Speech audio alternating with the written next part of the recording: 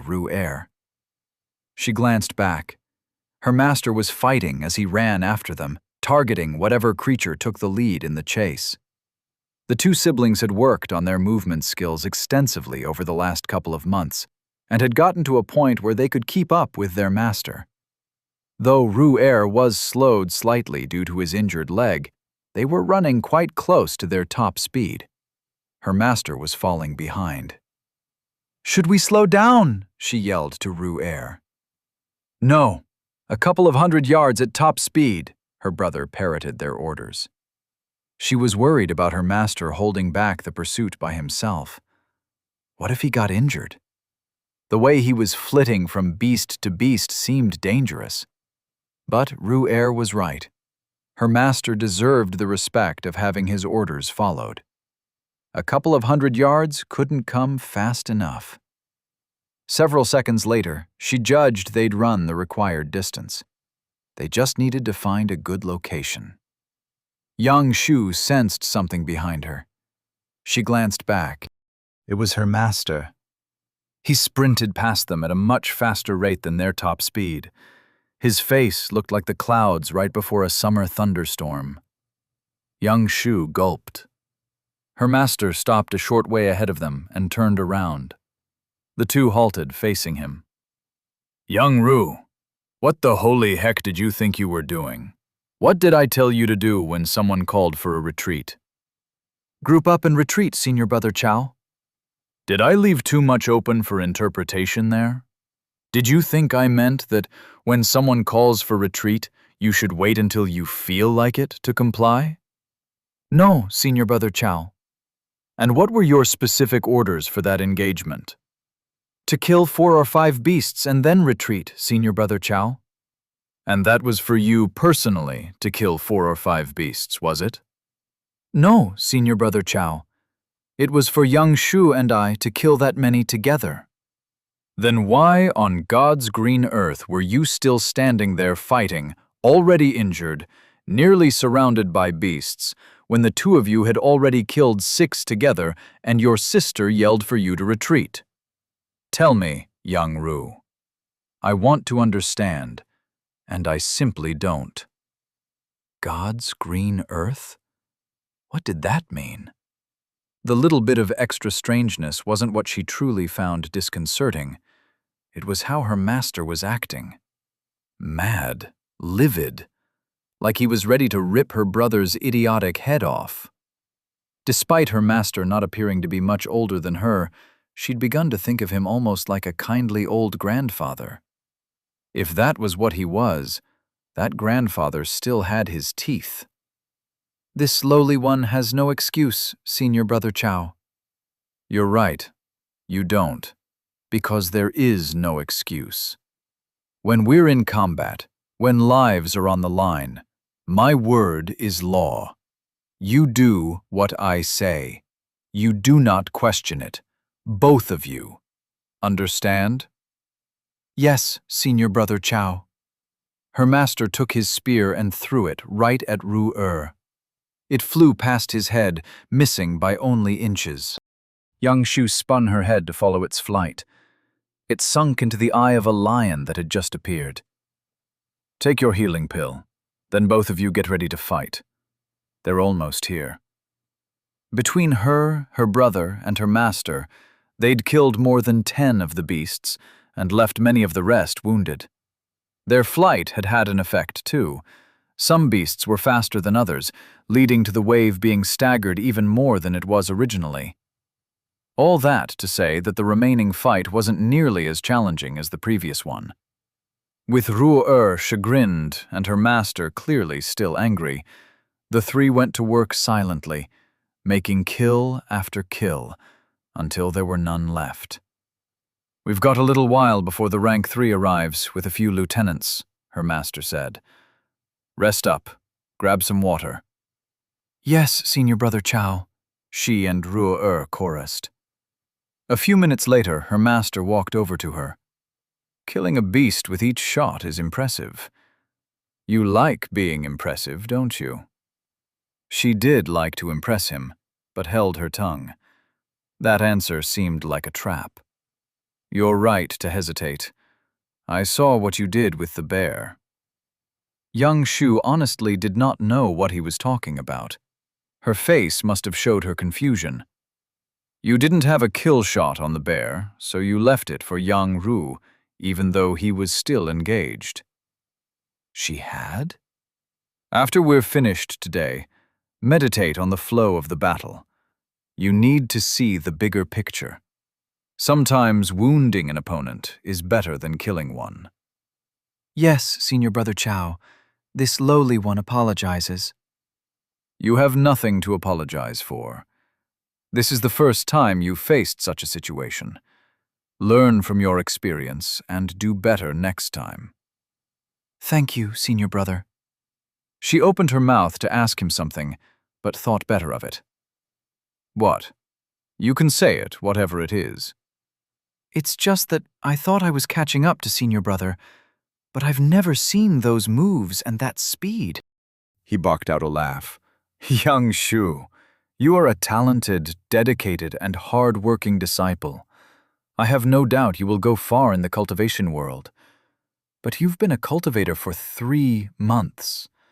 If you could surpass me in skill level after that paltry amount of time, when I've had years and years to work on manipulating qi, I wouldn't be much of a master, would I?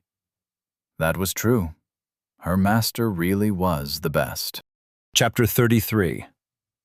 Enter the Dragon. Benton was madder at himself than at Yang Ru. As someone who had raised 3 children through the turbulent teenage years, Benton was quite familiar with an immutable law of nature. Kids screw up.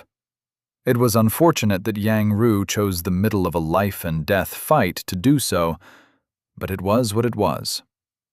Besides, it was in the boy's character to do what he did.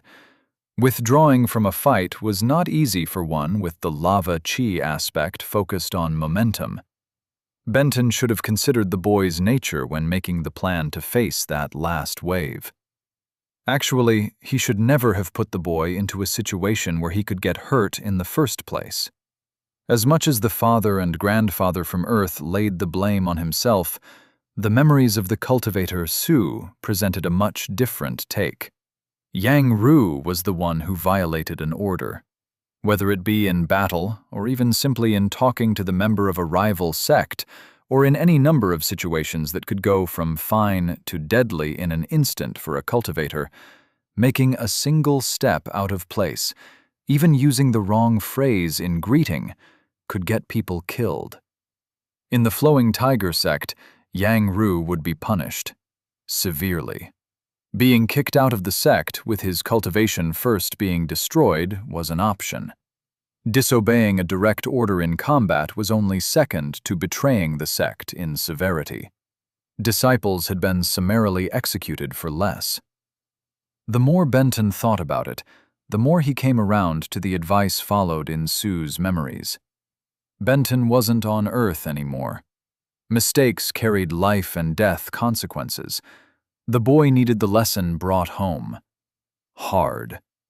Not an execution or having his cultivation destroyed, obviously, but Benton had an idea.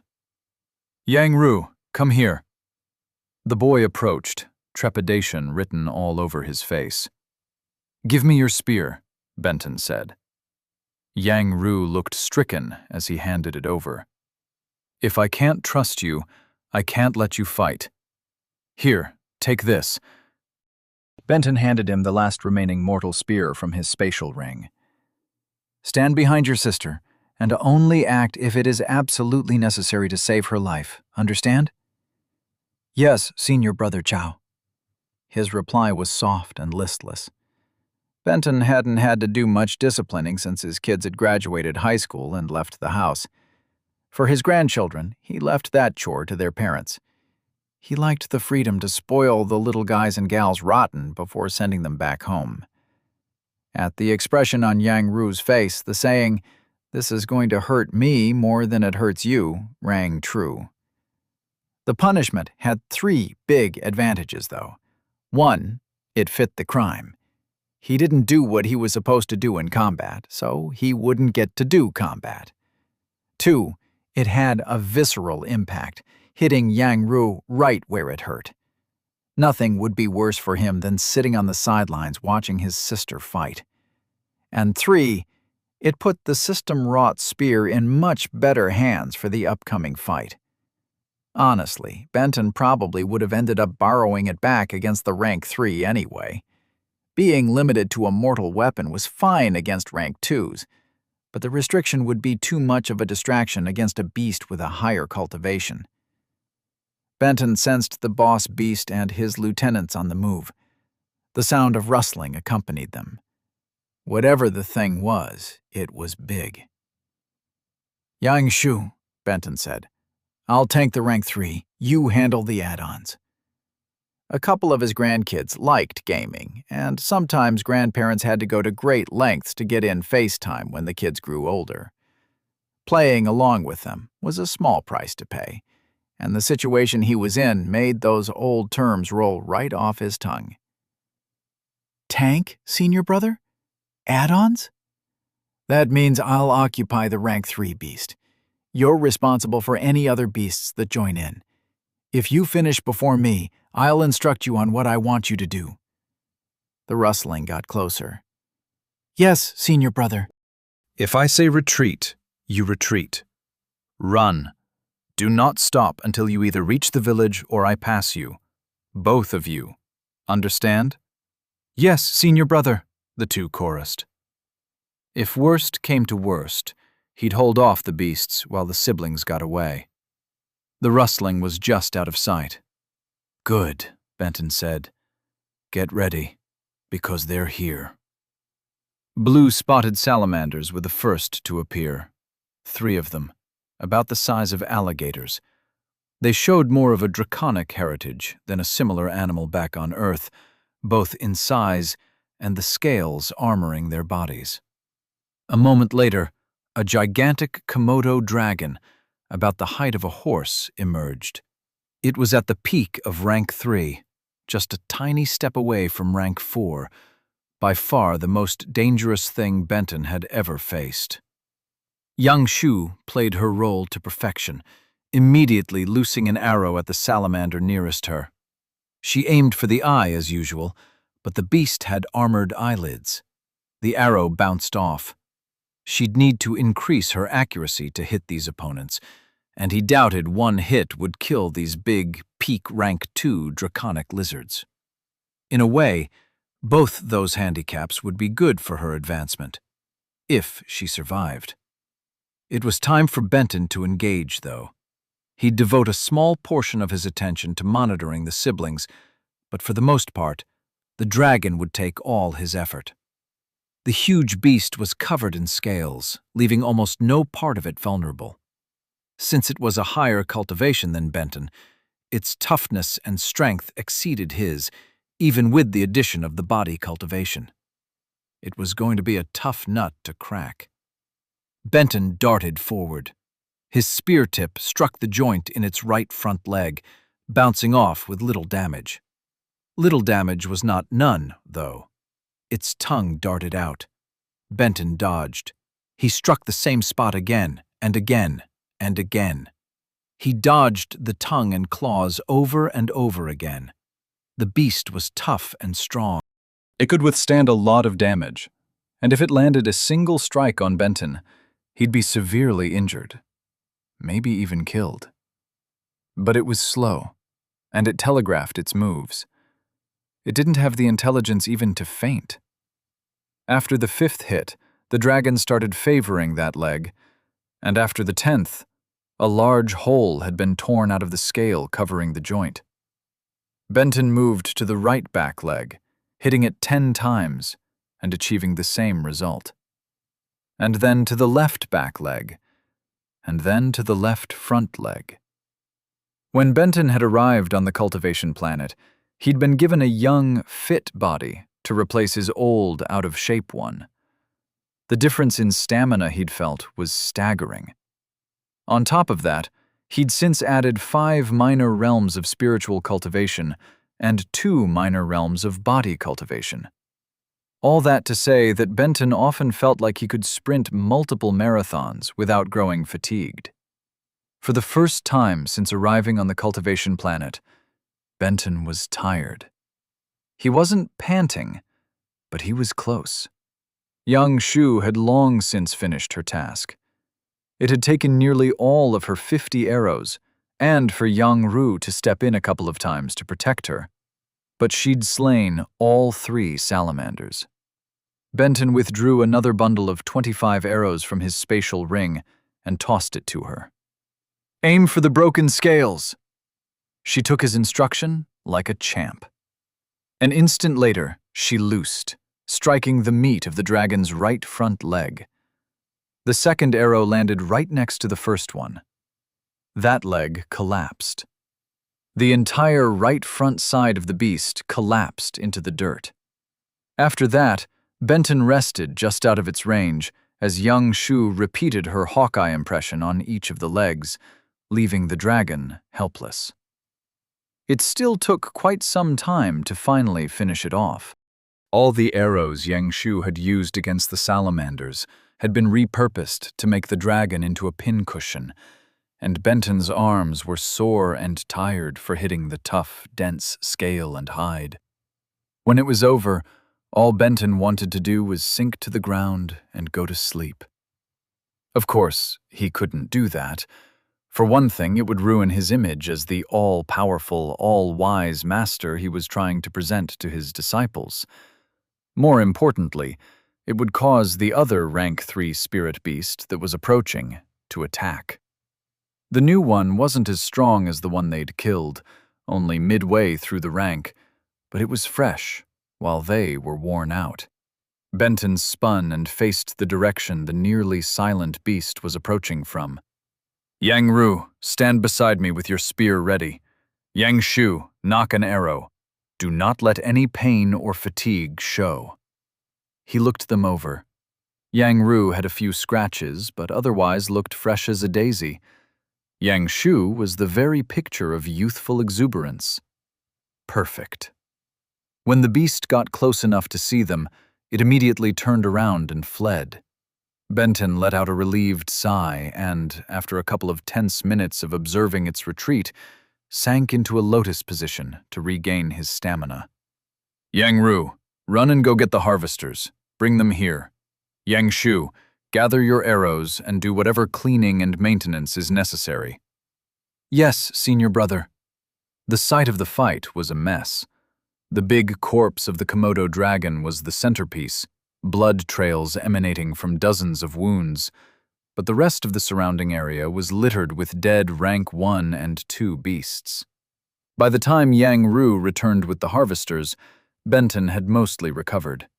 He sat serenely in his meditative pose, looking every bit the wizened cultivator. "Greetings, Guangyin.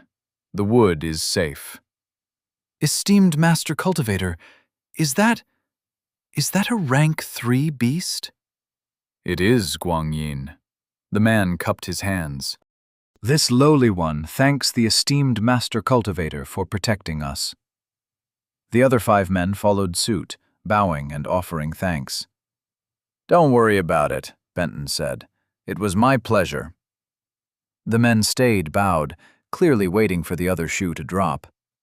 Benton didn't disappoint them. "Have you ever noticed that I try to treat everyone around me with respect? Granted, I don't use honorifics and refer to myself in the third person like you all do, but I feel I generally go out of my way to be nice to people. Did you know why that is?" "The lowly one does not, esteemed Master Cultivator," Guangyin said. "Partly, it's because it just feels like the right thing to do. I like it when people treat me with respect, so I put out into the world what I want returned to me." Benton smiled even though his audience couldn't see him. "Partly, though, it's because you never know who you're really talking to. A peasant might be a hidden expert in disguise. When you're dealing with cultivators so far above you in realm, it's really quite impossible to know if they're lowly mortals or godlike nascent souls. Know what I mean?" "Yes, esteemed Master Cultivator," the men chorused. "You know what I really hate, though? No, esteemed Master Cultivator. I hate hidden experts who get all butthurt when someone disrespects them and goes and levels a city or village or something. Those people didn't know he was a hidden expert, so why should they have treated him as someone above them, right? Agreeing to that statement was too much of a trap, and the men were too smart to not stay quiet. Now, on the other hand, once that hidden expert displays his strength, he could rightly expect that respect from then on. And if that hidden expert reacted to rudeness by destroying a city or a village after that, then who am I to hate him, you know? Yes, esteemed Master Cultivator. Good, Benton said. I'm glad we had this little talk. You all should probably get to work now. Chapter 34. Analysis. It soon became apparent to Benton that the battle with the rank 3 had scared off all the otton spirit beasts, leaving the area safe for the harvesters. He released the siblings to cultivate, while he periodically scanned with his spiritual sense. Once he felt fully recovered, he cleaned up the site, storing all the beast corpses in his spatial ring, and going to each of the spots of the other battles and doing the same. With that done, he didn't have a lot to occupy his time. There was a small shed constructed of the area's abundant spiritual wood that held axes and saws and the like, and the harvesters had quickly gone to work. Observing them occupied his attention for a while, but the process wasn't all that interesting. It wasn't all that different from something a normal lumberjack would do, just using internally manipulated chi and superior tools to hit harder and work faster than a mortal could do.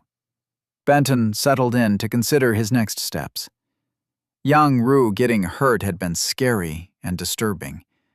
While Yang Shu favored a slashing, dart-in and dart-out style that largely kept her from being hurt, the boy's entire fighting style revolved around dealing more damage than he took. That attitude wasn't sustainable until he was a lot tougher. He needed body cultivation. But that was too expensive. Or was it? Body cultivation required 3 elements: a cultivation method that included an alchemical recipe, alchemical ingredients mainly consisting of various chi-infused plants, and an infusion of chi into the bath, typically requiring an appropriately ranked spirit beast core for chi-gathering cultivators, since they couldn't add the chi themselves. Benton obviously could cover the first of those once he'd recruited enough disciples to develop a steady source of sect points. The second, hopefully he'd be able to supply either by purchasing on his shopping trip or by foraging. Though his ability to do so was really dependent on what the recipe actually called for. He'd need to check that. The third had been the most problematic due to sheer expense, but his spatial ring was packed with cores. He had 299 rank 1s and 458 rank 2s stored, and they were fairly equally divided among the elements. He pulled up his cultivation method creation menu and realized he didn't see a way to create a body cultivation method. That lack was weird, considering he'd been able to increase his personal body cultivation. He mentally queried the system about it. Host's request is accepted. Please select a body cultivation realm: bronze, silver, gold, platinum, iridium. Unlike spiritual cultivation, which listed realms far beyond those known to Sue, the list of body cultivation realms did not exceed his experience. Benton chose bronze, obviously, and followed by selecting targeted to specific chi aspect, mentally specifying Yang Ru's. Other than the realms being different and fewer, the biggest difference between the menus for spiritual versus body cultivation came in the next submenu. Please allocate 100 body cultivation method creation points in the following categories: ingredient, flexibility, physical attribute enhancement, agility, strength, toughness, vitality. The 4 attributes seemed pretty self-explanatory. But though he thought he understood what ingredient flexibility might signify, it was best to make sure. He asked the system to expand on that one. If 0 points are attributed to the ingredient flexibility category, host must supply specific ingredients in exact quantity and quality in order for a bath to successfully advance the cultivator toward the next realm. Allocating points in the category allows the host to substitute ingredients, makes the recipe less sensitive to variations in exact measurement of each ingredient, and permits the use of some ingredients of a lesser potency. That category sounded handy. Until he had a steady source of spirit plants, the ingredient list was the biggest risk of proving to be a fatal flaw that would prevent him from recouping his sect points. It was also nice that he could tailor the physical attributes to the cultivator. Giving agility to Yang Ru made no sense. He just wasn't equipped to use it well.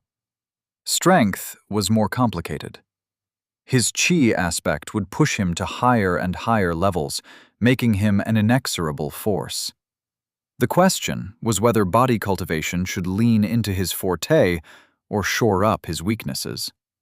The next two categories defined his weaknesses: toughness, to keep him from getting hurt, and vitality, to allow him to better survive damage. Both were the exact reasons Benton was looking into creating the method in the first place. Since he had to decide the relative merits of each, though, he leaned slightly toward vitality. His reasoning was that it was impossible to be tough enough to never get injured, making it more important to be able to shake off wounds and heal faster. After a few minutes' thought, he decided on 25 points devoted to ingredient flexibility, 0 for both agility and strength, 30 for toughness, and 45 for vitality. He followed the menu to the next one, choosing a throwaway name of BTT-01. The system obviously didn't let him save it, telling him it would have cost him 10 points.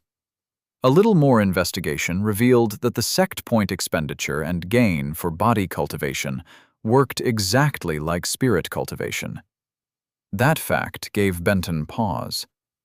With all those rank 1 and rank 2 spirit cores in his spatial ring, and the ability to get more almost any time, he should at least consider body cultivation for his newest disciples.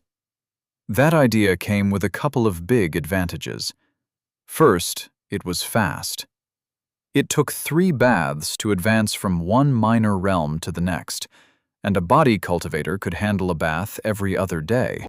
And second, it yielded fantastic results as early as the Middle Bronze realm, making the disciples much more combat-ready and harder to kill. Benton grimaced. The combat-ready portion of that wasn't necessarily a positive. He was not ready to raise an army of child soldiers. Even if he never planned on them fighting, though, it was better for them to be prepared. A cultivator's life was brutal at times, and much as he wanted the kids safe behind large walls, he simply could not guarantee they'd be able to avoid danger. Being harder to kill, as well as being more able to defend themselves, were both good things. The big question was how many sect points would it profit him to implement the idea? Counting Wan Ai, since it probably wouldn't make much sense to give her a uniquely aspected body cultivation method, he had 11 new disciples that could use one tuned to nature, and each of them would use 3 rank 1 cores to get to Bronze Minor Realm 3, and 3 rank 2 cores to get to Minor Realm 6. So, for 33 of each type of core, he could gain 66 sect points in about 2 weeks. It would cost him 20 points to create the method. That was practically an immediate profit of 46 points. Score! Even better, every disciple who even tangentially used nature-aspected chi would be pure profit. The whole deal was basically converting a resource he had in plenty, spirit beast cores, into a resource that was quite scarce, sect points. That potential windfall depended on one huge unknown, though: the availability of the necessary alchemical ingredients. System, he said mentally. Can you give me a list of the types of ingredients I'd need for a Bronze Realm body cultivation method? Exact ingredients are dependent on the method created, but some examples are spirit grass, ginseng, and qi-infused tea leaves. All those were common. Any herbalist might have those. Crap, he might have been walking past those ingredients all over the place. While his senses hadn't picked up any heavily qi-infused plants in his journeys thus far, the amount of grass and leaves and various other flora he'd passed that contained low levels were so numerous that it hadn't even seemed worth it to gather any. The answer had made it much more probable that body cultivation was at least a short-term solution to all his sect point needs. But he needed to make sure before he committed to it. From Sue's memories, he knew that a body cultivation method attuned to a specific element required a core's qi to match that element. Using fire qi cores for Yang Ru and ice qi cores for Yang Shu would be pretty easy given what he had in his spatial ring. But things might get difficult fast if all the nature-aspected cultivators had to draw from that single element. He mentally asked the system that question. A bronze body cultivation method targeted generically to nature qi aspect may use any spirit beast core as the catalyst. Higher tier methods will require nature qi aspected beast cores, but starting at foundation establishment, the disciple's own qi may be used to power the bath in lieu of the cores. All methods targeted to a uniquely specific qi aspect will require cores that correspond to the element closest to that specific aspect. Awesome. It seemed that Benton had a probable solution to rapidly increasing his supply of sect points. He just had to found his sect first. And he had to find the necessary spiritual plants. One solution to that supply problem would be to invest a couple of points in learning herbology. After all, he'd soon pass his next 10 points earned mark, giving him one to spend. In fact, since he would be teaching 8 disciples how to cultivate, he'd be only 3 points from his next 10. By the time he had his sect founded, many of the new disciples would likely have earned him their second point, taking him over that mark. Still, herbology felt somewhat limiting. The best use of his time surely wasn't running around trying to find low-value spirit herbs. It would be better to have disciples like Wan Ai handle that. It sure would be nice to have something like an analyze skill that allowed him to look at a plant or weapon or opponent and have the system supply him with information about it. System, he said mentally. Do you have anything like that? Host could define a technique that synergizes with host's enhanced spiritual senses perk. Such a technique would give a limited version of something resembling the desired analyze skill that could be expanded in upper realms. Benton had been doing pretty well so far, leaning on Sue's memories, and he'd been planning on using his points almost exclusively on increasing his cultivation in the near future. On the other hand, analyze would be something that helped him in a million tiny ways as a sect leader. And if he truly had discovered an exploit to net him a bunch of sect points in the near future, upping his level was a lot less urgent. It was a tough call. He'd have to give it a lot of thought. Chapter 35. A greater treasure? Yang Shu sank into a lotus position, immediately beginning to cultivate as soon as her master gave her and her brother leave to do so. Though she wasn't an expert at cultivating yet, she was getting used to spending a lot of her time cycling, and the qi in the area around the special spirit wood felt different, more intense. Her cycling was more efficient, more effective. She wanted to spend her day doing nothing but cultivating, but she also had to meditate on the fights she'd just completed. So she limited herself to just 2 complete cycles. Another 3 or 4 cycles wouldn't hurt, though, right? Her master taught that when an opportunity presented itself, you had to seize it. And what was the intense qi in the wood except for an opportunity? Yang Shu sighed. That excuse had merit, but it was nothing but an excuse. In truth, she didn't want to meditate. Her master had pointed out that she had passed on loosing an arrow at a bear because it wouldn't have been a kill shot. Because of her choice, Ru'er got injured. Because of her mistake. She hated facing her mistakes. She hated even more that her master had to call her attention to it. Even though he told her that it was okay for her to err as long as she learned from it, she wanted him to be proud of her, not to have to correct her. Compounding her mistake by not learning from it would be the true betrayal of her master, though. She would not sink that low. If he wanted her to learn from it, she would. With that determination in mind, she sank into a meditative trance. Each and every use of her archery technique that day played and replayed in her mind. Each arrow loosed, each hit, each kill, and each mistake. Times when she hadn't moved perfectly. Times when she hadn't stilled completely. Times when her arrow had been just a hair off, like her first shot against one of the salamanders.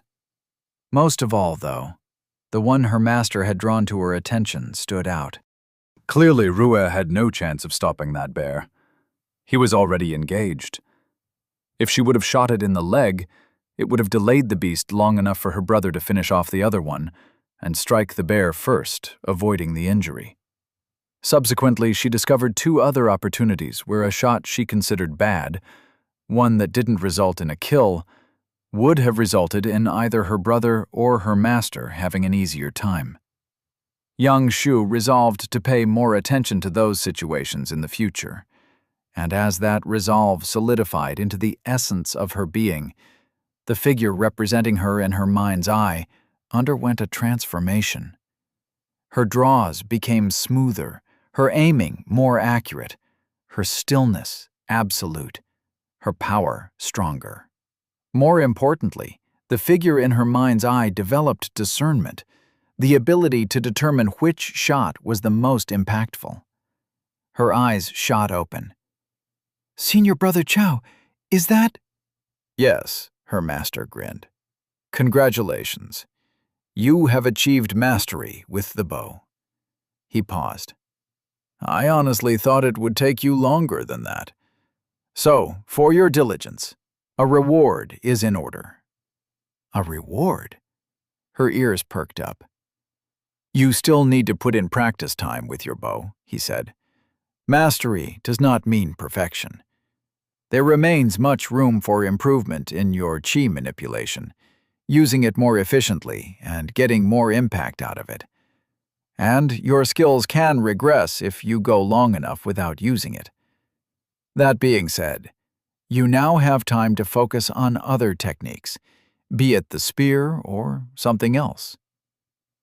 Something else? That sounded interesting. Does Senior Brother have something in mind? She said. I'm open to suggestion. Wow. That meant she got to choose a new technique. The possibilities were endless. Her mind spun. Obviously, she was limited to internal chi manipulation, since she was still in the chi gathering realm. A movement technique would be useful, but her master had already said he wanted her to learn that on her own.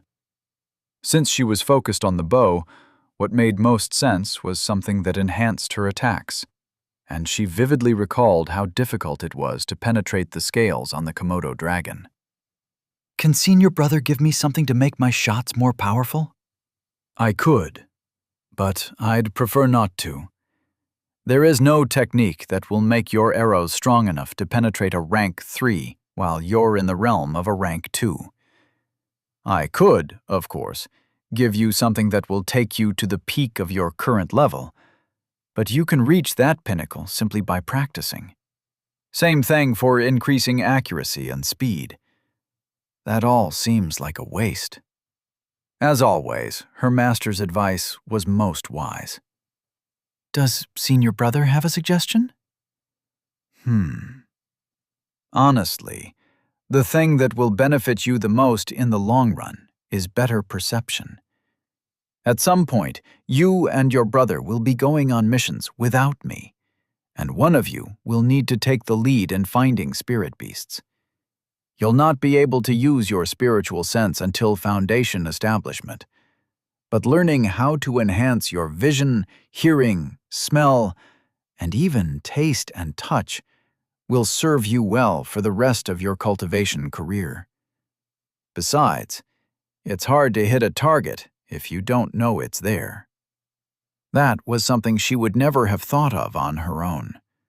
Her master simply told them where every spirit beast was at any time, even the ones that should have been able to hide from them. If it were just her and her brother, they'd spend most of their day either looking for something to fight or wandering into ambushes. She cupped her hands and bowed slightly. This lowly disciple yields to senior brother's wisdom. Her master shook his head at her use of third person, but the ends of his lips curled up slightly.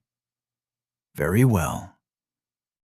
He got a far-off look on his face, and his eyes darted rapidly around, a condition she was used to by now. Less than a minute later, he handed her a jade slip. She pulled the rank 1 beast core from her pocket that he'd gifted her long ago and cast her consciousness into the slip, the peerless peering and perception technique. Not for the first time, she wondered who named these techniques and how her master had access to them. But it was her master. He was supposed to be unfathomable. The technique itself was exactly what he'd described. It allowed her to manipulate her chi to boost any of her senses, or, once she'd progressed further, all of them at once. As much as she wanted to practice her new technique, it was more optimal to cultivate as much as possible in order to take advantage of the environment. Of course, it took a while for her to settle down enough to get back to cultivating after all that excitement, but once she did, she lost herself in gathering as much chi into herself as she could, seizing the opportunity the wood presented. The rest of the day passed quickly, and sooner than she would have liked, her master interrupted her at the end of a cycle to let her know that it was time to leave. Ru-Er had apparently finished before her because he was waiting with her master. There was obvious tension between them. That strain was all her brother's fault. Before all the mess with Feng Wei had happened, their father had been working to find them apprenticeships in the village. He drilled into them over and over again that a master's word was absolute. They were not to talk back. They were not to think they knew better. They were to follow orders. Their future depended on it. Young Shu always thought she would be the one to have a more difficult time with that than her brother of all people. He was always so stoic, a true put-his-head-down-and-bear-whatever came kind of guy. She couldn't believe he had disobeyed a direct order in the middle of combat. If father were alive, he would have... Well, she didn't know what he would have done, but Ru-Er surely wouldn't have liked it. She was confident her brother would find his way back into her master's good graces, but whatever punishment was dealt until then was well deserved. Regardless, he took his place as directed by her master, and they began the trek back to the village. Due to the harvester's presence, the trip proceeded at an excruciatingly slow pace, and because the massive battle between her master and the rank 3 earlier, no spirit beasts dared come near them. It was a boring walk.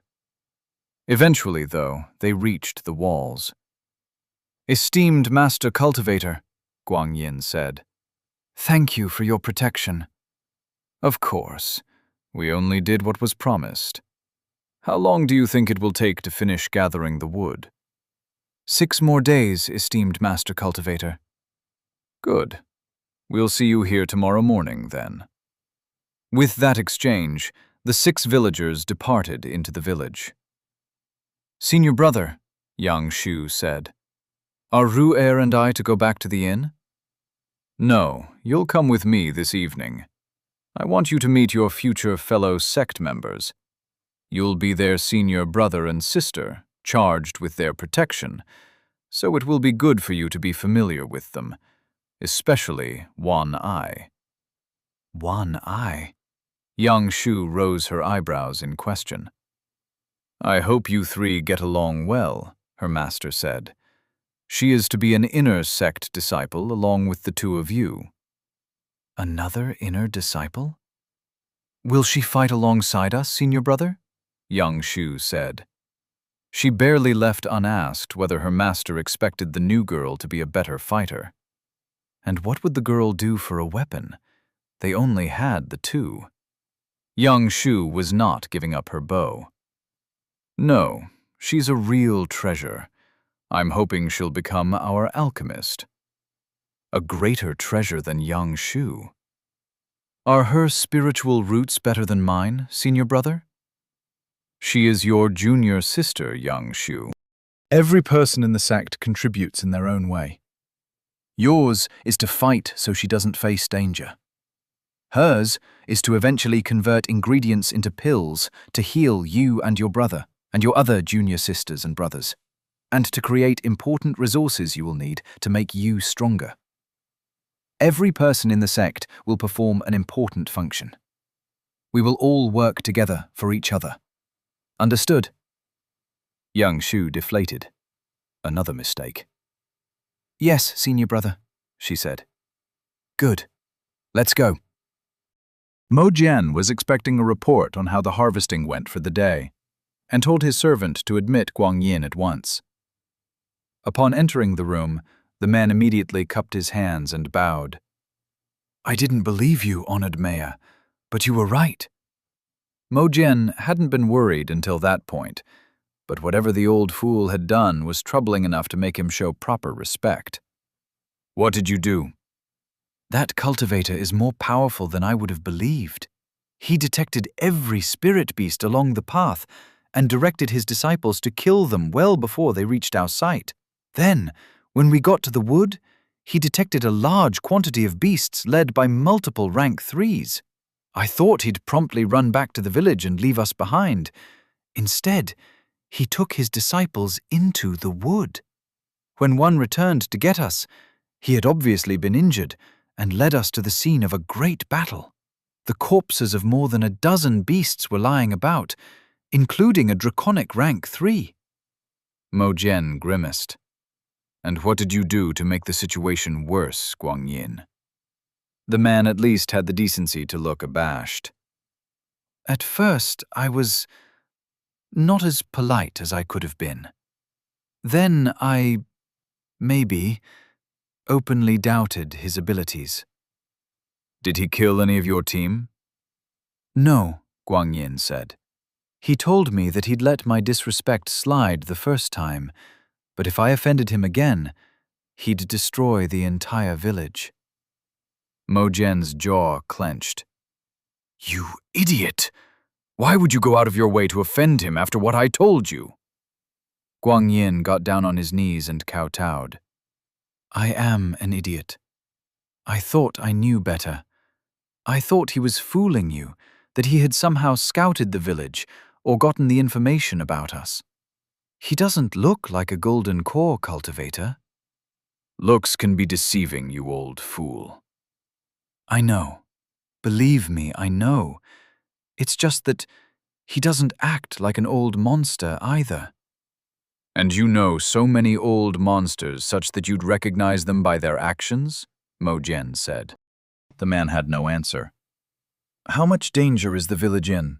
Mo Jian asked. I don't know, Honorable Mayor. I have no doubt that he can destroy the whole of the village, but I don't know if he will. Mo Jian shook his head. At least the old fool had finally come around. What finally convinced you? The mayor said. Besides his obvious spiritual senses and the combat prowess he and his disciples displayed, even his spatial ring is not ordinary. He gathered in corpse after corpse with no thought of not having room. Just the rank 3 would have filled a storage device that any normal member of the Righteous Reign sect would have owned. A ring capable of holding all those beasts combined might be a treasure the sect ancestors would have coveted. But that's not the only thing. Mo Jian's face tightened. One of his disciples apparently gained mastery of her weapon technique. Guangyin said. Any idea of her realm? Everything about both the disciples tells me they haven't been cultivating for many months, from how long it takes them to sink into their cultivation trance to just the way they behave and how their master treats them. They cycle fast, though. Whatever cultivation method they have must be high tier. Both are obviously new, talented disciples. Mo Jian frowned.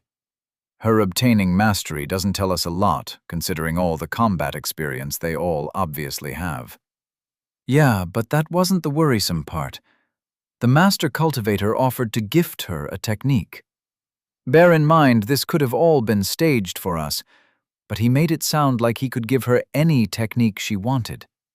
Granted, he steered her to what he wanted her to get in the end, but it sure sounded like they all believed he could just give her a technique on the spot. And he handed her a jade slip. The ramifications were troubling. A wandering master cultivator with a high cultivation level and a couple of disciples was one thing. A master with an uncommonly large spatial ring, disciples talented enough to be coveted by most sects, and access to top-tier cultivation methods and techniques indicated someone with resources and clout. The mayor sighed. You and your team are to work as fast as possible to get him the wood we agreed to, and you will all be as polite as if facing the Righteous Reign sect leader himself. I want this man and his disciples gone as soon as possible. Yes, Honorable Mayor. Chapter 36. The Sect's Foundations. Benton had a sect point burning a metaphorical hole in his pocket.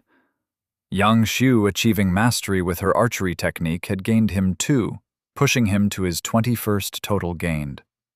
His 10% rule meant he could use 1 to increase his personal power. He hadn't wanted to make a move while the harvesters had been present, just in case any of them caught on to his unusual advancement. But with them departed, he could pull the trigger while he and the siblings walked to the orphanage. There were 3 choices. 1, he could increase his spiritual cultivation, keeping him barely ahead of the siblings. That option was the simplest. Power in the cultivation world was measured primarily by realm. The sooner he could get to foundation establishment, and then to golden core, and then to nascent soul, the better. Any other choice would have to be an obvious and immediately needed upgrade to compete. 2, he could increase his body cultivation. That option was the dark horse, but thinking about the issue in regards to the benefits for young Ru had made Benton consider his own. The 2 points he'd already invested made him stronger, faster, and tougher. That advancement was one of the reasons he was able to take on the rank 3 spirit beast. On the other hand, another point spent on his spiritual cultivation would put him very close to the high Qi gathering realm, on a more equal footing with beasts of that rank. And there was no obvious and immediate need for him increasing his toughness. He felt confident he and the siblings could deal with rank 3s, and it was unlikely he'd be facing a rank 4 soon. Without dying, at any rate. If one of those showed up, their only option was to run away with all due haste. 3, he could acquire the Analyze skill. That option was a staple cheat of transmigrators, and on the surface it felt like a no-brainer to get it. If it worked like he hoped, it would allow him to scan objects just like he was able to scan people. That information would be invaluable for determining what to buy on his upcoming shopping trip, and for finding spirit plants in the wild. But he wasn't planning on becoming a merchant. Sure, until his sect was established, such activities fell on him, but long-term, his sect members would handle that kind of thing. Besides, Sue's memories filled him with enough knowledge to get by. It felt more and more like Analyze was a nice-to-have kind of ability, not a must-have. Benton sighed. Increasing his cultivation wasn't as exciting as gaining a new ability, but it was the right call. He navigated to the appropriate menus and invested the sect point. Sect name, not chosen. Sect members, 0. Disciples, 13. Sect points, 36. Shop points, 17. Host cultivation, Chi gathering, minor realm. 6 Chi available, 40. Host body cultivation, bronze, minor realm. 2 host techniques. Basic. Spear combat, large, success.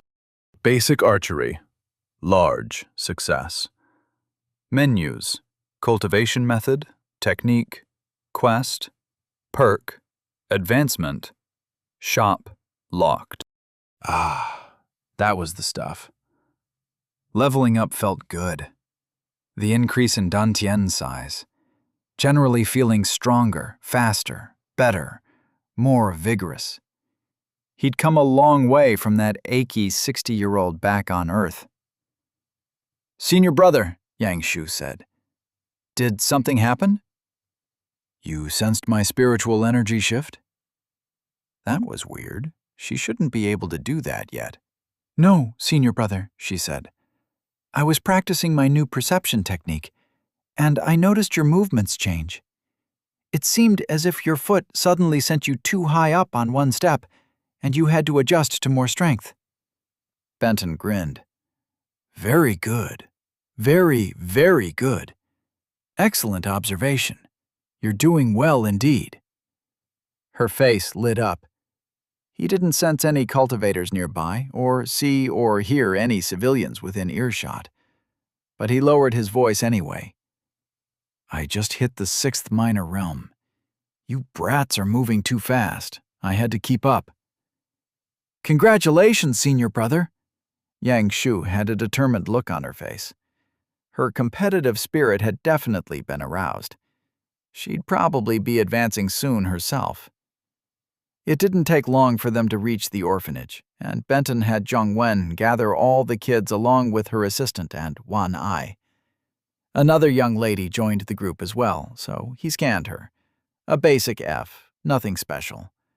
The only slightly unusual thing was that she lacked the nature-related aspect that was so common in the village. Benton pulled Zhong Wen to another room. "Who is the new girl?" "Answering the esteemed master.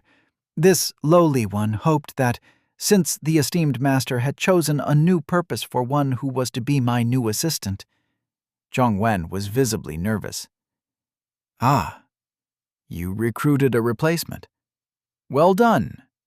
I like initiative such as that." She relaxed considerably. "Thank you, esteemed master. Chang Xiaodan wasn't in nearly as bad a situation as the other 2 girls, but she really likes children." "Say no more. I trust you on such personnel matters. Continue to choose who you think is best." "Thank you again, esteemed master." With their conversation concluded, the 2 returned to the overcrowded dining room. Benton couldn't hold back a smile when he saw all the people present. They weren't all that many in the grand scheme of things, and most cultivators would see mostly a group of talentless orphans. To him, though, those gathered were the foundation of his future sect. "Attention, everyone," he said. "All of you in this room are either now my disciples or will be given that chance at some point in the relatively near future. I expect all of you to support and nurture each other, and to follow the orders of your seniors. The hierarchy is as follows. I am the leader. My word counts above all others. You should refer to me as esteemed master." He pointed at the 2 siblings. "Directly below me are my 2 core disciples, Yang Ru and Yang Shu. These 2 have been with me from the start, and earlier today helped me slay over 50 spirit beasts, including a draconic rank 3. They are each extremely talented and possess a fine character, worthy of emulation. You refer to them and any other above you as senior brother or senior sister. You all obviously know Mistress Zhong. She is to be in charge whenever the siblings and I are on a mission and, in general, will continue to instruct and raise the younger disciples and disciples-to-be. She has my full confidence." Zhong Wen blushed at the words. "Next is Wan Ai, Her job right now is not to lead any of you, but instead to cultivate and to learn as much as she can about alchemy. If she succeeds, as I hope, she will likely become one of our most important sect members, and each of you will be glad to have her as a senior sister. Finally, Xiao Rong and Chang Xiaodan are Mistress Zhong's assistants. They will be taking on much of the day-to-day work of caring for the children, so please listen to them and give them your respect. For the other 8 who became my disciples last night, your journey as cultivators will begin shortly. First, Mistress Zhong, if I give you some more boar meat, vegetables, and rice, can you and Xiao Rong prepare dinner? Of course, esteemed master. Great. Chang Xiaodan and I will conduct the tea ceremony while you do that. And then, after dinner, we'll teach the 9 of them how to sense qi. Benton turned to Yang Shu. Why don't you and Yang Ru get to know One Eye? I'd like the 3 of you to work together closely in the future. Of course, esteemed master. Benton preferred that the 2 of them continue calling him senior brother, especially when they were away from the village, but he would tell them that privately later. It was probably better from them to use the esteemed master honorific around the other kids anyway. Young Shu was practically floating up to the clouds upon hearing her master's praise for her and her brother. Extremely talented, worthy of emulation, and they'd been clearly named as being just below her master in the sect's hierarchy. Her heart soared. One Eye's introduction had been much more subdued, filled with mights and maybes. Perfect. There was simply no comparison between the 2 of them. If the other girl disagreed, she'd simply have to be made to see things in the correct manner. Young Shu was excited to actually meet the girl and size her up. As soon as everyone started breaking up, she tugged her brother toward her objective. Hi, One Eye? The girl was not anything impressive to look at, shorter and kind of plain in appearance, and her body language showed weakness as she shied away from the siblings, actually going so far as to step back as they approached. Clearly only 14 at the oldest, she was visibly trembling, clutching her hands to keep them from shaking. This lowly one is One Eye, honored senior sister and honored senior brother. Young Shu couldn't believe that timid little girl was someone her master was impressed by. Are you okay, junior sister? The girl cupped her hands and bowed. This lowly one is sorry, honored senior sister. This lowly one did not mean to offend. She was terrified. Of Young Shu. What? Why? Young Shu didn't understand what was going on, but she knew one thing. That girl was no threat to her. Her master said they should work together, not become rivals. Once again, he was absolutely correct. So, Young Shu did the only thing she could think to do. She hugged the slight, scared child. It's going to be okay, One Eye. Ru'er and I are here to protect you, not to hurt you. The girl buried her face in Young Shu's chest, and tears started leaking from her eyes. Come, junior sister. Follow me. Let's get somewhere more private. By the time they'd found a room that was unoccupied, One Eye had recovered herself somewhat. This lowly one apologizes for her pathetic display, honored senior sister and honored senior brother. It's okay, really. Can you tell us what's wrong? This lowly one could not. No, Young Shu said. None of that this lowly one stuff. Truly, tell us. I meant what I said. We are your senior siblings in truth. It is our job to protect you, to help you. Even if you think it's trivial and beneath our notice, we want to know what's bothering you. It's just all so overwhelming, honored senior sister. Yesterday I was working for a baker, but with all the troubles, the family was barely getting by. I was nothing to them but another mouth to feed, a worthless orphan and a burden. there was much resentment. And then Mistress Zhong showed up to take me away. As she got going, the words tumbled from her mouth faster and faster. At first, I was thankful. She offered me a new job. I would be taking care of kids. She was always so busy, working so hard to provide for all of us. But I knew she truly cared about us. It was an offer sent from the heavens in my time of greatest need. It combined so many advantages. I'd get to work with someone who actually cared for me. I'd be away from that family who bore me such disdain. And I'd get to contribute something useful to someone. But there was a catch. I had to meet a cultivator. Young Shu tried to picture the girl's life, growing up in an orphanage, feeling worthless and unnecessary, losing the love of a family.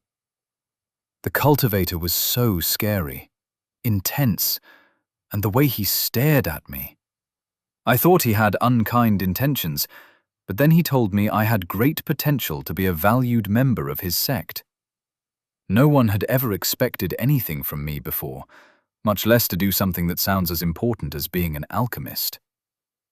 On one hand, it felt really good to be wanted for something, to be valued. But on the other, that was a lot of pressure. Who am I to become a cultivator at all, much less a crucial part of a sect? One eye sniffled, almost near tears again. And then he introduced you two, who helped him kill over 50 spirit beasts today. I would run away crying if I ever even saw one. And you two killed 50. It's just so overwhelming. She clamped her hands over her mouth. Young Shu immediately drew her into a tight embrace. It's going to be okay, junior sister. I'll be with you every step of the way. You're going to make a great cultivator and a great alchemist. I guarantee it. Chapter 37. To the Future and Beyond. Benton smiled as all the kids enjoyed the dinner. He had plenty of boar meat to leave for them to eat while he was gone, but he'd need to figure out some variety for long term. Ah well, the upcoming shopping trip would take care of that. Best of all, he should be able to buy them some candies. They'd love that. Some of them looked like a stiff wind would blow them over, and it was a joy to see them eat until they were full. The other thing that made him happy was how well Yang Shu was getting along with Wanai. Given his star pupil's initial reaction to the presence of a new valued sect member, he'd been slightly worried that the two would be hostile toward each other. Instead, his lecture to Yang Shu had worked like a charm. All it took was a few words from him to set her on the right path. He didn't remember parenting being so easy back on Earth. There were definitely a few advantages to the culture of a cultivation world, and the high level of respect given to elders sure was one of them. After everyone had finished eating, he had all who were not yet disciples leave the room. Once a technique or method was created, the system didn't charge him anything extra to create a duplicate jade slip, simply making one appear in his spatial ring upon request. As he had done with Zhongwen, Wanai, and Xiaorong the previous night, he handed a copy of the Supreme Growth of Heaven method and a Rank 1 Spirit Beast Core to each of the 8 children. Excited chatter filled the air, but Benton didn't mind. The kids surely knew the value of such a core, and had probably read about jade slips in stories. "Both of those are yours to keep," he said. The children were nothing if not resilient. Much must have gone wrong in their little lives to end up in such a situation, but a good meal and a couple of trinkets had them all smiling and laughing. Benton had to surreptitiously wipe away a bit of moisture forming in his eyes. Okay, he said. Quiet down. That is, if you want to become real cultivators. That proclamation did the trick. One young guy physically clamped his hand over his mouth. Benton led them through the necessary steps to sense qi, but it obviously didn't go that easy. He circled through the room, spending a few minutes with each child, guiding them. It was actually that little guy who'd silenced himself so comically who was the first to trigger a notification. Host's disciple, Xiang Qigong, has reached Qi Gathering, Minor Realm 1. Host is awarded 1 sect point. Host has 37 sect points available. Over the next hour and a half, that message repeated 7 more times. And with all of the children having become actual cultivators, he sent them out of the room, leaving him with only Chang Xiaodan. Since she wasn't nature aspected, she couldn't use the cultivation method he'd given the kids, which meant Benton had a choice to make. One of his options was to simply abstain from inducting her into the sect until a future date. Sure, that might hurt her feelings, but it was by far the most economical decision. The next least expensive was to spend 10 points to create a method just for her, but her F rank just didn't justify it. He could also create a metal-aspected method to fit her for 20 points, but she was literally the first person with that element that he'd seen.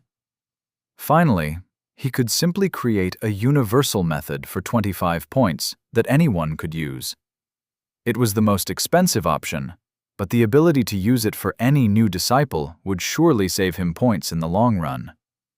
No matter the explanation he gave her for doing so, not inducting her immediately would cripple her confidence, and even make her lesser in the eyes of the children.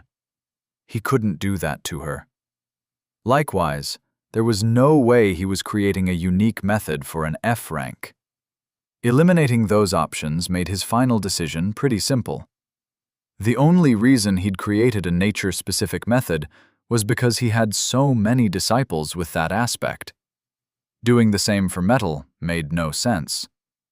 Even if having her use a universal system cost him a bit more immediately and resulted in her being a little weaker and slower to advance, it was the right call. Lamenting the loss of another 25 points, he quickly created the Supreme Foundations of Heaven method. And after the tea ceremony, and a little time for her to sense a mote, he received the pop-up telling him she'd reached Qi Condensing Minor Realm 1. Awesome!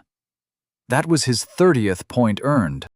He mentally pumped his fist at the chance to spend another point on himself. Following the same reasoning as his most recent level up, he quickly navigated through the menus and upped his cultivation 1 more minor realm. Sect name: Not Chosen. Sect members: 0. Disciples: 14. Sect points: 19. Shop points: 18. Host cultivation: Qi Gathering, Minor Realm. 7 Qi available, 80. Host body cultivation: Bronze, Minor Realm. 2 host techniques: Basic Spear Combat, Large Success. Basic Archery, Large Success. Menus: Cultivation Method, Technique, Quest, Perk, Advancement, Shop, Locked. Yikes! Only 19 sect points remaining. He took a deep breath. That low number wasn't as worrisome as it seemed. He already possessed cultivation methods and techniques he could distribute to new disciples without requiring any additional resources. The only major issue in the near term was that he was a bit lacking if he needed to make a specific technique for someone, but he could deal with that eventuality. He turned his focus back to the status screen. Going from Minor Realm 6 to Minor Realm 7 took him from mid-Qi Gathering to high Qi Gathering, doubling his available Qi to 80. He almost laughed at the fact he finally had a bigger pool than the talented siblings. Not for long, though. Not for long. And that was a good thing. When he sent them out to face the world and other cultivators, he wanted them to have every advantage. Very few opponents would have access to more Qi at a similar minor realm. Overall, Benton felt really good. It wasn't so much the straight-up increase in Qi, or the augmented strength and agility and toughness that came along with it, that truly made him feel better about things. It was the sense of movement. On the trip to the village with the siblings, He'd felt like he was stagnating. Sure, the kids were slowly gaining in power, and all the experience they gained both in fighting spirit beasts and in internally manipulating chi were invaluable in building them into the cultivators they were starting to become. But he had personally changed very little over a comparatively long period of time. Worse, he knew he needed more disciples, and he didn't have an opportunity to recruit any. The village changed everything. In just a couple of days, his fledgling sect went from 2 disciples to 14, and each of the 12 new ones had already gained him a point. He hated counting chickens before they hatched, but it was hard not to do so. If a member of an average sect took 10 days to reach Minor Realm 2, cultivating 10 hours a day, the kids surely would cultivate at least 5 hours daily, right? That would put them advancing in about 20 days. But they weren't nearly as talented as the members most sects would admit, so figure twice as long. In 40 days, he'd get another 12 points. That quantity in that time period wasn't great, but it was very likely to happen. And after they hit the second minor realm, they could learn the spear or bow technique too. That was another dozen points, soon after the first dozen. He could count on sect points slowly accumulating. Even if an emergency hit, and he had to use a bunch of them up, he would no longer be trapped. At some point, he might even shift to a higher percentage of points going to himself, though he'd much prefer to first see his income versus outlay once the twins reached foundation establishment. 20 points per cultivation method and 6 per technique was going to add up fast. 38 per sibling, assuming he gave them 3 techniques each. That amount was a huge chunk compared to the total sect points he'd earned thus far. If he doubled or tripled or quadrupled the number of disciples. Benton took a deep, calming breath. Before his sect mentally expanded to thousands of members and hundreds of buildings, he probably should go back to the beginning. The whole thing was just like one of his projects when working for the company. The first step was always to do a risk assessment. With the sect leader system, his ultimate success came from the ability to acquire sect points, and the village certainly had an excess capacity of potential generators, making the business model of setting up the sect nearby seem sound. He needed to think deeply about failure points, though. What issues could arise that could cause the sect to collapse? Off the top of his head, he could think of 3. 1, being discovered by a more powerful sect. 2, a beast tide. And 3, the village turning against him. Well, 4, actually. A demonic sect could attack, just like the one that attacked the Sue's Flowing Tiger sect. There wasn't much Benton could do about that, though. Honestly, if either of the first 2 hit before he was ready, the results would also be catastrophic. A random cultivator from a sect could wander to the village at any time, either looking for the spirit wood or for some esoteric reason. Once that happened, the next steps would mostly be out of his control. His only way to mitigate the possible damage would be to have his and the siblings' cultivation as high as possible and be prepared to flee at a moment's notice. That risk, however, would be present no matter where they settled. He'd just have to trust that the system had made the village his advantageous starting location for a reason. The second risk, the beast tide, was more specific to the village. Benton wasn't positive they'd experience one, but the conditions were ripe. Such events were like a natural disaster comparable to an earthquake, tornado, or hurricane. He'd be stupid not to take precautions, but it would be equally stupid to move or put off founding the sect because he feared it happening. The third risk, training people using the very good cultivation methods provided to him by the system and having those people turn on him, was much more immediately concerning to his plans. He had no idea how deep the loyalties of the villagers were to their mayor, or to the harvesters, or whoever else might have hooks in them. If he ran around town tossing jade slips at anyone who would listen to him, it would greatly increase the risk of the mayor or some other entity rising against him. Just as a cultivator needed to build a proper foundation, so did a sect. And just like how one created the proper foundation for the economics of the sect, diversification was the key. Benton did feel that the orphans had a chance of becoming loyal to him. Everything he saw indicated that they were struggling before he came along. They didn't get nearly enough to eat. Zhongwen had trouble finding apprenticeships for them when they aged out. Their housing situation wasn't exactly the best condition ever either. If he treated them right, treated them like they were his own children or grandchildren, there was no reason for them to betray him. Considering how the system professed to be giving him top-notch cultivation methods, it wouldn't be all that long before the 8 he trained tonight would be stronger than the harvesters with whatever weak method those guys used. Just hoping that the children would stand by him wasn't enough, though. He needed sect members who owed loyalty only to him. During the shopping trip, he would need to scout possibilities, ideally returning with 5 to 10 people. More would be better if he could find them, but at least that many. Proceeding in batches was also wise. Take things slow. Give young Shu and young Ru time to seriously outclass the new disciples. Yeah, the siblings, the orphans, the newcomers he'd recruit on the trip.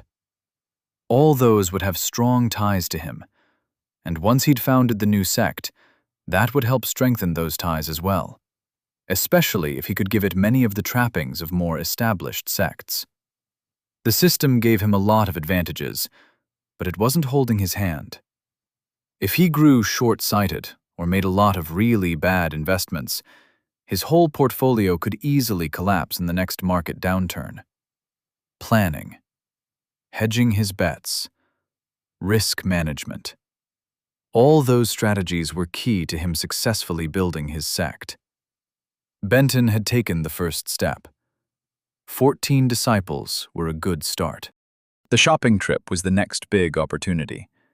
He'd need weapons, both for training and for fighting, cloth to make robes, a good supply of food, building materials, crafting supplies like herbs for body cultivation, and flags to learn formations, and pills. The more he could purchase with regular funds in lieu of shop points, the better off he'd be. Most of all, though, he needed recruits. But he also had to keep things low-key. He didn't want other sects to discover he was establishing his near the source of the spirit wood. Really, he didn't want sects to find out he was establishing one at all. Benton and the siblings had to play the role of wandering cultivators, just passing through and taking advantage of the wood to make a quick buck. But that image conflicted with trying to recruit new members. It would be a difficult balancing act, one that was crucial to starting his sect out on the right foot. Chapter 38. Leave-takings. Benton smiled as he looked at young Shu, cultivating blissfully as the harvesters worked. She'd hit small success with her perception technique the previous night and was drawing close to Minor Realm 6. Her brother was not doing as well. He still practiced with one of the mortal spears, and he'd hit a wall at improving his weapon technique. His cultivation seemed to be lagging as well. Benton sighed. He'd hoped the boy would work through his issues on his own, but it was time to step in. Young Ru, let's go for a walk. Benton scanned the area and located a spirit beast he'd been tracking. It was near. Perfect. You've been struggling lately, he said, once they'd passed out of the harvester's hearing range. Obviously, we both know the reason for that. Benton sighed. I was probably too harsh on you. Do you know why I was so upset? Because the lowly one disobeyed you, Senior Brother Chow. This lowly one brought dishonor upon this lowly one's family name. This lowly one's father would have been furious. Wrong. I don't care one lick that you disobeyed me. Well, maybe a little. It's definitely not ideal. But the main issue is that in disobeying me, you endangered yourself. Benton paused. Yang-Ru, you are important to me. I don't want to see you hurt. I definitely don't want to see you killed. Senior Brother Chow has invested many valuable resources and much time into this lowly one. Wrong again. That's not what makes you important. Even if you could never contribute anything to our future sect again, I'd still value you. You, Yang-Ru, are important. I want you to grow and to flourish and to have a happy, fulfilling life. You can't do any of that if you get yourself killed. Yang-Ru didn't respond. You're a good kid. You really are. You love and protect your sister. You're conscientious and a hard worker. You take your responsibility as a sect protector seriously. I couldn't possibly have found a better person to be in your role. Do you understand that? Yes, Senior Brother Chow. Benton sighed again. That response had been pure rote. He didn't know how to get through to the kid. If you die or get hurt, who will protect your sister? Senior Brother Chow will. Sure, as long as I am with her, but I won't continue doing missions forever. My place is behind a desk in an office, not out here killing spirit beasts. Right now, all I have to protect her is you, One Eye, Mistress Zhong, 2 babysitters, and 8 children. If we take you out of that picture, are you okay with what is left? No, Senior Brother Chow. To be a cultivator is to take risks. It's unavoidable. What I'm asking is for you to take a step back and determine if the risk is worth it. If a beast is about to attack your sister, and you don't think she can defend herself under those hypothetical circumstances, interject yourself and take the blow if that's what you want. Just don't do it for no reason when it makes no sense. Can we agree on that? Truly agree. Yang-Ru paused before answering. Yes, Senior Brother. Good. I'm glad we had this little talk. Benton pulled the system-wrought spear from his spatial ring and held it towards his disciple. Here. I think this is yours. Yang-Ru hesitated. Are you sure, Senior Brother? I am. He took the spear. Feels good, doesn't it? Benton said. It does, Senior Brother. Great. Now kill the spirit beast that's about to jump out and attack us. The next couple of days passed slowly for Benton. Yang-Ru redoubled his efforts both in learning his spear technique and in cultivating, but it was again Yang-Shu who had the big breakthrough, hitting Minor Realm 6. Name: Yang-Shu. Affiliation: Host's Disciple. Age: 15. Cultivation: Qi Gathering, Minor Realm 6. Qi available: 87. Techniques: Foundational Archery Essentials. Mastery. Foundational Spear Essentials. Small success. Peerless Peering and Perception. Small success. Spiritual Roots, a Qi aspect. Perfectly smooth ice balanced on the razor edge of freezing and thawing.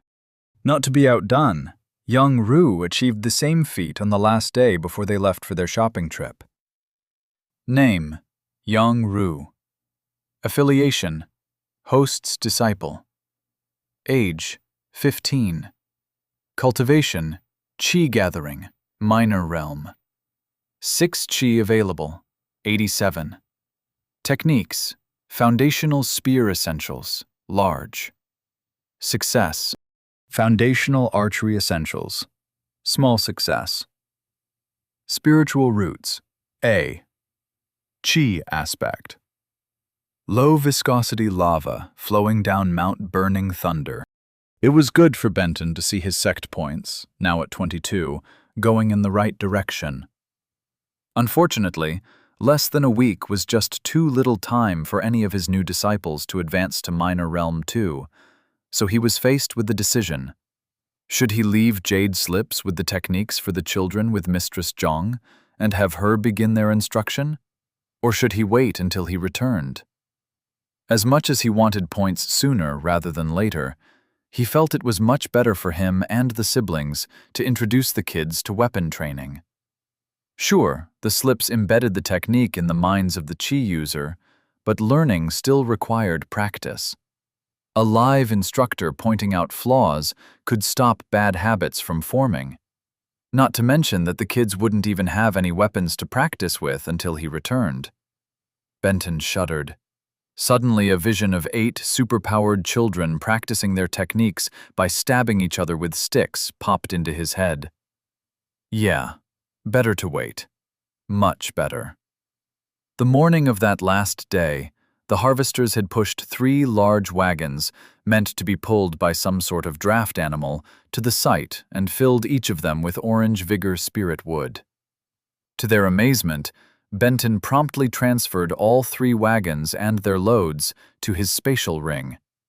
Back at the village, he sent the siblings to the orphanage with instructions to wait for him there, while he and Guang Yin went to visit the mayor's house. "Honorable Mayor," Benton said once inside, "I have fulfilled my part of the deal, protecting your harvesters, and they have supplied 3 wagons worth of lumber. It's your turn." "Of course, esteemed Master Cultivator. Please follow me. I have the map laid out in my study." The mayor led Benton and the harvester deeper into his house. Once they were all standing around a table with a map being pinned down by various makeshift paperweights, he pointed at an area showing a small village. "That's prosperous Grey Forest Village." The mountain was at the bottom of the map, planned south, with the village lying to its northwest. The mayor traced his finger along a circular path following a road that skirted the mountain's valley and tapped a location called Vermilion Incomparable Rain Town. "This is where the Righteous Rain sect used to be. They were our main trade partners for the Orange Vigor Spiritwood, until they were, as far as we know, all killed. Before the beasts got so burdensome, we tried sending wagon loads there for sale, but the town was in bad shape. The loss of the sect created a power vacuum, which quickly led to complete lawlessness.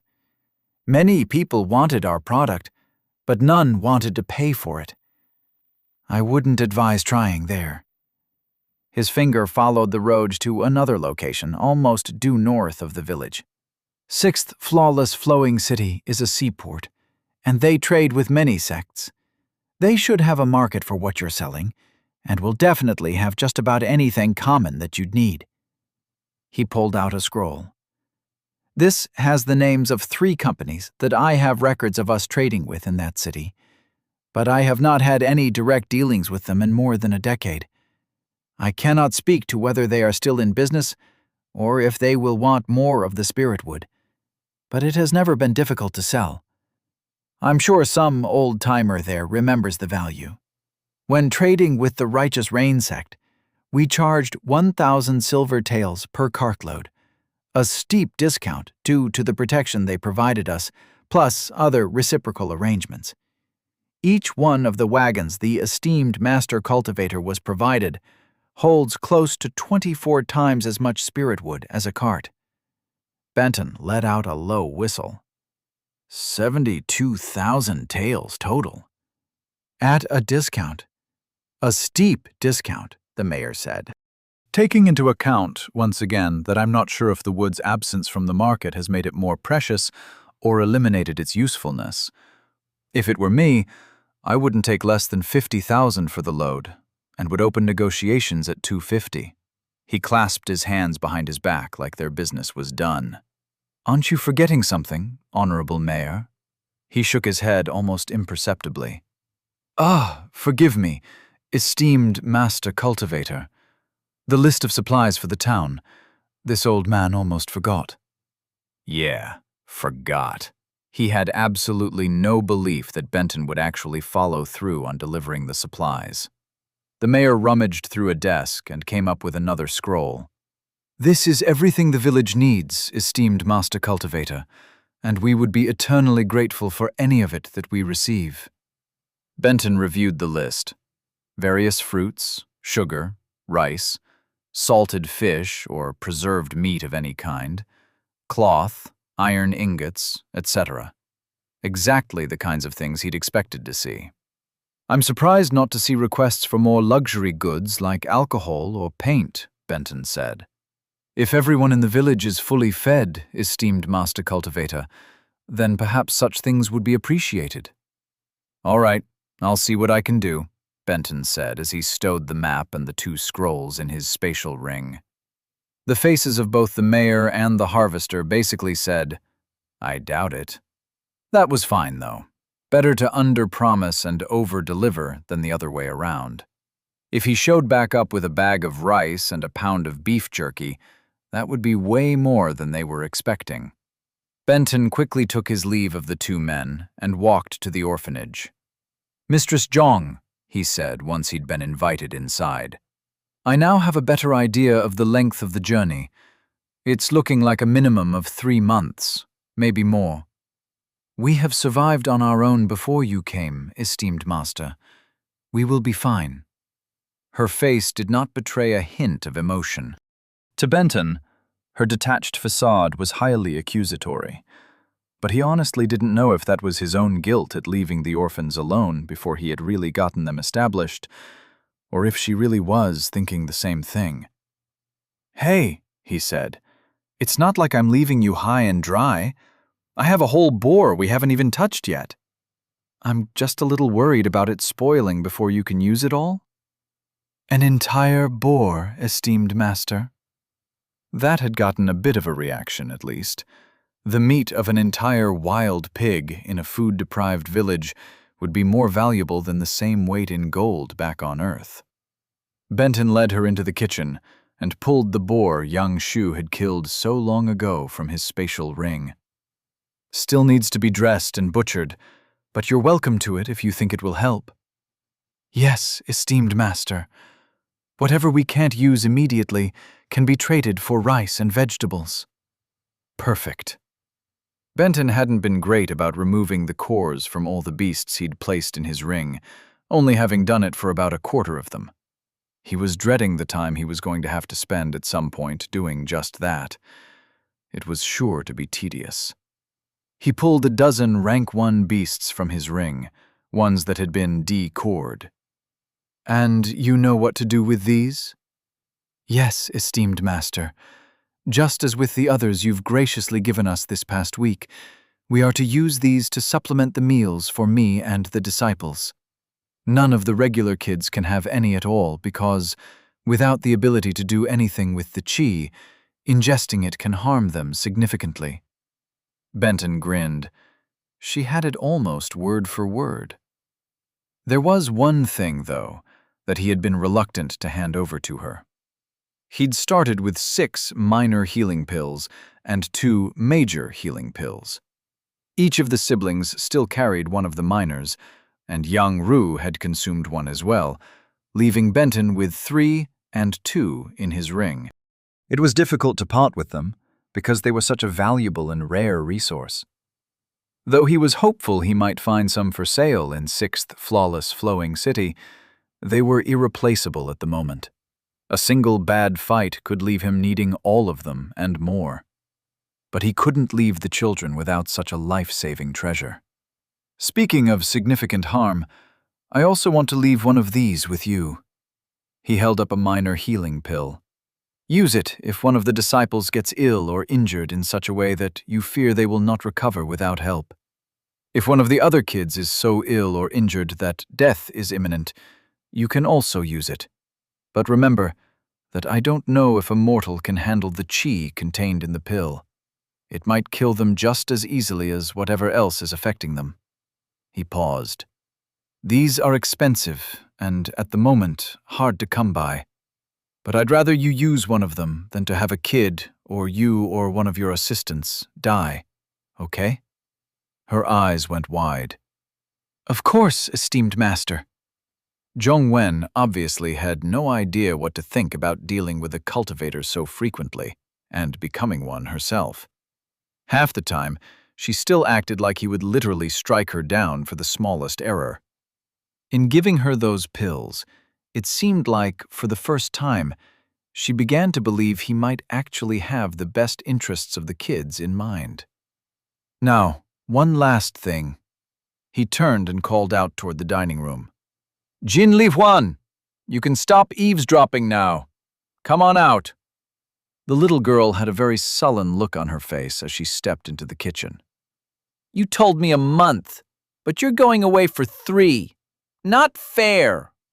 I know, and I apologize, little one. It's going to be just a little bit longer than I thought, but as soon as I get back, we'll get you cultivating. She put her little fists on her little hips and took a deep breath. Jin Li Huan, Mistress Zhong shouted.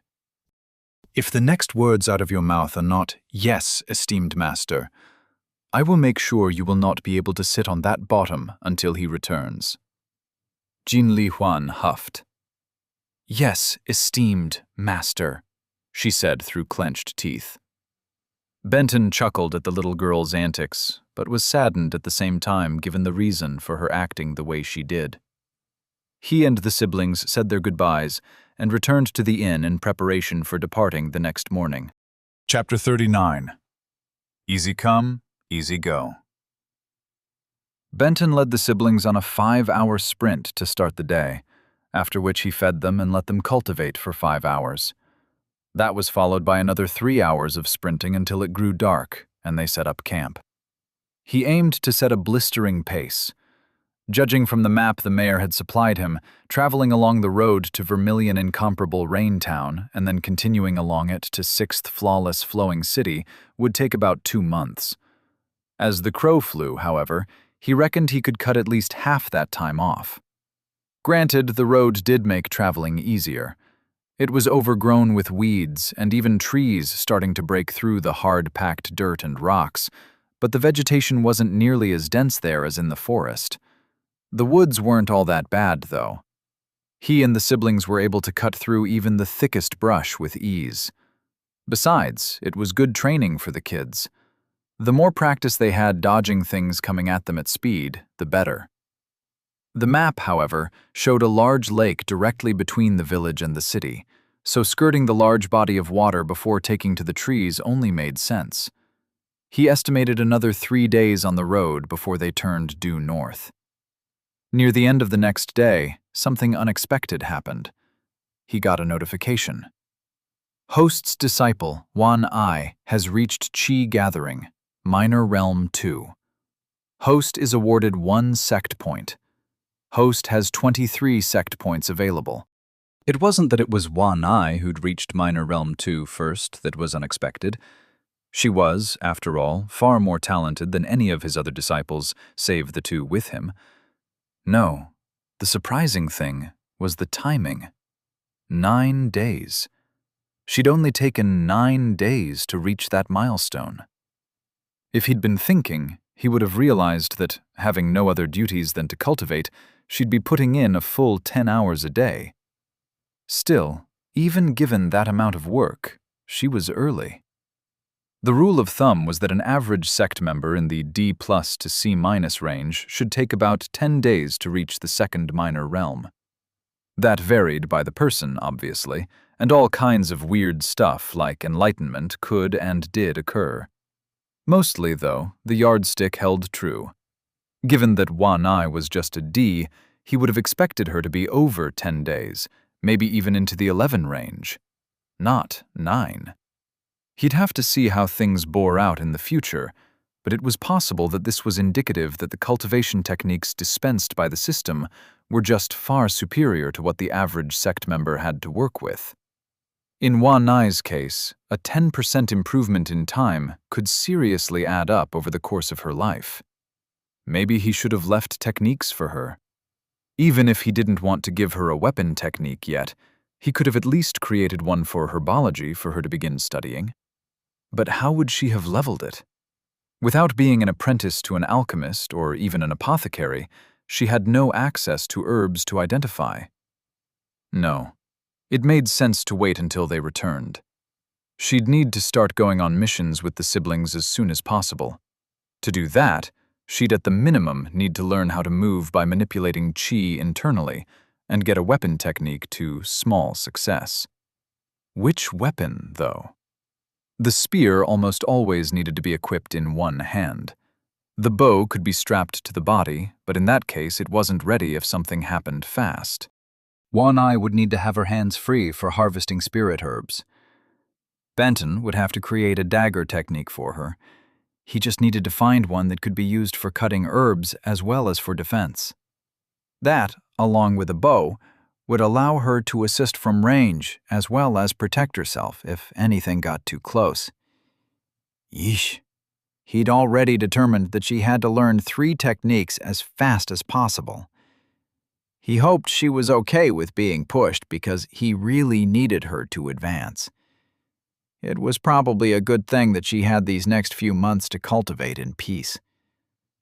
5 days later, the next notification arrived, informing him that Xiaorong had advanced, followed the next day by Zhong Wen, and 2 days after that by Chang Xiaodun.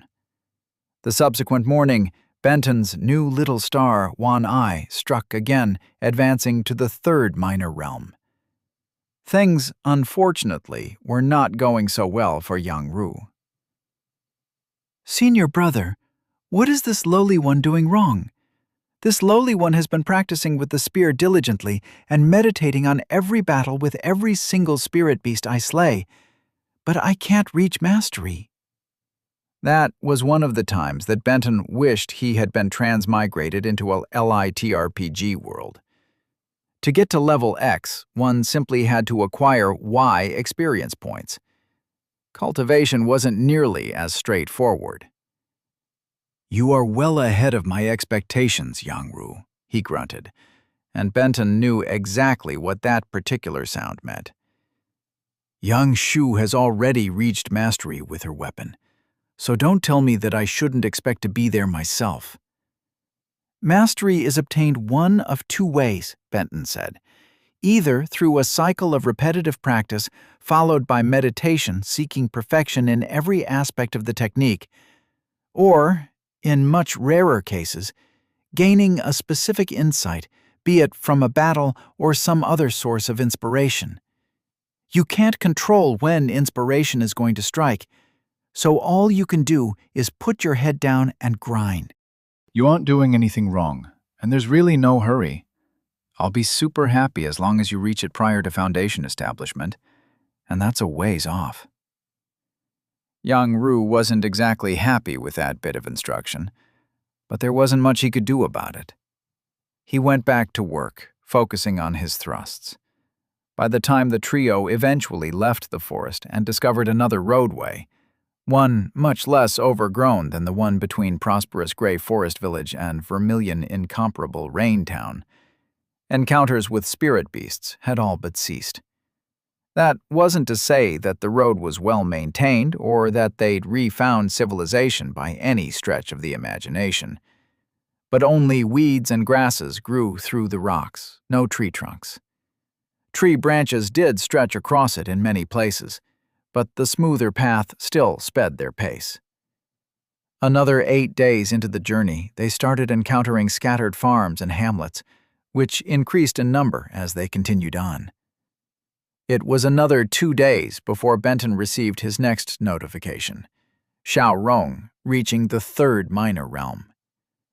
Since that brought him to his next set of 10 points, he quickly increased his cultivation to the 8th minor realm. Notifications followed over the next 2 days regarding each of the 8 children reaching the 2nd. And then, finally, on their 30th day after leaving the village, Benton got another notification shortly before the walls of the 6th flawless flowing city came into view. Host's disciple, Zhong Wen, has reached Qi Gathering, Minor Realm 3. Host is awarded 1 sect point. Host has 36 sect points available. Benton couldn't be happier. He was about to begin his all-important shopping and recruitment trip, And back at the village, all his little point generators were plugging away diligently. Of course, he couldn't get overconfident, considering that he'd already mentally allocated a lot of those sect points to body cultivation methods. 25 for a generic method, plus 10 for each of the twins, left him in the hole. Ugh. Easy come, easy go. He said in his mind 3 words: recruitment, recruitment, recruitment. Chapter 40. Making an Omelet. To simply call 6th Flawless Flowing City a city did not do it justice. The area it encompassed was enormous. It stretched as far as Benton's eye could see. He had no way of determining how many people lived within its walls, but wouldn't have been surprised if it were in the millions. Scanning it with his spiritual senses revealed that there wasn't a huge concentration of chi like he would have expected with a sect, but there were thousands of cultivators present. Benton hadn't expected the city to be quite so huge when he'd set out from the village, nor to have so many cultivators present. Gaining the interest of a sect could be deadly for him, and going inside risked just that. He couldn't help but reconsider whether continuing was worth it. On one hand, yes. The 3 reasons he'd outlined to young Shu before leaving still held. Though not starving, the people of the village were hungry, and he feared what winter would do to them. They needed the food he was going to return with, and doing so would create a lot of goodwill and start to build trust. The city was also the best place to sell the wood, and getting to know the players was crucial for developing a future industry. And lastly, his sect needed supplies. If not 6th Flawless Flowing City, where? His lone map didn't show any other locations big enough to buy and sell what he needed, and any city that sold supplies for cultivators was likely to have, gasp, cultivators present. Really, though, it depended on the degree of risk. A risk matrix consisted of 4 quadrants, with probability from low to high being measured on the x-axis, and impact also from low to high on the y-axis. Low impact but high probability was fine, as was high impact but low probability, and, of course, low impact, low probability. The danger zone was high impact, high probability. Buying and selling cultivator materials meant that Benton was almost guaranteed to run into other practitioners at some point. The result of a run-in was much harder to predict. It might just be a nothing burger, but it might result in a fight for their lives. The only thing that gave Benton a modicum of confidence was the 35 sect points in his pocket. Quick mental calculations told him that he could get to the 3rd minor realm of golden core with that many, though doing so would leave him almost nothing in reserve. Knowing he had the ability to massively power up in an emergency gave him a lot of confidence. What still concerned him, however, was not knowing the strength of who he might be up against. His spiritual sense could pick up the rank of beasts at a large distance because their cores, unless blocked by an innate ability, emitted that information. Cultivators were different. Intelligent. Controlled. Benton could sense their presence from far away, but, for most cases, not their realm.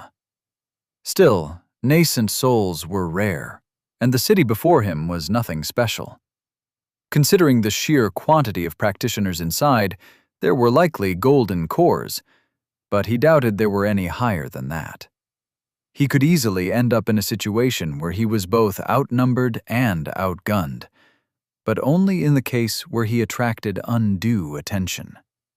There was no reason for high-rank sect members to pay attention to 3 low-level wandering cultivators. In the end, his decision came down to the old saying that if one wanted to make an omelet, one had to break a few eggs.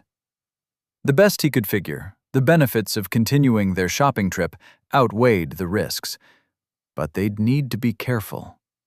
The siblings and he stood about 100 yards from a gate, and a line had formed as people waited for guards to check them and their wagons over before being let inside. Considering the trio's distance, no one was near them. "All right, listen closely." I know it may not look like it, but going inside that wall is the most dangerous thing you've ever done, eclipsing the rank 3. Understand? "Yes, senior brother."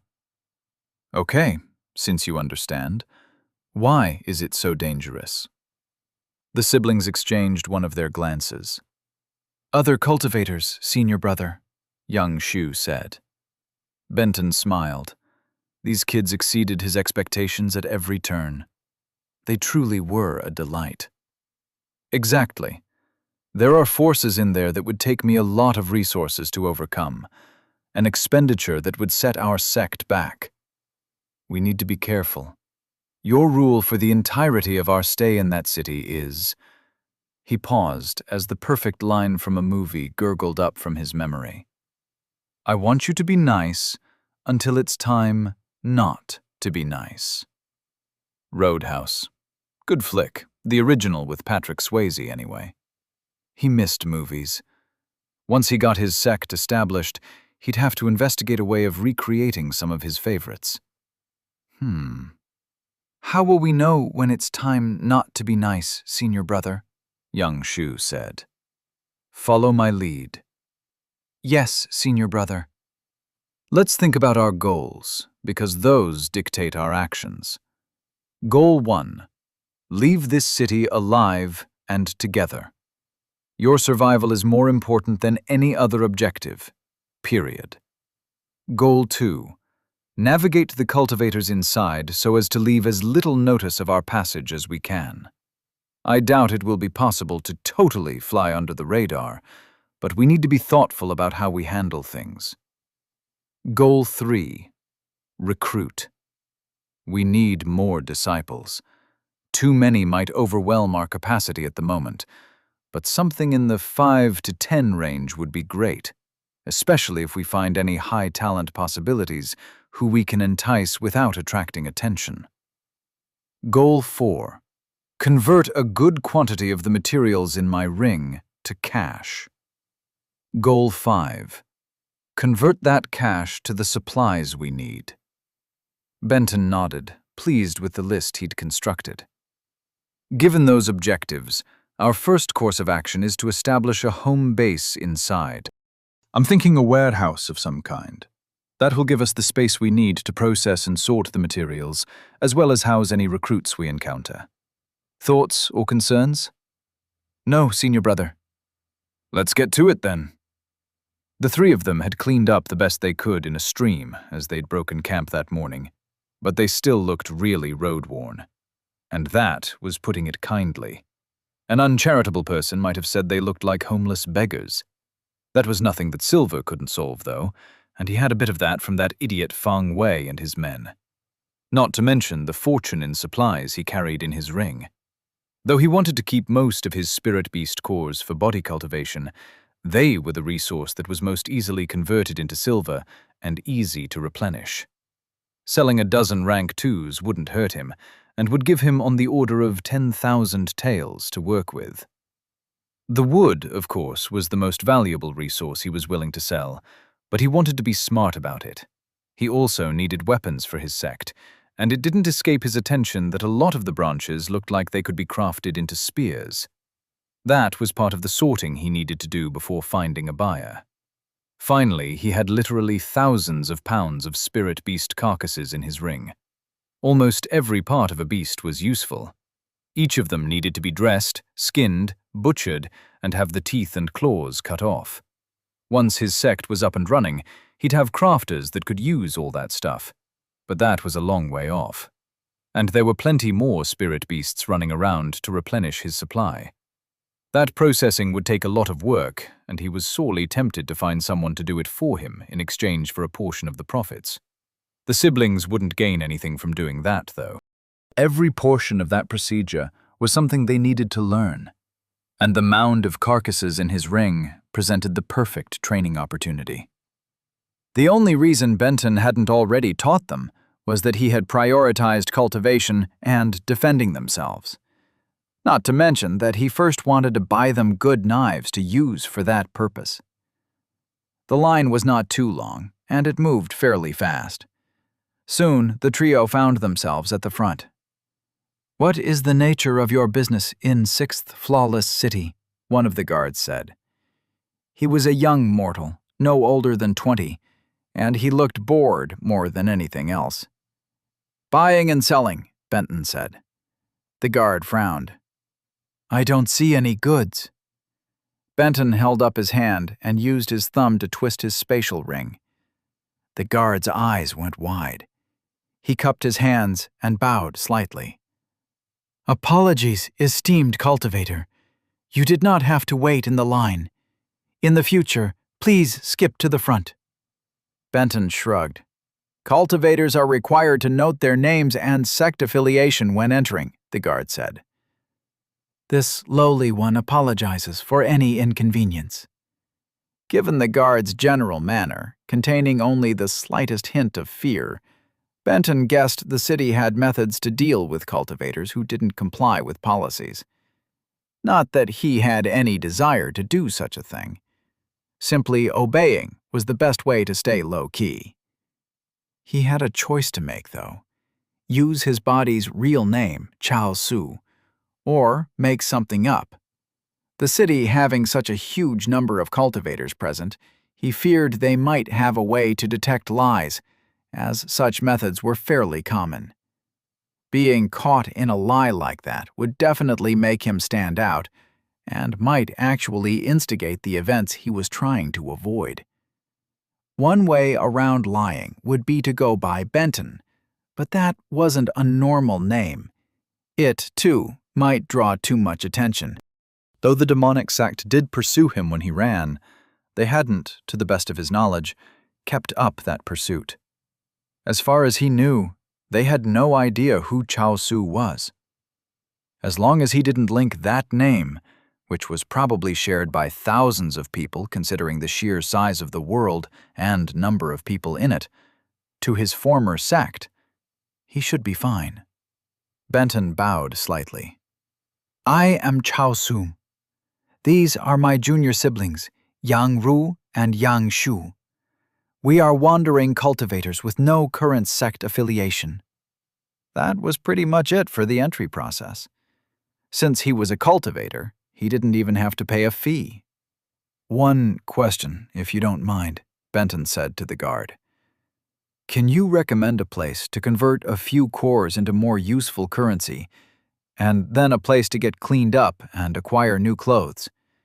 We've been long in the wilderness, honing our hunting skills." "Of course, esteemed cultivator. The Mahogany Dreaming Palace is located just a few streets over that way." The guard pointed to the right. "They are used to consulting with newly arrived travelers and won't bat an eye at your appearance, and will both be able to purchase as many cores as you wish to sell and also guide you on next steps. Please tell them that Pan Ming Yu sent you." The guard would surely receive a kickback on any deals Benton completed there, but he was fine with that. As long as they didn't try to rob him blind, a little gratuity here and there to help grease the wheels was to be expected. Chapter 41. Beyond Expectations. As Benton led the siblings in following the guard's directions, he passed literally hundreds of people. It wasn't possible to scan everyone that quickly, but a sampling indicated about what he expected, mostly E's and F's.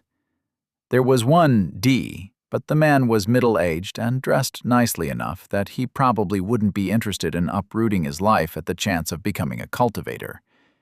If the man were younger, or more talented, Benton probably would have pursued it anyway. Really, though, he needed to get a read on the overall situation in the city before he started actually recruiting. Soon, they reached a sign that read, "Mahogany Dreaming Palace." Perfect. Finding it hadn't been as hard as he'd feared. The shop was nice, but not too nice. As expected, mahogany featured prominently in the decor, but there was enough of a jumbled-together look to not make Benton feel uncomfortable at his attire upon entering. A nicely dressed salesgirl stood behind a counter. To her credit, she didn't so much as blink at the way he and the siblings looked. Instead, she cupped her hands and bowed. "Greetings, esteemed customer. How may this lowly one be of assistance today?" Benton smiled. So far, the guard had steered him right. "I need some walking around money, so I would like to sell a dozen Rank 2 Spirit Beast cores."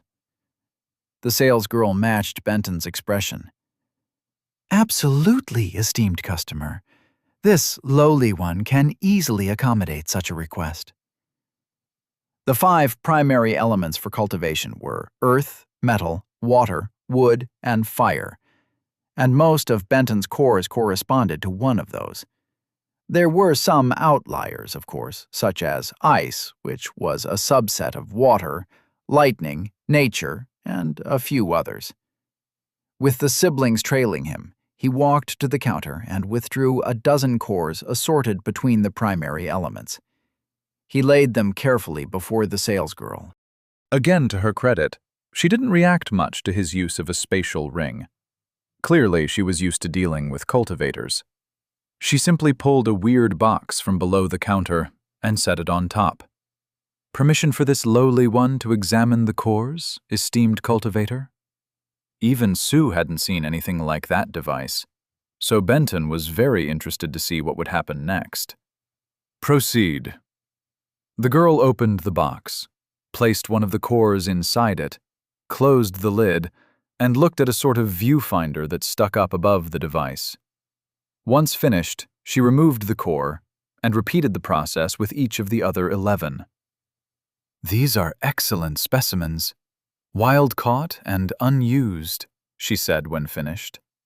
"This lowly one appreciates the opportunity to make esteemed cultivator an offer." She pulled an honest-to-God abacus from beneath the counter and started rapidly moving the beads around. "This lowly one can offer 10,653 silver taels for the cores." "That is an awfully specific amount," Benton said. "The device measures all relevant properties of the core, esteemed cultivator. The city lord has standardized the price for a core based on those properties throughout the city. This lowly one would be punished severely if offering above or below that price." Benton had no idea if the girl was selling him a load of beans or not, but he thought it more likely that she wasn't. The presence of such standardized pricing should be easy enough to check, and lying to a cultivator wasn't generally a good way for a mortal to keep breathing. Besides, around 10,000 had been about what he'd been expecting based on Sue's experience. "Okay, I'll take it. Do you have that much silver on hand?" "Sorry, esteemed cultivator, but this establishment, like almost all other reputable ones in the city, offers city bonds, usable just like taels anywhere within the walls, and a great many places without." She laid out 10 1,000-note bonds, 1 500-note bond, and 153 taels. "Is the esteemed cultivator still interested?" A big city issuing their own notes was well within the expectations set from Sue's memories. It was simply an easy way to deal with large sums of money, as carrying thousands of taels would rapidly become inconvenient without a spatial ring. "I am. Thanks." He whisked the paper and taels into his ring. The salesgirl shot him a big smile. "Is there anything else this lowly one can do to assist the esteemed cultivator today?" "Actually, yes. My junior brother and sister and I are in desperate need of cleaning up and new clothes." "Of course, esteemed cultivator. This lowly one does not offer such a service in this establishment, but a runner can be summoned to escort you to a place where you will be taken care of." "Excellent. Please do that." She disappeared into the back for a few minutes. When she returned, she said, "The runner will be here shortly. Is there anything else this lowly one can do to assist the esteemed cultivator today?" Benton figured that she'd been very helpful so far, so why not? Actually, I do need knife sets for myself and my junior brother and sister. I was looking for a skinning knife, a boning knife, and a caping knife for each of us. The blades need to be tough enough to handle up to rank 3 beasts, though. This establishment's knives run from 100 taels to 1,000 taels each, esteemed cultivator. What price range most fits your needs? I'm willing to pay for quality, but not for frills. Does that make sense? It does, esteemed cultivator. This lowly one has something that might be of interest. The salesgirl came out from behind the counter and led them to the right side of the store. She pointed to a set of 3 knives on display, surrounded by a bunch of other knives. These are produced by a local master crafter. They're not fancy, but this lowly one has never had a customer complaint about them. They are rated to the very peak of rank 3. Benton wasn't able to determine the materials, but the knives were clearly part of a set with identical colored wooden handles and metal blades. According to Sue's memories, they looked to be sturdy and well made. Perfect. How much? They are mid-range, about 500 each, a little more for the boning knife, but a little less for the caping knife. For 3 sets of 3, this lowly one can make a package deal of 4,100 taels. The cost wasn't much of an issue, but Benton didn't want to eat that much into his supply of cash. He proposed trading her 5 rank 2 cores for the knives, with her providing more cash for what was left over. She was more than amenable for that transaction, and after she checked the new cores, Benton added the knives and 293 taels to his spatial ring. Since you've been such a font of knowledge, can you tell me how recruitment for sects works here? Benton said. Of course, esteemed cultivator. 6th Flawless Flowing City had an exclusive contract to provide recruits to the Righteous Rain sect. After that sect's downfall 2 decades ago, the other 3 major sects in the area, the Swift Blizzard sect, the Poison Claw sect, and the Jade Chameleon sect, agreed that having any one of them gain access to the city's recruits would upset the balance of power. If a citizen wants to be considered for a sect, he must pay the equivalent of 5 spirit coins to have a test conducted, and his talent score will be distributed to each of the 3 sects, who will determine amongst themselves which sect, if any, gets him. Only the city lord is allowed to conduct those tests, and no sect may pay the price for the tests. The only way for a citizen to be tested without payment is when the city lord is allowed to do so for appropriately aged citizens once every 5 years in order to fill the ranks of town watch. The quantity of such testing is highly regulated, however. Yikes! Citizens had to pay a crazy amount just on the off chance that they may be one of the few with enough talent to join a sect. Obviously, only the nobles or rich merchants could afford such a thing. What if, say, a wandering cultivator who was just passing through happened to sense he had fate with someone and wanted to recruit that person? It is much more difficult for the non-affiliated, esteemed cultivator. First, all potential recruits would have to be interviewed by someone with a truth-finding ability to ensure that no testing of the recruit took place. Then, a representative of one of the major sects would have to sign off on the process.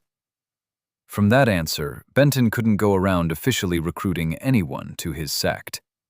He was pretty sure, though, that no one would notice him hiring a few street kids and taking them with him when he left. The trick was to stay under the radar. One last thing, he said after she'd thanked him for his business. I need to do a short-term rental on a warehouse, say 3 months. Can you point me in the right direction? The salesgirl happily made arrangements to have a runner meet them once they finished cleaning up. Thank you, young lady, he said finally. You are a credit to your profession. I let Pan Ming Yu know that you treated me right. The runner to take them to buy new clothes had already arrived and been waiting at that point, so Benton and the siblings followed the lad to an establishment a few streets over. After they were measured and asked about preferences for clothes, the runner led them to a bathhouse. By the time each had finished individually getting cleaned up and groomed by attendants, each had a nice change of clothes waiting, with the promise of having more delivered to wherever they ended up staying.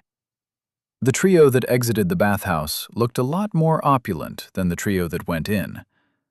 All had dirt scrubbed from their bodies, their hair cut and combed, and wore clean, upscale cultivator robes. Benton in blue, young Shu in jade green, and young Ru in gray. Looking and feeling nicer helped with the negotiations on leasing a warehouse. Benton didn't care much about the location. He basically just needed a relatively small warehouse that would hide his activities from prying eyes. The broker showed him a place that was perfect on the first try. After a bit of back and forth, he said, "I think that does it. I'll give you 1,000 taels per month for 3 months, prepaid, as long as you can get this place cleaned up no later than tomorrow afternoon, and provide 3 long wooden tables." His first day in 6th flawless flowing city had gone better than he had any right to expect. Chapter 42. Like a thief in the day?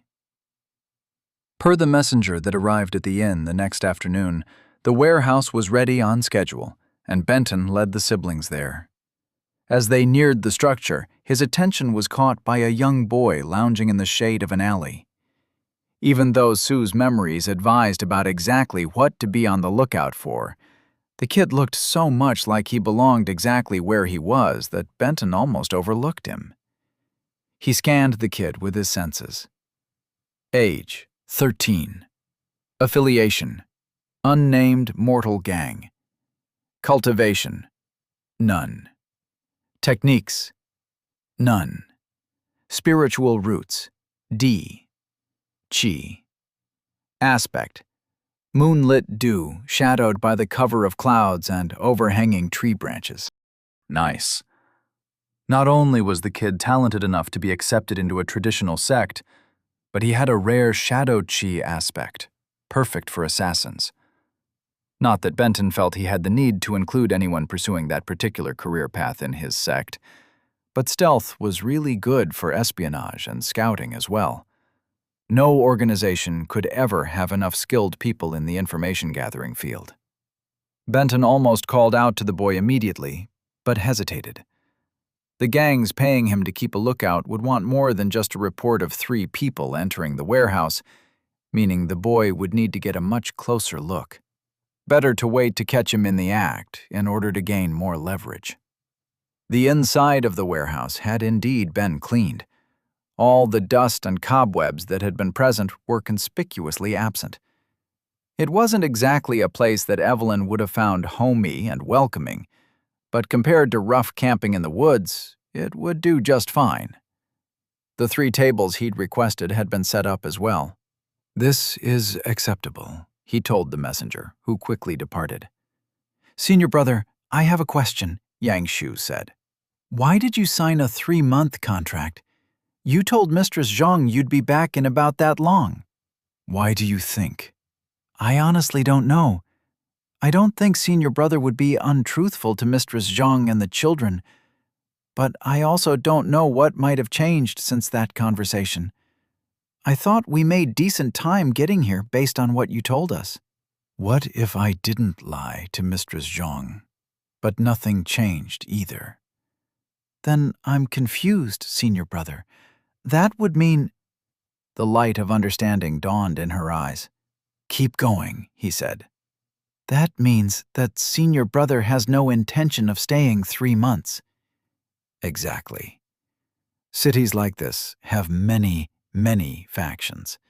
Sects, city government, merchants, guilds, gangs, you name it. Before we're done, I bet we have more than 6 people watching our every move rather than the one we have now. It's easier to disappear at the end of a month if everyone thinks you'll still be around for another 2.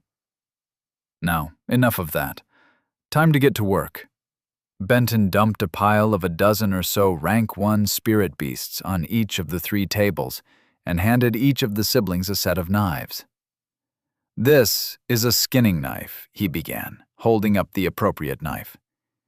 He took a good half hour meticulously and slowly demonstrating how to dress, skin, decore, and debone a squirrel before watching each of the siblings do the same. Good. We're going to be doing this until our entire stash of rank 1 and 2 spirit beasts have been processed. We'll keep almost all the cores and a lot of the meat, but we have no immediate use for the skin and claws and such. Those won't be hugely valuable for rank 1s. He held up one of the squirrel skins. This goes for only about a single tail. The rank 2s, however, are much more lucrative, from 10 to up to 100 times that much. Some claws go from more than 100 just by themselves. That was what they spent the next several hours doing. After each table had been completely processed, he separated all the different parts into easy piles and stored them in his spatial ring before adding a new stack of a dozen to be processed.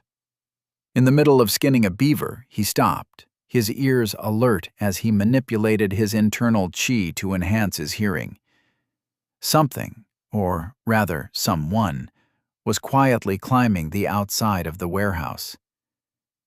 "Senior brother," Yang Shu started. "Don't worry about it. I expected this." Benton quickly stowed away all the spirit beast parts and tidied up their workstations. "You two cultivate, or at least pretend to." Benton was actually kind of impressed as he tracked the boy's progress. The outside of the warehouse hadn't seemed all that climbable, but the boy didn't seem to be having any trouble. It did not surprise Benton at all, though, when the boy gained entry to the inside via a window, one that didn't squeak at all when he opened it. He was good at his job. Too bad for him that Benton was even better at his. Benton slowly and quietly moved one of the tables under the spot he expected the boy to appear. Once in place, he hopped up on top, where he stood and waited patiently. At just the right moment, he bent his knees, manipulated his chi to give him a huge boost, and jumped. The next second he was soaring high into the air. The warehouse had a good 10,000 feet of free space inside and rose more than 3 stories. Benton easily cleared that height in a jump, reaching his apex just as the boy's startled face appeared. Benton grabbed him by the shoulders and tugged. He didn't let the boy fall, obviously. There was no reason to kill a little kid, even if his actions were a bit annoying. No, he held on tight and cushioned the impact with his internal chi as both of them fell back to the ground. The kid looked around, seeing 2 figures in battle robes cultivating, and figuring out that another one had just grabbed him from more than 40 feet in the air. His wide eyes said that he knew he was in trouble. "What's your name, kid?" Benton said. He cupped his hands and bowed low. "Zhou Tian, esteemed master cultivator." "Yes, cultivator, you are correct. Which begs the question of how come you're stupid enough to try breaking into my warehouse?" "This lowly one didn't know you could do—" He gestured up and down with his arm, indicating the huge height of the warehouse. "That!"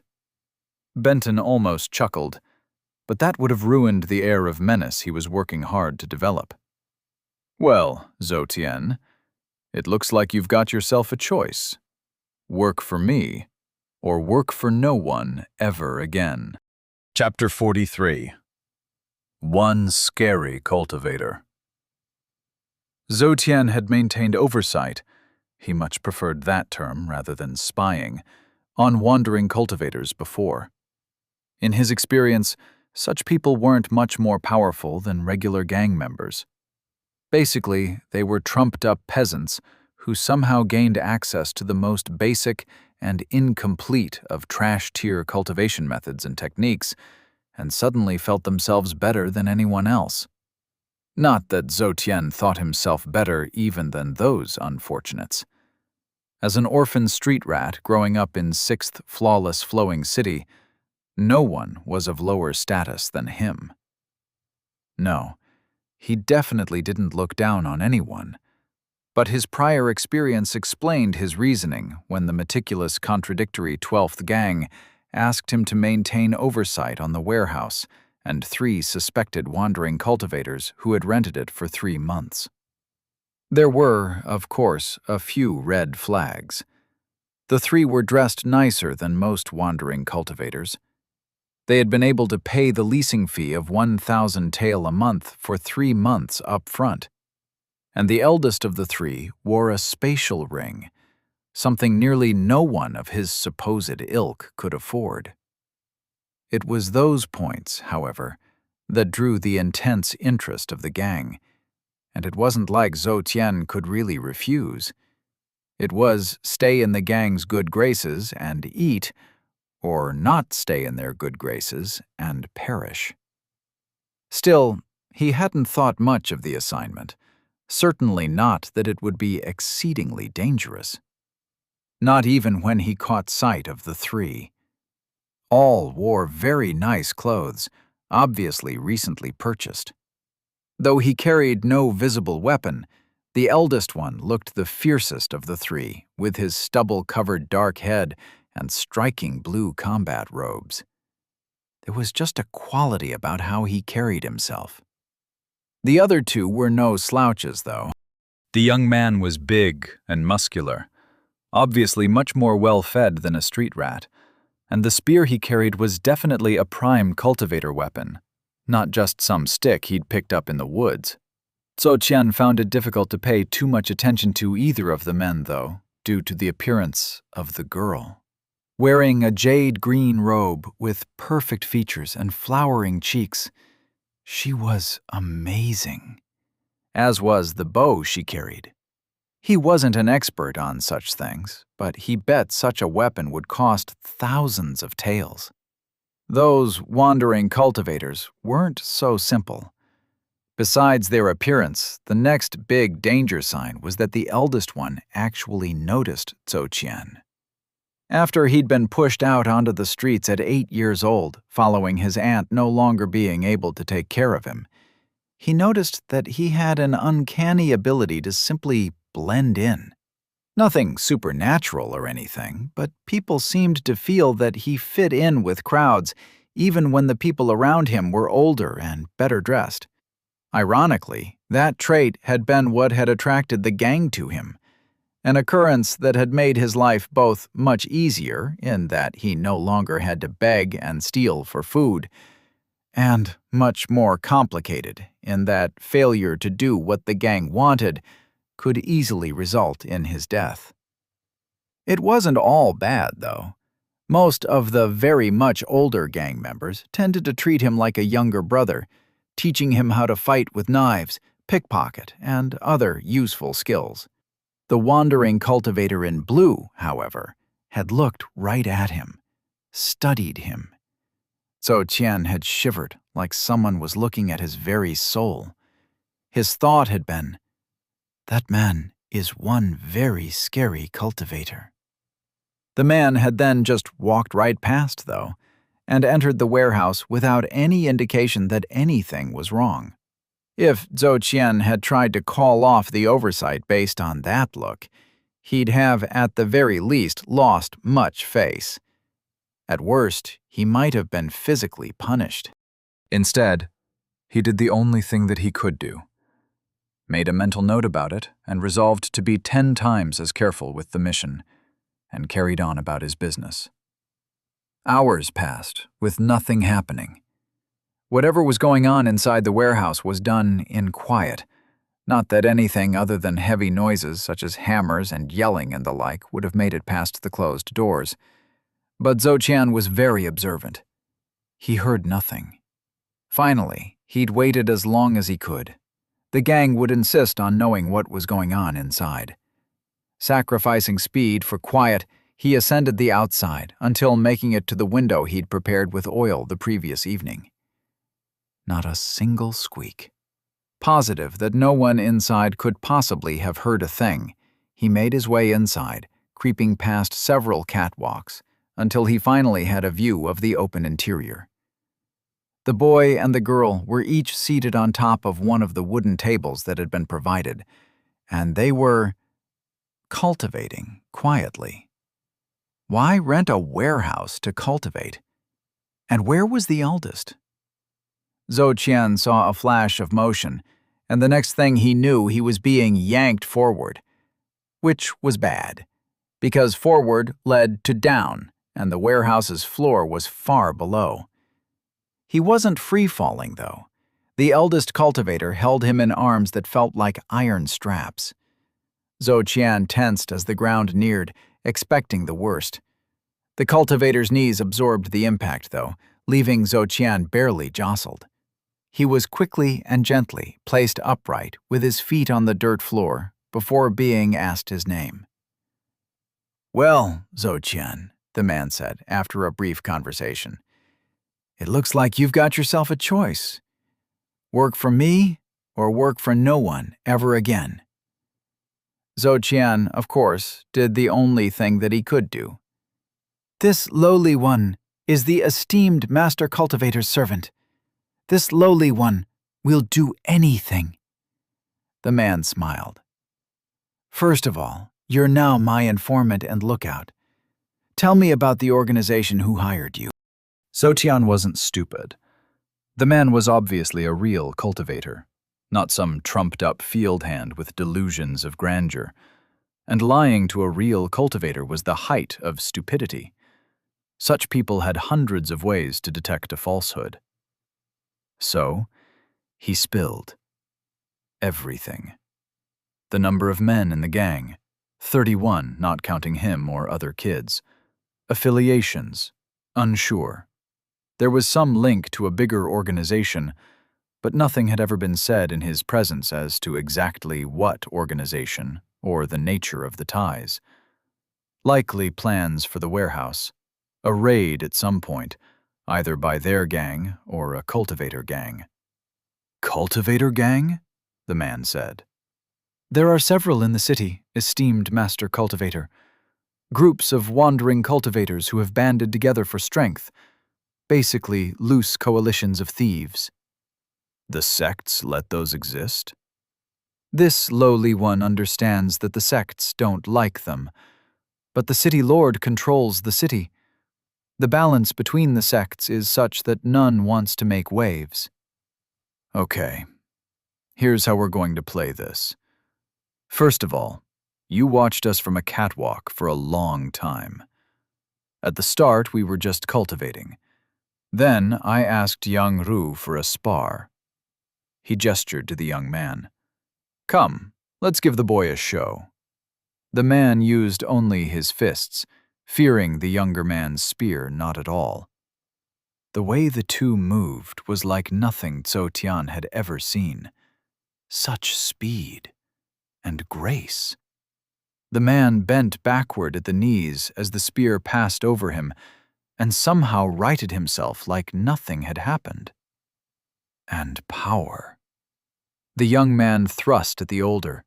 The older dodged, and the spear struck a 12-inch thick wooden beam. The beam cracked. "Oops," the man said, before turning Zhou Qian. "I think that's enough of that. Can you honestly report to the gang on our abilities, that we definitely have weapon techniques and can internally manipulate qi?" Zhou Qian nodded vigorously. "Who were those people?" "Next, you heard me giving a lecture to my two disciples, young Shu and young Ru. I told them that, though we're currently unaffiliated with a sect, we are not to be treated like trash. Demand face. Bow only to those of a higher cultivation, which I will indicate to them, as there is no one in the city whose level I cannot sense. And bow only the exact extent necessary to give face. If they run into any cultivator gangs, feel free to kill those trash without compunction." The man shook his head almost like he hadn't meant to say that. He didn't countermand the order, though. Lastly, the man drew something from his spatial ring and tossed it to Zhou Qian. "When I said work for me, I meant work, and I didn't mean for free." He caught it out of reflex and couldn't believe what he held when he looked in his hand. A silver tail. A full silver tail. He'd never held so much money at once before. "One of those every day that you're in my employ, understand? Yes, esteemed Master Cultivator. I do not expect you to die for me. If you have to betray me to keep your life, betray me. Tell the gang exactly what happened and that I threatened your life if that's what you have to do. If you don't want me to kill you, all you have to do is tell me that you betrayed me. Be open and honest, understand? No, not really, no. Yes, esteemed Master Cultivator. Good. Now get out of here. We have work to do. Chapter 44. Cash Grab. Benton had a good feeling about the boy, Zhou Tian. He seemed like the sort who would commit to a group as long as he was given a reason. If Benton were right, all he had to do to reap loyalty was to sow it. He escorted the boy to the exit, and the two parted on good terms. No sooner had he returned to the work area than Yang Shu said, "Why did you reveal so much to that kid, senior brother? I thought we wanted to avoid notice." Kid? Listen to this brat. The boy was barely a couple of years younger than her. There is a fine line between seeming too powerful, Benton said, which might lead to one of the three sects taking interest in us, and seeming too weak, which invites attack from every two-bit street gang around. You think your display with Ru'er will dissuade them, senior brother? Not indefinitely. If we're lucky, we'll be able to slip out before they make their attempt, Benton shrugged. If not, maybe we at least headed off some of the many probes I was expecting. I'd rather they gather their forces for a big showdown than us have to put up with fending them off every other night. Yang Shu's face showed concern. Can the three of us fight off an entire gang of cultivators, senior brother? Wandering cultivators came in two types. Those rare few who traveled the land seeking the Tao, and those who were forced into the lifestyle because they had too little talent to do anything else. The first was considered an honorable path, even if not quite as respectable as traditional sect membership. The latter wasn't.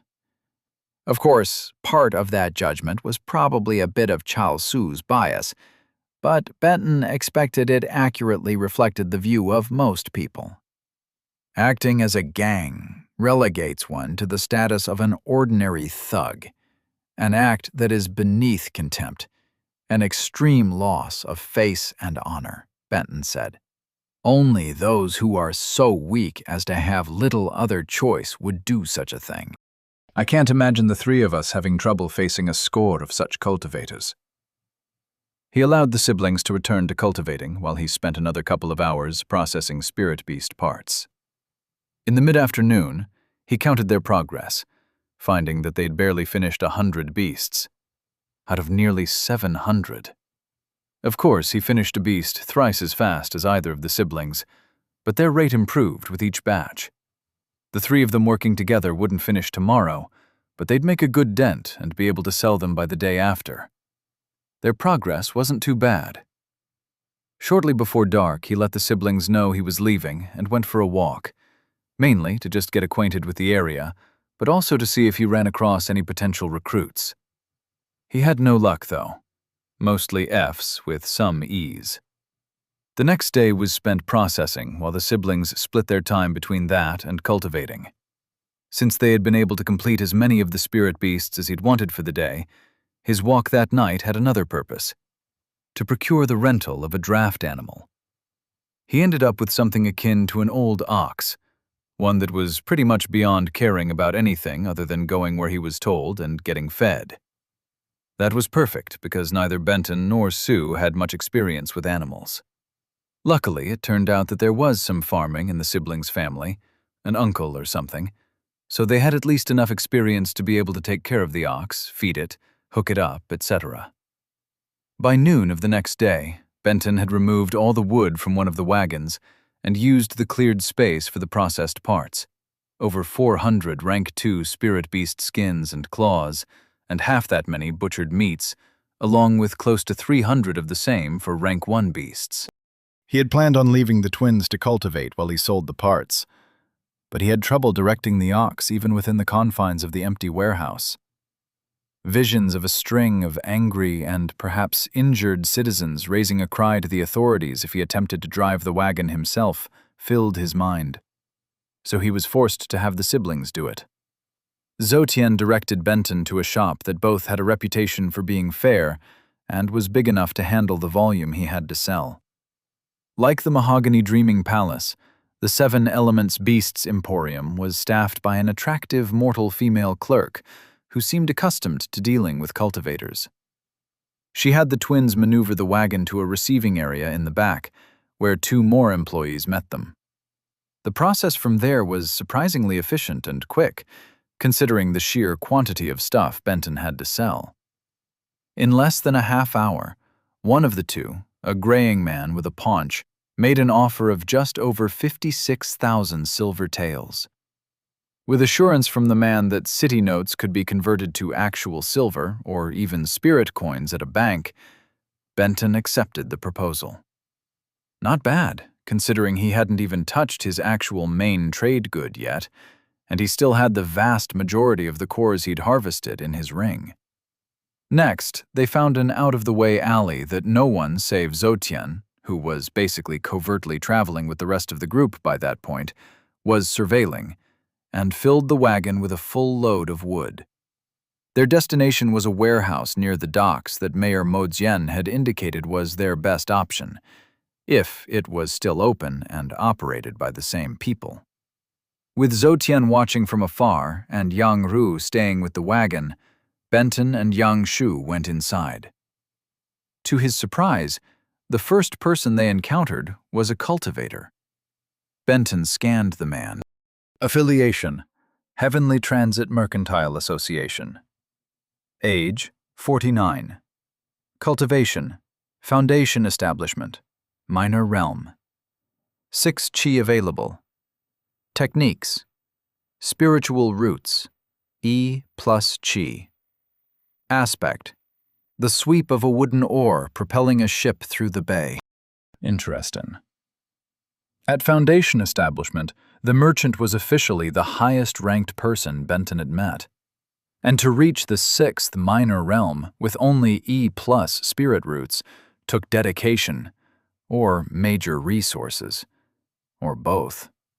Probably both. The man cupped his hands and nodded his head. "Greetings, guest. This one is Ma-An. How can this one help you?" Benton's robe clearly designated him as a cultivator, and he was in the company of someone in the Qi gathering realm who clearly deferred to him. On the other hand, his realm, or the fact that he was a cultivator at all, was completely opaque due to his hide cultivation perk. Ma-An was obviously having trouble figuring out the correct form of address.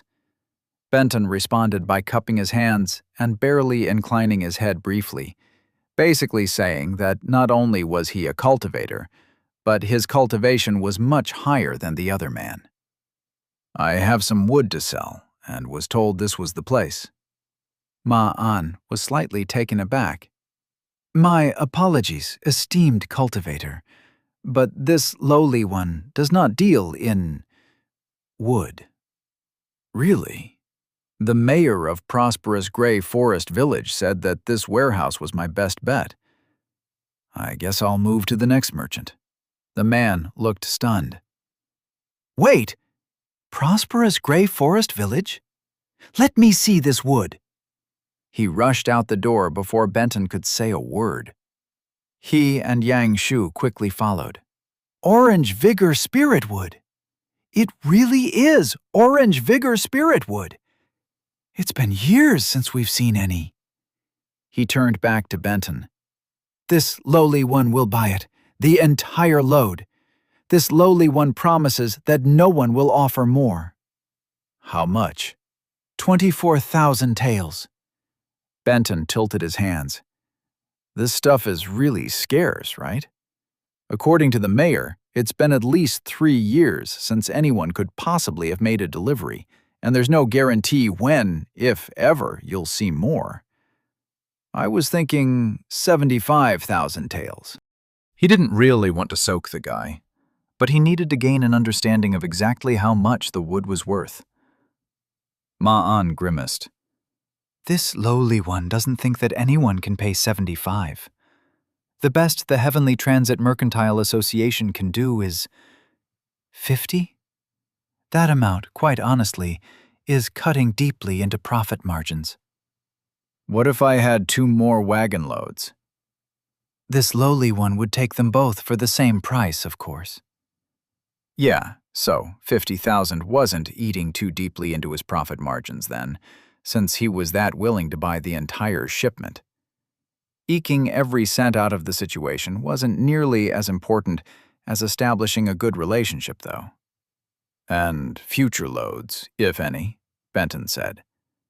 Ma-an frowned. If it's regular, yearly, or more often, this lowly one would have to cut back to 30? But every 3 years or longer, this lowly one could continue to pay 50. Next set of questions. I need spears suitable for foundation establishment cultivators. And I was thinking some of the branches in these loads would make a decent base material. Is that correct? And if so, how much would taking out that material deduct from the price you're paying? And do you know someone who can do whatever crafting is necessary? How many spears does the esteemed cultivator need? That was a tough question to answer. Ideally, Benton would get a spear for all his disciples for now and into the immediate future. But he didn't want the guy to know it was for a sect or suspect that he was raising an army or something. 100? Benton said. I travel a lot, and my experience has been that finished weapons of a decent quantity are a trade good that can purchase items where mere silver and spirit coins can't. Ma-an nodded knowingly. Absolutely understandable. If the esteemed cultivator is willing to spend the necessary amount to have a correspondingly strong metal for the tip, spears made from orange vigor spirit wood are highly sought after. They're almost impossible to break, even up to the peak of golden core, and they channel chi phenomenally well once they are treated correctly. So how much total? The guy hesitated for a moment, clearly calculating in his head. This lowly one would deduct a pittance, say 1,000 taels total, for the base material. The woodworking required and the alchemical treatment would run maybe 100 total. And for the metal, another 500 per. The final product, though, would easily sell for thousands, unless the esteemed cultivator floods the market. 61,000 taels total for 100 spears rated for foundation establishment cultivators? Honestly, that was much better than Benton had expected. Done. There were still some logistics to get through, but the results of the day's dealing would end with him nearly 150,000 taels richer. And the only thing he owed out of that vast amount was 2 wagons full of mortal-level supplies and rations. He doubted that total for that would be more than 50,000. Nice. What a cash grab. Chapter 45. A not unexpected development. The next day, Benton ran errands while the twins cultivated. His first stop was the Heavenly Transit Mercantile Association. Ma-an had agreed to pick up the orange vigor spirit wood from the warehouse, but the city wasn't exactly arranged with street names and addresses like one would expect on Earth. His men and carts had to be escorted to the correct location to pick up the load. That task accomplished, Benton spent the rest of the morning and into the afternoon finding and talking to the woodworker, the alchemist, and the blacksmith that Ma-an had recommended. Each agreed to the price and timeline that the merchant had suggested, so by the time the workday ended, Benton had deals in place to get his spears made. The finished product was expected in 10 days. After a dinner out with the siblings, the three returned to the warehouse, where Benton guided his disciples in practicing their various techniques until, late in the evening, Zhou Tian knocked on the warehouse's door and was let inside. The boy shook as he kowtowed. Sincerest apologies, esteemed master cultivator. This lowly one was forced to report your movements yesterday to the gang leader. He knows that the esteemed master cultivator is in possession of a king's ransom in city notes. The development was not unexpected. After all, the kid had been placed as a lookout for a reason, and Benton had told him not to risk his life by withholding information. "What was his reaction?" Benton said. His eyes are filled with visions of treasure, but his greed is tempered with caution. He trusts that this lowly one's reports of the esteemed master cultivator's power is accurate, and even if he didn't, he would think that anyone carrying such a large sum of money probably has the means to protect it. This lowly one expects him to sell the information to one of the cultivator gangs in return for a portion of any treasure they steal. How soon will the cultivator gang make a move? Tonight? That would be this lowly one's best guess, esteemed master cultivator. They wouldn't want to take the chance of their prize slipping away. You did well. Thanks for bringing this information to me. Benton handed the kid 10 silver taels. So Qian's eyes went wide. Obviously, he'd been expecting punishment, maybe even death, not a reward. You do your thing and stay safe, Benton said. We'll be ready. After the kid had departed, Benton turned to the twins. You heard that? Yes, senior brother, the two chorused. And what do you think? They exchanged a look. I think we'll be ready, young Shu said. You two have gotten pretty good at killing beasts. Enough so that I have confidence you can take on any given rank 2 solo. I'd even be willing to pit the two of you as a team against a rank 3 without worrying too much. Benton paused. Killing cultivators, killing humans, is a different thing, though. If we stay here and face this attack, we can't be merciful. None who trespass into this building tonight will be suffered to live. The twins exchanged another glance. We understand, senior brother. Master, young Shu said. Benton hated that he was about to have his disciples face what was coming. It wasn't even necessary. They could leave town. Hell, even relocating to a different portion of the city would be enough. They had enough money to rent rooms in an upscale, very secure inn. No one would dare bother them if they took up residence in one of the rich areas where the city lord's forces actively kept the peace. But facts were facts. A cultivation world shared little in common with the world of his birth, one where the rule of law held at least a modicum of sway. Killing rival humans was a fact of life here. If the twins could not or would not kill, their use as the sect's main combat team was worthless, and it was better to find that out sooner rather than later. I want our sect to value human life even more than a typical righteous sect, Benton said. If someone offends us accidentally, we will educate them and move past it. If someone deliberately disrespects us, we will punish as is appropriate. If someone stands non-violently between us and our goal, we will remove them. But we will not kill. His voice was grim as he made the statement, and his disciples' faces matched his tone.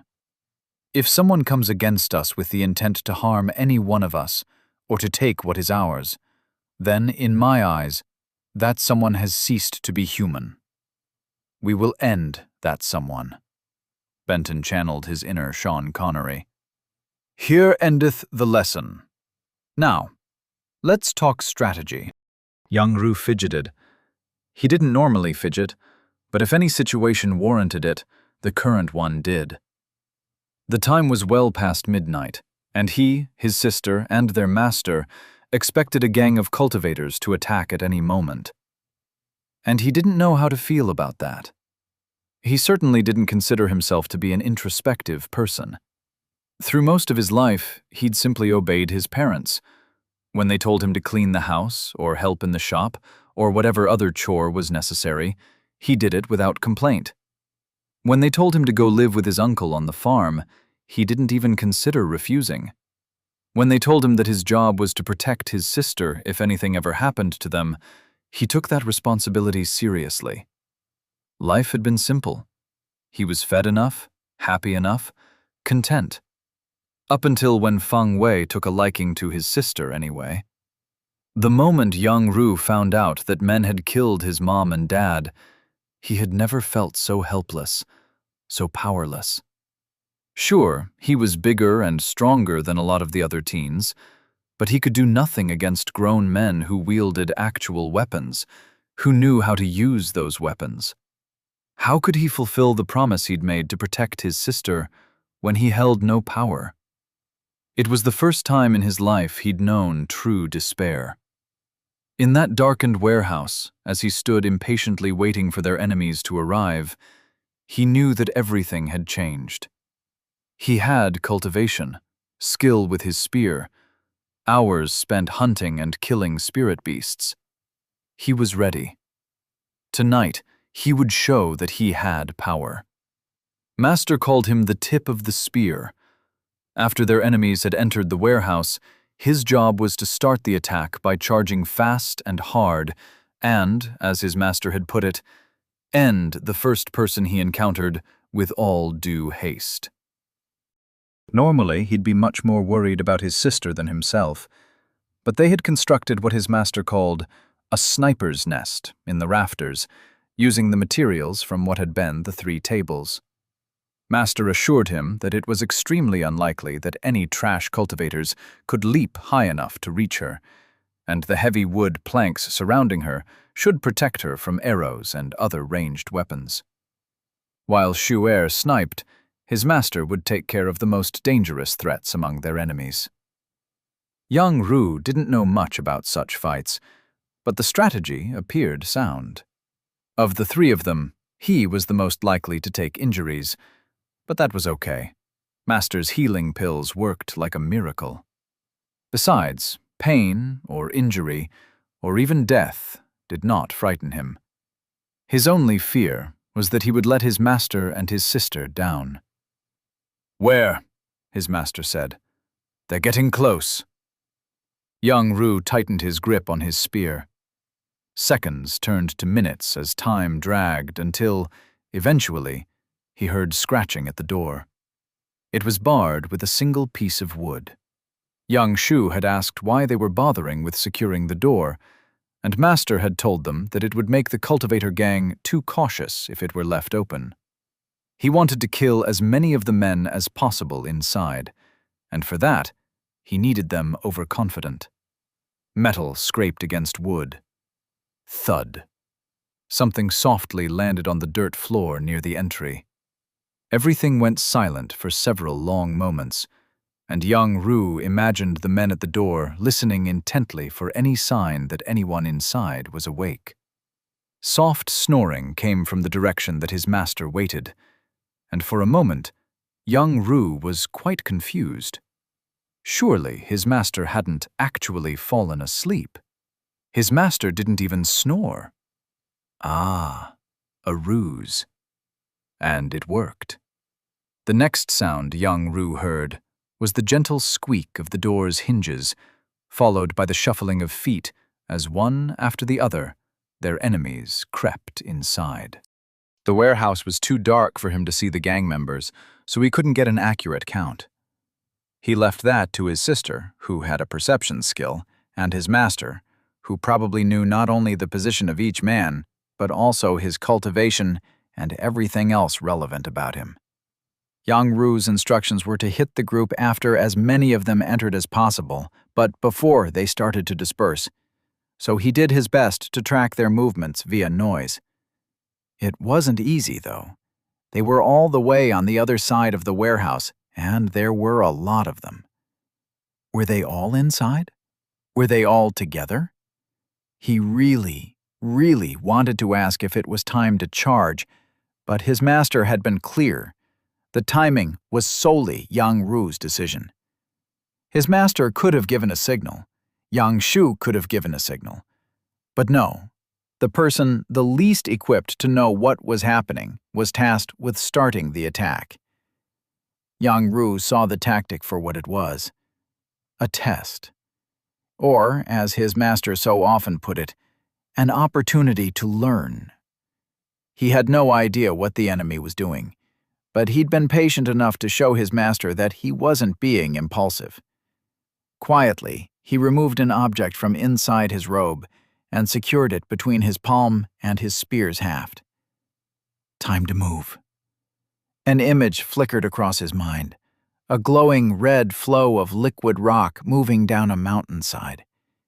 He'd, of course, never seen such a thing, but his master had described it so vividly that young Rue could envision the incredible sight. How hot would rock have to get to melt? How heavy would a flowing mass of it be?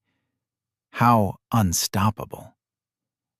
Hot, heavy, unstoppable. With those concepts in mind, he charged. Chapter 46. Shock and Awe. Benton's enhanced spiritual senses detected 16 men and 3 women slowly entering the warehouse. All but one were in the Chi gathering realm, mostly minor realms 3 and 4. A couple were in minor realm 2, one was in the 5th, 2 were in the 6th, and another in the 7th. The man Benton assumed was the leader was the only exception, a Foundation establishment cultivator in the 2nd minor realm. Gutter trash. Nothing he couldn't handle. Or so Sue's memories told him. Sue was used to a life of combat and killing bandits and even rival sect members, though. In sharp contrast, Benton was a middle manager for a Fortune 500 company whose last fight before coming to this world had been in junior high.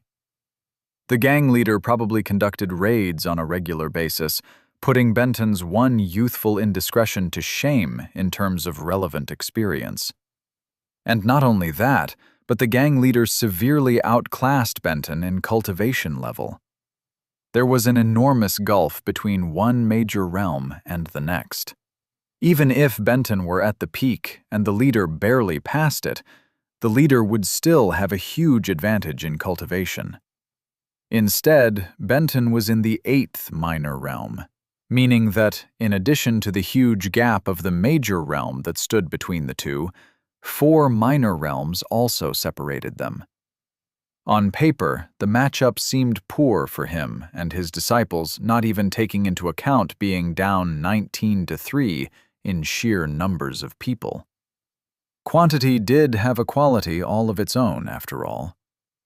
No, Benton was not feeling nearly as confident as he'd made it seem to the kids. On the plus side, he did have 2 levels of body cultivation, which definitely helped close any gap in physical stats between him and the leader. And Sue's memories were probably right in that any wandering cultivator who joined a gang, even as its leader, wasn't likely to have access to particularly good cultivation methods or techniques. Benton, on the other hand, had system-granted knowledge taking him to large success in fighting with a spear, and his cultivation base was pristine. Additionally, he and his disciples held a clear advantage in equipment. The gang members all held mortal-grade weapons, and Benton didn't sense any talismans or other Chi treasures on them.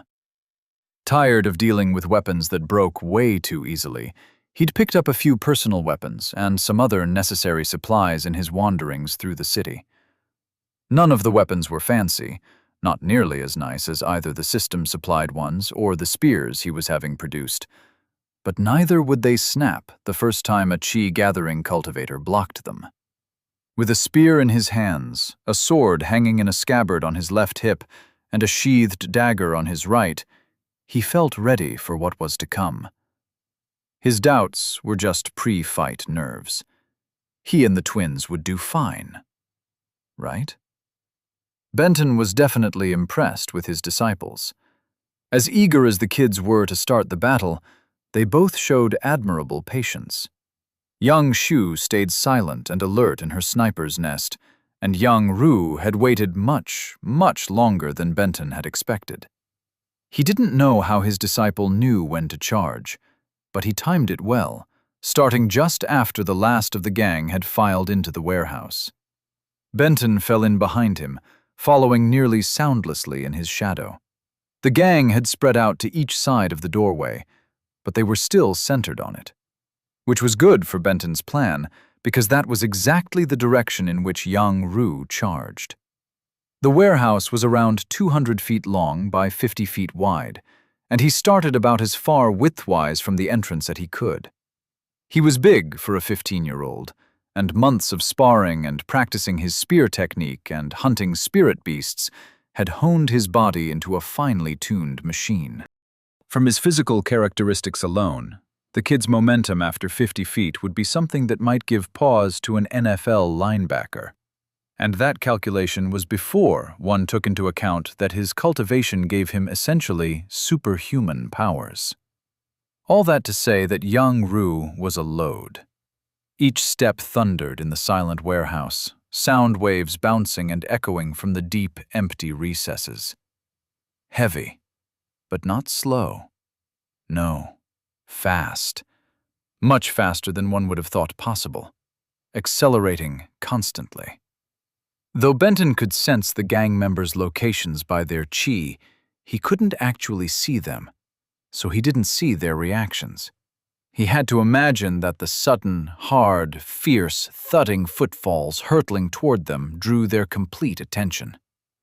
Not one of them moved. That was what Benton wanted, for them to feel fear, shock, and awe, to sense the inevitability of their demise. If only young Rue would remember to. He did. Just before impacting the poor soul who stood, too slow to get out of the way, at the forefront of the others, young Rue triggered a talisman. A blue, tear-shaped shield of chi flashed into being around him. And he struck. It was like watching a giant bowling ball impact the center of a mass of human-sized pins. And the gang members stood just about as much chance against young Rue as the bowling pins did against a ball. He blew the first guy backward and to the right, taking 3 others to the ground before coming to rest. Maybe he was alive, maybe not. Even if he was, Benton doubted he'd be able to get up quickly enough to contribute to the fight. Young Rue barely slowed after hitting the first guy, soon launching a second guy back and to the left to much the same effect. And a third, that one a girl, before finally his momentum and the chi from the talisman ran out. But he'd reached the last row, and he still had his spear ready to strike. Which he did, penetrating all the way through one of the gang members. Benton wasn't standing idle while his disciple cut a swath through their enemies. He threw 4 chi light orbs, simple array devices that produced a soft glow, around the space to give young Shu the illumination she needed to do her work. That task accomplished, he darted toward the presumed leader. Chi gathering versus foundation establishment did not mean a sect veteran was at a disadvantage. Benton had the better weapon, better skill, and, from Sue's memories, more experience. There was no way his opponent was anything more than trumped up. Whoa. Benton shook his head. His adrenaline had made him get carried away a little bit there. If he didn't watch it, he'd find himself unironically shouting, "You're courting death!" Benton held his spear poised to strike as he accelerated toward his foe. The leader raised his sword, desperately trying to get it in position to block. Honestly, Benton thought the guy was trying to fake him out with how slowly he was moving. Surely it had to be a trick. There was no way the guy could possibly be that sluggish. Turtles and snails would obliterate him in a race. It felt like a scene from an episode of The Flash, where Barry Allen was rushing hither and yon, while bullets literally stood motionless in the air. Nope. No trick. The guy was that slow. Truly. Stabbing him through the heart was just about the most anticlimactic moment Benton had ever experienced in his life. All that build-up and worry for nothing. He sighed. Looking up from the leader's gurgling last breath, he spotted young Rue piercing a 4th realm with his spear.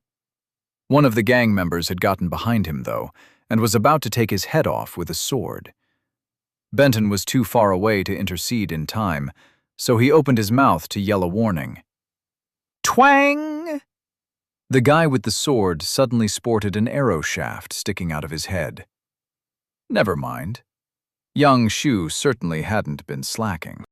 The sound of her bowstring vibrating as arrows released had occurred at a frequency to rival a machine gun. Besides the leader and the ones killed by Yang Ru, all the other gang members, save one, sported the same head-worn accoutrement as the guy who'd tried to decapitate Yang Ru. So, one gang member left then. Twang! Never mind. Benton scratched the back of his neck. Sue's memories had indicated that he and his disciples weren't really in much danger from this gang, but the actual experience was more than a little ridiculous. Better equipment, better training, better techniques, better cultivation methods. There was a reason that sects were feared. With all those who had come to rob them dead, Benton opened his mouth to congratulate the kids, but he noticed that Yang Ru was on his knees. Benton immediately feared he'd been injured. The boy didn't look hurt, though. There was no blood visible. His expression was contemplative, not pained. He was meditating, consolidating his gains. What a good kid. Scratch that. From the complete lack of noise coming from the sniper's nest, Yang Shu was probably doing the same. What a couple of great kids. Benton patiently waited for them to finish until a blue box popped up. Host's disciple, Yang Ru, has reached mastery in the fundamental spear combat essentials. Host is awarded 2 sect points.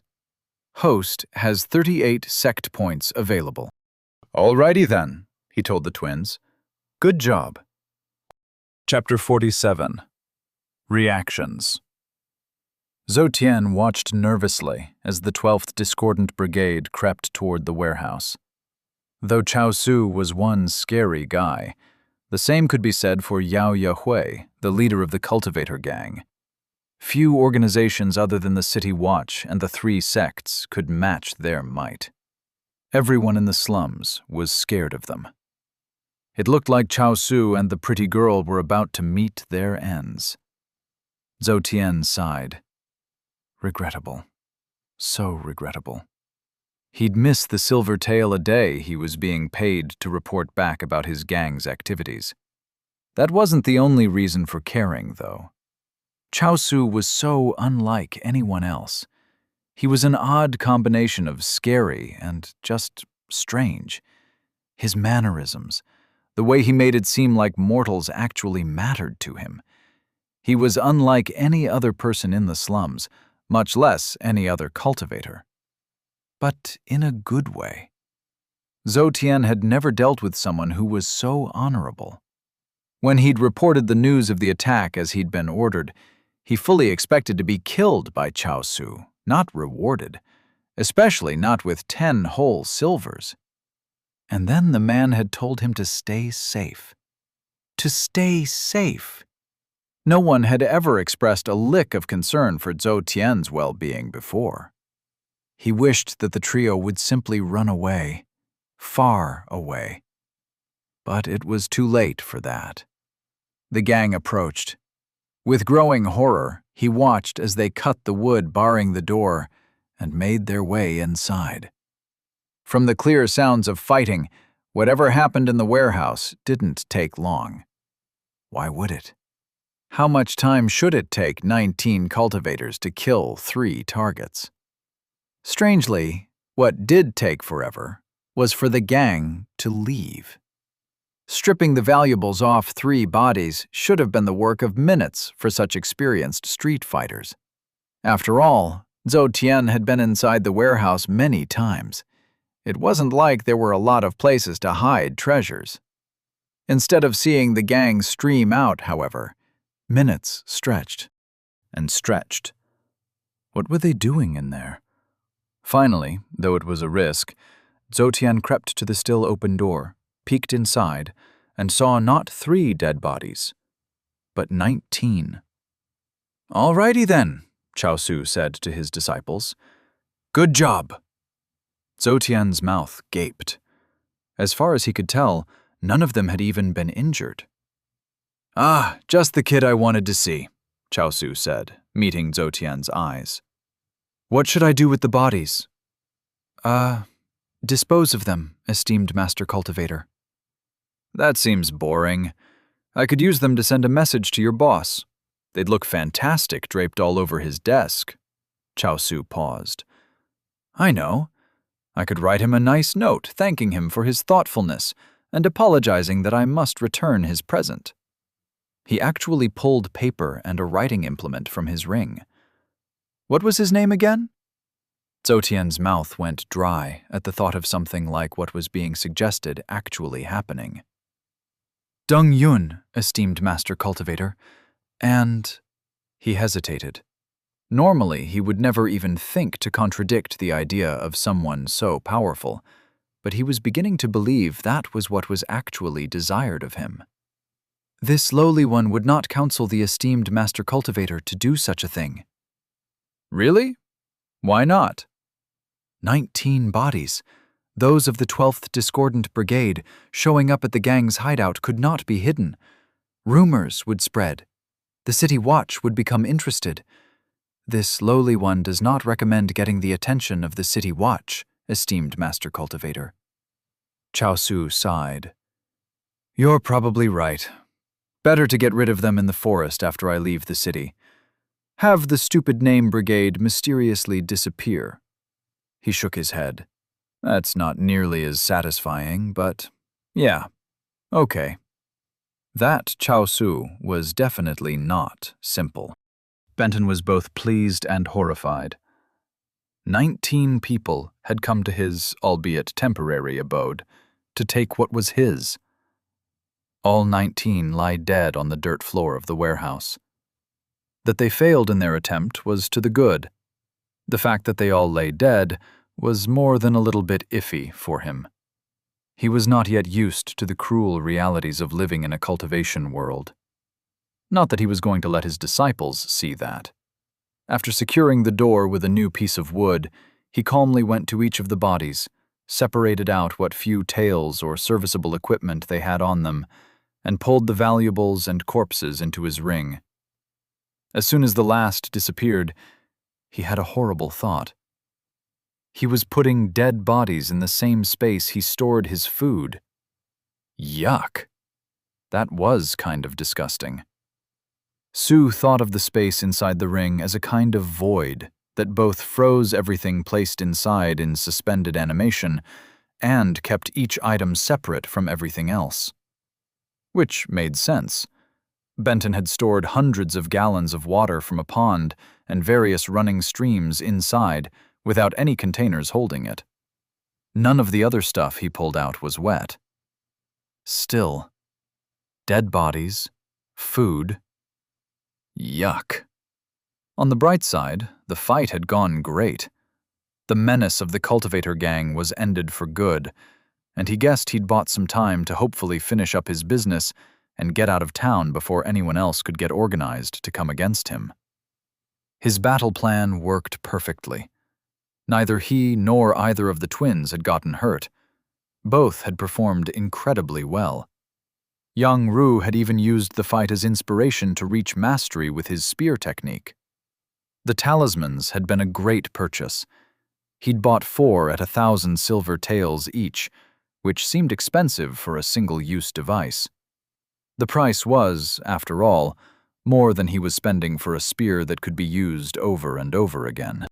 On the other hand, it did allow them to use a chi shield created by a Peak Foundation establishment cultivator. They were true life-saving measures when applied correctly in the right circumstances, and the high-quality crafting meant that the shield lasted seconds instead of the mere instant seen in cheaper versions. Between those and the 500 he spent on his sword, spear, and dagger, he was starting to feel a bit poor, considering how much he still had to buy. But that was a worry for another day. First, he had a couple of system tasks he had to take care of. Young Ru, he said, congratulations are in order. Great work reaching mastery. What kind of technique do you want for your reward? Predictably, the kid said, whatever technique that senior brother thinks would be best. Benton was definitely of the mindset that independent thought and decision-making should be encouraged in children.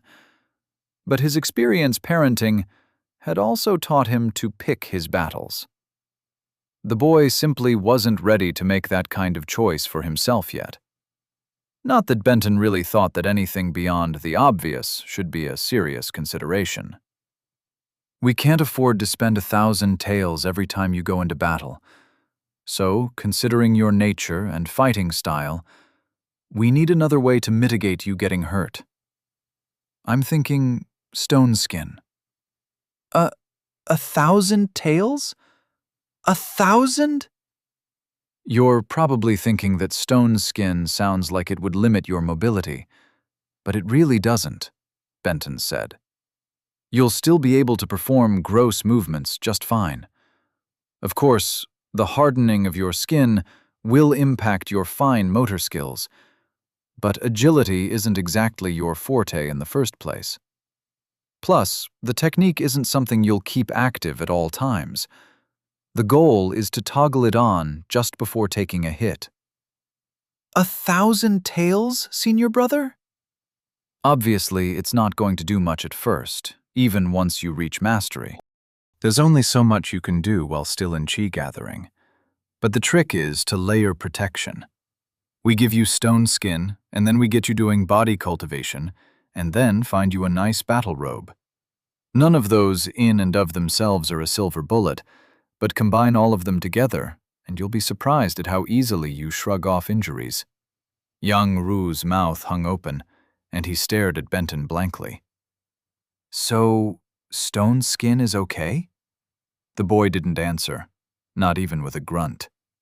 I'm going to take that as a yes, Benton said. Creating the technique presented a minor dilemma. Such a useful technique was something that other members of his future sect were sure to want. It made sense to spend a full 10 points so that all future uses were pure profit. There were two counterpoints to his initial consideration. One, he was really low on sect points at the moment. Spending 10 when he only needed to use 3 was a real negative. If he didn't watch it, he could actually run out. 2, the technique wasn't a foundational one. It was something that young Ru would use at least through the peak of foundation establishment, and maybe longer. A technique aspected to him solely would be stronger, and he would learn it faster than a technique made for anyone to use. He was one of the sect's 2 premier fighters. Every advantage that could be given to him should be given to him. Benton decided to make the technique personalized, costing 3 sect points, and he handed the jade slip to the boy, who just held it like he'd never seen one before. Oh well, he'd figure it out eventually. An even more fun task awaited. The 2 points that young Ru earned by reaching spear mastery just so happened to be the 49th and 50th points that Benton earned, meaning it was time for an upgrade. The choice was once again obvious. He'd just faced a foundation establishment cultivator, albeit a weak one. There was no guarantee the next one he encountered wouldn't belong to a sect, though. The sooner he advanced to the next major realm, the better. He locked in his decision and called up his status. Sect name, not chosen. Sect members, 0. Disciples, 14. Sect points, 35. Shop points, 18. Host cultivation, chi gathering, minor realm. 9 chi available, 110. Host body cultivation, bronze, minor realm. 2 host techniques. Basic spear combat, large, success. Basic archery, large, success. Menus, cultivation method, technique, quest, perk, advancement, shop, locked. Nice. Chi available topped 100, and he was only 2 sect points away from reaching Foundation establishment. That accomplished, the 3 of them settled in for the night. Benton took first watch, letting the 2 kids try to get some rest. Obviously, with the excitement of the evening, it took them hours to actually fall asleep, so he ended up just staying up all night to let them have their rest. Early the next morning, a knock on the door woke the kids. Their hands immediately went to their weapons, but Benton reached out with his spiritual senses.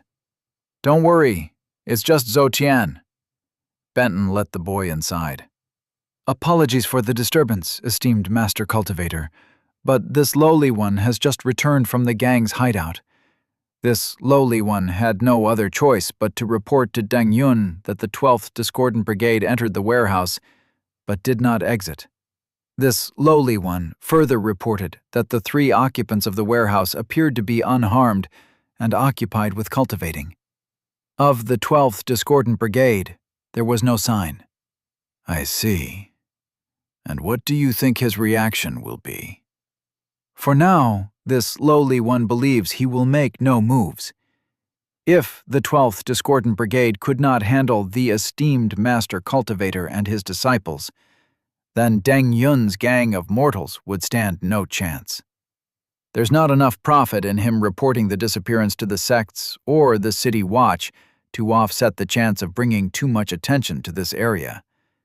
His eyes are still full of silver tails, but this lowly one sees no way for him to move against the esteemed Master Cultivator in the immediate future."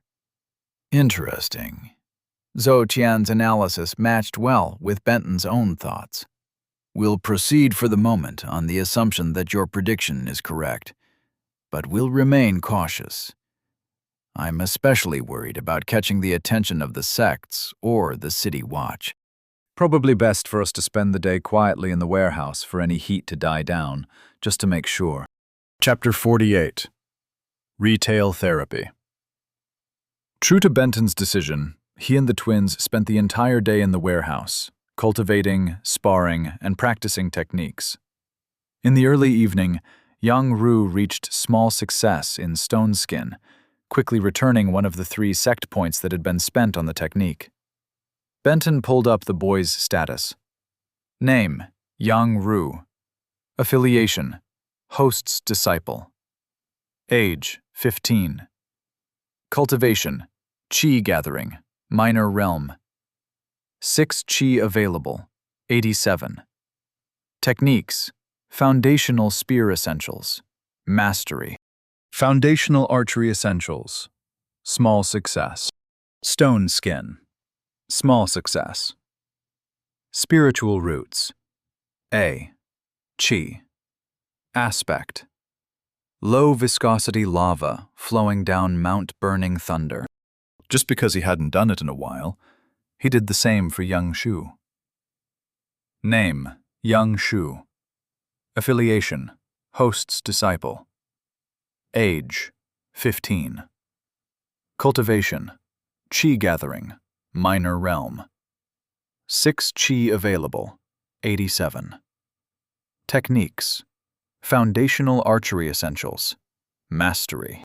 Foundational Spear Essentials, Small Success. Peerless Peering and Perception, Small Success. Spiritual Roots, a Qi aspect. Perfectly smooth ice balanced on the razor edge of freezing and thawing. Her progress on advancing techniques had stagnated a bit, but to be fair, their schedule while they'd been traveling didn't leave her much time to do anything besides minimal cultivating. Overall, he was very pleased with both the twins' progress. Other than checking and rechecking system stuff, it was mostly a quiet, boring day for Benton. He really needed to find a hobby since he wasn't cultivating. The only thing he had to occupy his time was planning for the next day. So far, they hadn't accomplished much in the way of their goals for the trip. The only big tick marks on the checklist were selling the wood and securing the manufacturer of a supply of really good spears. Recruitment so far had been a total nothing burger. At best, they had one potential prospect in Zhou Tian, But given the sect recruitment restrictions, who knew how much trouble it would be to get the boy out of the city without drawing undue attention? Benton had a feeling that if he tried to leave with a wagon full of orphans, he'd be stopped by the city watch. The fact that his prospects were looking so negative in that regard was a big problem. He needed more sect members, ones without ties to the village. All he could do would be to keep his eyes and ears open and hope that an opportunity presented itself. Which wasn't exactly a plan. The rest of his to-do list was more easily solved. He had in his possession just under 148,000 silver taels and a lot of stuff to buy, including food for the village and for his future sect, weapons, spirit herbs for body cultivation, fabric for sect uniforms, and various materials to hopefully get his disciples doing alchemy and arrays and crafting talismans and creating all the other stuff necessary for cultivators to thrive. Yeah, that huge pile of city notes seemed like a lot until he started thinking about how much he had to buy. On the other hand, in neither of his two lives had he gotten to spend so much money at one time. The closest comparison was when he put down $50,000 as a down payment on his house. Some retail therapy, as his wife used to say, sounded like a fine idea after the stress of yesterday, followed by the boredom of the morning and afternoon. The only question was, should he leave the siblings cultivating in the warehouse or drag them shopping? Okay, so he was probably projecting the attitude of his kids back on Earth when they'd been teenagers onto the twins. They actually seemed to enjoy seeing the sights of the big city, not like they had gaming consoles and the internet to keep them occupied. A thought occurred to him. He was grooming the twins to be the leaders of a sect. The more life experiences they had, the better. Going out into the city with a list and a pile of cash would be a good learning opportunity for both of them. That seemed dangerous, though. The number of bad things that could happen to the pair in a cultivation world was endless. Bandits, looking wrong at a member of the city watch, offending a member of one of the sects, running across an arrogant young master, being accused of stealing, having their money pickpocketed, scam artists. The list went on. Yikes. Benton sighed. When he was a kid, he spent his summers outside. His mom shoved him out the door after breakfast, and other than maybe coming home to grab a quick sandwich for lunch, he wasn't expected to be seen again until the streetlights came on. If he and his friends ended up riding bikes miles away from home, no one knew or cared. In contrast, his grandchildren were raised practically encased in bubble wrap. Want to ride a skateboard? You'll need a helmet and knee pads and elbow pads. Want to play at a friend's house? Mom will arrange a play date and drive you there. His youngest granddaughter didn't start walking the 2 blocks to the school bus stop alone until she was in 5th grade. Benton's worst fear as a parent was that something truly bad would happen to one of his children. He understood the impulse to lock them in their rooms so that nothing could ever hurt them. On the other hand, he and his wife weren't raising kids. They were raising adults. To get to that point, kids needed to experience freedom, and to make mistakes, and to get scraped knees, and to make their own decisions. That philosophy applied even more to the twins. They were, after all, already considered to be adults in their society. The next morning, he addressed them after breakfast. My budget for filling 3 wagons with food for the village and the sect is 75,000 taels. We also need enough fabric to create 2 to 3 robes for at least 100 people. My preferred colors are blues and silvers. He handed each 40,000 taels and a copy of the mayor's list. Be back by dinner. Yes, senior brother, the 2 chorused. Neither looked fazed at all by his instructions, and when they left, Benton grinned. They really were 2 very good kids. He quickly found Zhou Tian in a nearby alley. I'm going to be at either the excellent Celestial Emporium, the flawless Tower of Herbs, or the Swift Hunter Weapon Vault. Follow my disciples and come find me if they get into any trouble. Just because he'd decided to let the kids walk a tightrope didn't mean he wasn't going to make sure that the safety net was in place. Since the city apparently had rules about craftspeople only being allowed to sell their wares wholesale to distributors, Benton had had to ask the people making his spears for recommendations on the best places to buy what he needed. The 3 shops he'd told Zhou Tian about had been the consensus choices. With less than 70,000 taels to buy all that he needed, he decided to go in order of the most important items on his list to the least important, and the absolute must-have was spirit herbs. Those little green treasures were his ticket to convert taels into sect points, and, of course, to strengthen and protect his sect members through body cultivation. A relatively short walk found him at the herb shop, which he almost walked right past. He was, after all, expecting a tower. Instead, he found a run-down shack in the middle of a lot of other run-down shacks. If he were judging a book by its cover, he would have kept on walking past it by design instead of accident.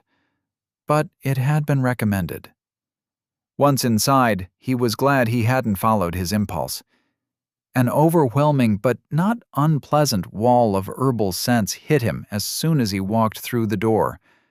The place was literally packed with herbs. Quite possibly the oldest woman he'd seen on 2 planets greeted him, and he explained his need for spirit plants that could be used in bronze-level cultivation baths. "Does the gentleman have a recipe?" she said. "No, sorry.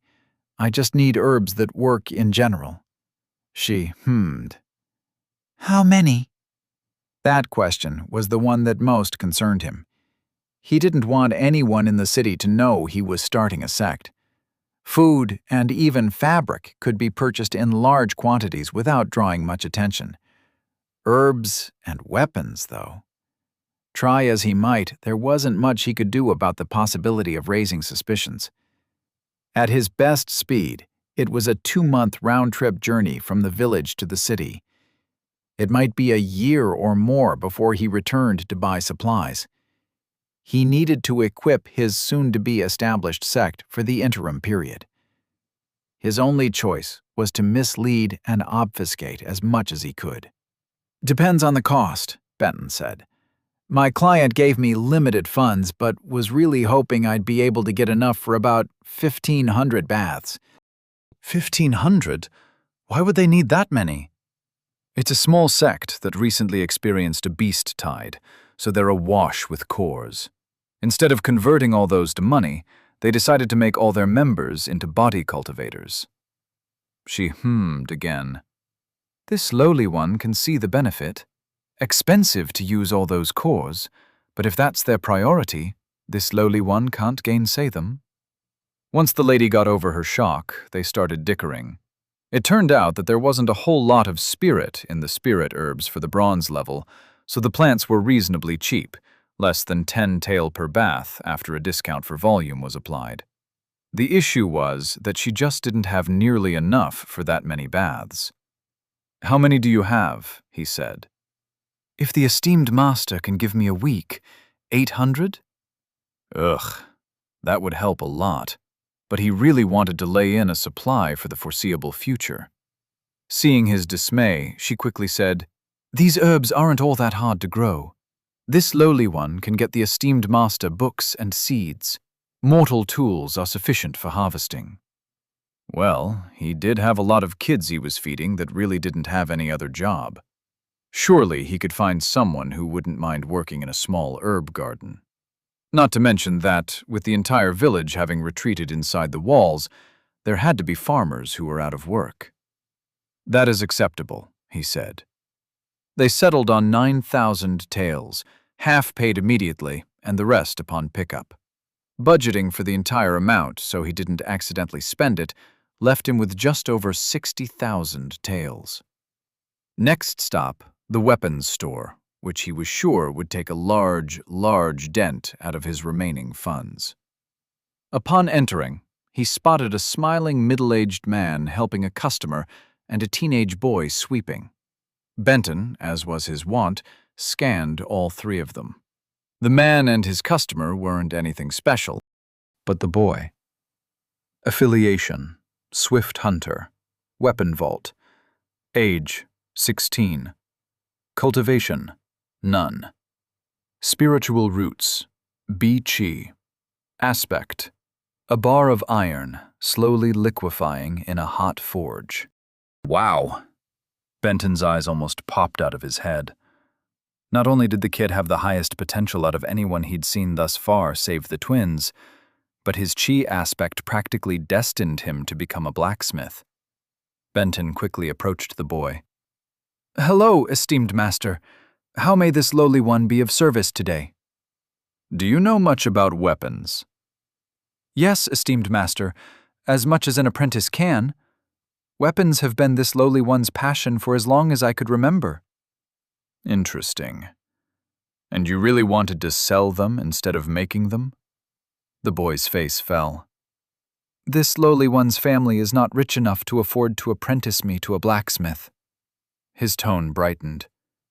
But this shop is the next best thing, and this lowly one will strive to serve the esteemed master well.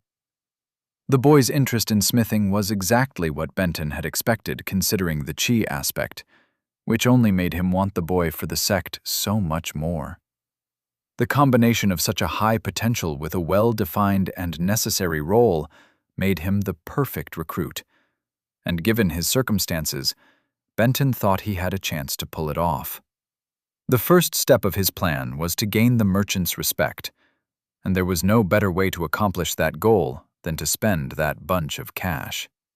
While Benton wanted every member of his sect, or nearly every member of his sect, to wield a spear, he wasn't planning on pushing archery nearly as hard. Still, given the condition of the wilds surrounding the village, he needed to be able to field a solid number of archers to man the walls in the event of a beast tide. I'd like 50 bows, please, of various styles, sizes, and pull weights, ranging from solid mortal weapons all the way to a few that are suitable for foundation establishment cultivators. When chi-gathering cultivators fought with melee weapons, they actively used their power to make themselves much stronger and faster, meaning the weapons needed to be far tougher than anything used by a mortal. For bows, the main difference was that cultivators could utilize a far higher draw strength, which didn't result in nearly as big an impact as with melee weapons.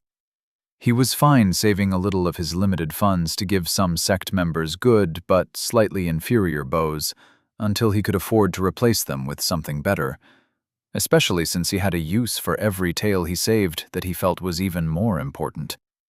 The boy was far too junior to negotiate such a major deal, so the man was called over. Using the same small sect client excuse, Benton settled for 25 mortal bows, 20 chi-gathering bows, 4 regular foundation establishment bows, and 1 custom order bow that had been half paid for by a golden core cultivator who'd never returned to pick it up. He also selected 100 inexpensive spears to use in training, 1,000 arrows, and 24 basic knives. And just like that, 25,000 of Benton's remaining taels were gone. On the plus side, the man would have the weapons ready the next day instead of a week like the other place. And even better, the man was looking at Benton like he was right up there next to the city lord in terms of status. Benton feigned turning to leave before stopping and turning back to the man. "I just had a thought. I believe your young clerk has some interest in smithing. Is that correct?" "Yes, esteemed master," the man said doubtfully. "I actually have need of someone with that interest. I'm having some equipment custom made, and it would be a benefit to recruit someone who could watch the process and then travel with me to perform simple maintenance and upkeep tasks when required." The boy's eyes lit up with hope. He turned to the man expectantly. "This one is sorry, but Shilong has entered into an apprentice contract with the shop. This one cannot excuse that commitment." "This guy! It apparently wasn't enough that he'd gotten paid in order to basically receive free labor in exchange for teaching the boy, but he also wanted to get paid more to let the kid out of the deal. Fortunately, Benton had funds, and a recruit like Shilong was worth almost any price. I would certainly be willing to provide remuneration to obtain his contract from the Swift Hunter weapon vault. Benton found the negotiation that followed to be quite distasteful. He felt like he was buying a kid outright, which was icky in the extreme. Giving in to such feelings would have served no purpose, though, so he hunkered down and bargained, settling on a ridiculous 500 taels. There was no way that the original apprentice contract had cost a quarter of that, but Benton had apparently made his interest way too well known. Regardless, he was happy with the result, as he ended up with his third best recruit so far following him from the shop. Even after having to pay another 500 taels to convince the blacksmith making the spear tips to teach Shilong his techniques, Benton felt like he'd gotten a bargain. Benton's final stop was the Emporium. His main goals at the closest thing to a general store that he'd seen was to buy tubs suitable for the body cultivation baths and to pick up whatever he needed to get One Eye started down the path to become an alchemist, a profession Sue didn't know much about. Benton believed that she wouldn't be able to use a pill furnace at all until foundation establishment. The saleswoman disagreed. If you're expecting a chi-gathering apprentice to produce a healing pill that can be used by a cultivator, you're right, she said. But one can absolutely still use an external heat source to create pills suitable for mortals. With recipes from a beginner alchemy book, which we have in stock, and a few basic ingredients, your apprentice can get valuable experience drawing out herb essences and combining them into pills that have a real use. Benton was sold. The more his disciples could do earlier, the better, and the whole setup was cheap compared to everything else he was buying. He also found a beginner book on arrays and 25 flags that were reasonably priced. All told, those items were less than 200 taels, so he splurged on One Eye's knife, purchasing one for 1,000 taels that the woman insisted would serve her for harvesting, cutting, and, in a pinch, self-defense through foundation establishment. The bathtubs were also not as simple as he'd imagined, since ones specifically meant for body cultivation had various arrays etched into them. Each one was 1,000 taels, much more than he had expected to spend. But he needed them, so spend he did. No sooner had he finalized the purchase than Zhou Tian burst through the door. "Esteemed Master Cultivator, come quickly, there's trouble!" Chapter 49. They do exist. Young Ru was pleased with himself. He and his sister had arranged for all the food on the list to be picked up in 3 days' time, and the cost was only 46,000 taels, a staggering sum to him, but much less than the budget that Master had given them. Of course, that success was mainly due to young Shu's talent at haggling, but young Ru had done a nice job of standing behind her and looking menacing. The nice lady, as the market, had even helped them make sure all of it would fit in the wagons that they had described to her. He thought those would definitely be overloaded for a long trip, but that was okay. Master would probably be storing all of it in his ring anyway, once they were out of sight of prying eyes. Why Master didn't seem to care if people knew he had a spatial ring, but went through much effort to conceal the treasure's size, was beyond young Ru's comprehension. But that lack of understanding was okay. Master was supposed to be unfathomable. After arranging for the food purchase, they had found a textile shop, and young Shu purchased bolt after bolt of fabric in silver and a few different shades of blue, lamenting the entire time that no one in the city apparently had enough of a single hue for so many robes. Total, the 75 bolts cost 800 taels, leaving them way under their overall budget. That they had saved money was good. The most important thing, though, was that their master had given them a task, a learning opportunity, and they hadn't let him down. Head held high, with his sister trailing him, Yang Ru walked toward the warehouse. "Don't look," Yang Shu said quietly, "but there's trouble up ahead to the right." Yang Ru looked, spotting a young man wearing a dark green cultivator robe with the symbol of a claw on the left breast. The guy noticed and turned his attention toward the pair. He didn't look happy. "I said not to look!" Honestly, who doesn't look when someone tells you not to look? If Master had said it, okay, probably not. But his sister? "This is not good," Yang Shu said. Though he tightened his grip on his spear, Yang Ru wasn't worried. He had absolute confidence that, as long as he followed Master's instructions, everything would work out fine. And Master had already given them instructions on how to deal with situations like this one. Be polite to everyone, but don't bow to anyone unless he tells you to. Back in their home village, some people had thought Yang Ru stupid because he was big and didn't talk much. That wasn't the case.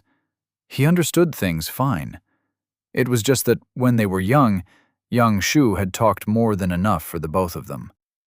Growing up, he'd had to decide whether to fight to get a word in edgewise or just give up on the whole speaking thing.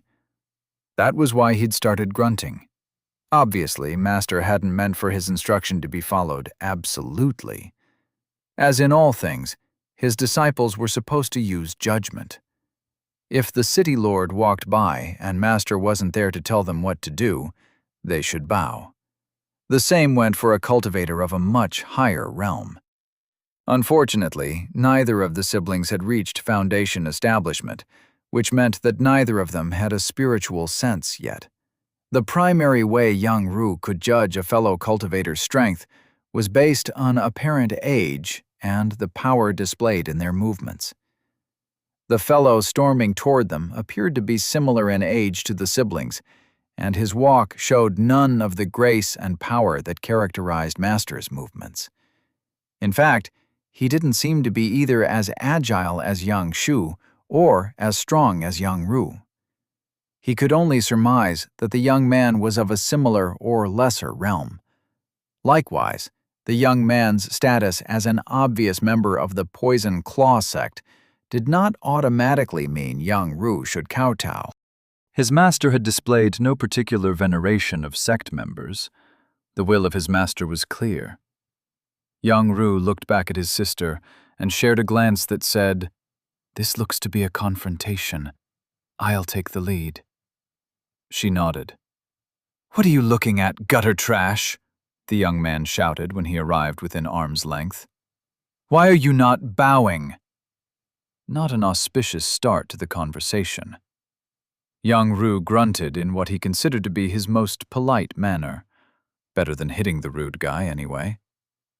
"Are you defective? You can't even talk?" Yang Ru shrugged. The young man's face reddened. "If you know what's good for you, you'll kowtow, gutter trash."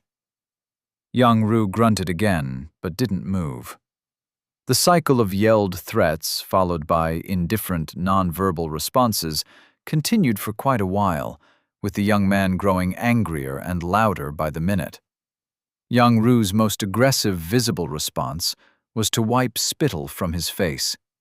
But inwardly, he found himself wishing that his master would show up soon to tell him it was time to no longer be polite.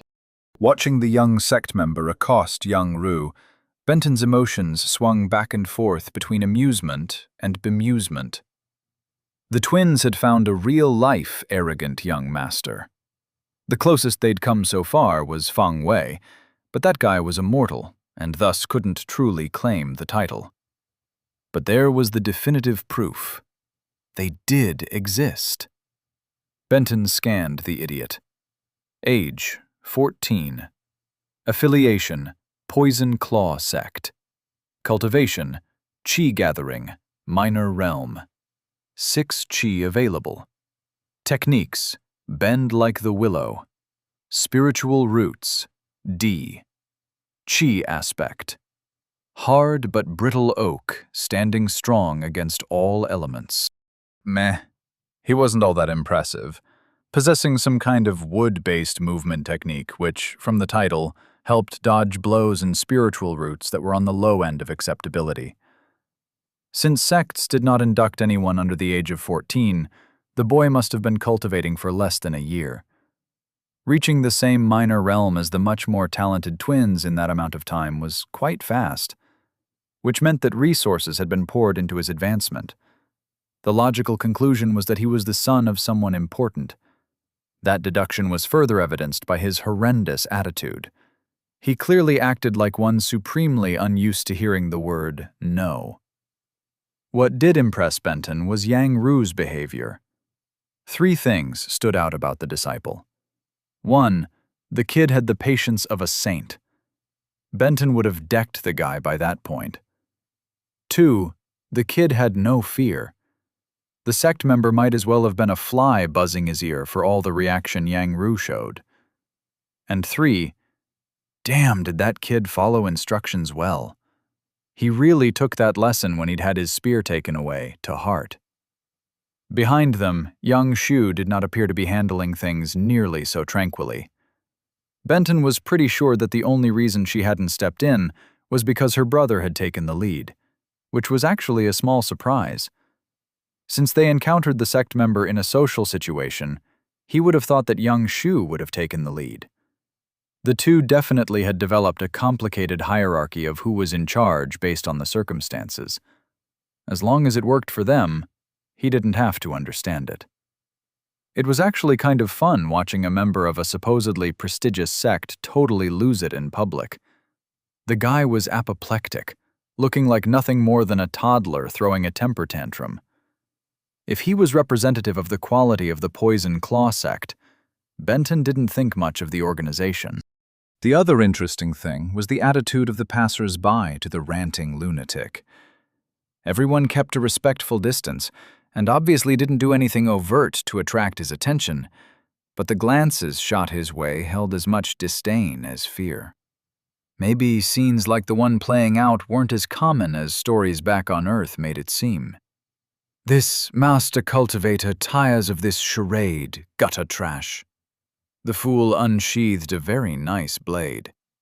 "Give me your spear as a token of your respect, or suffer the consequences."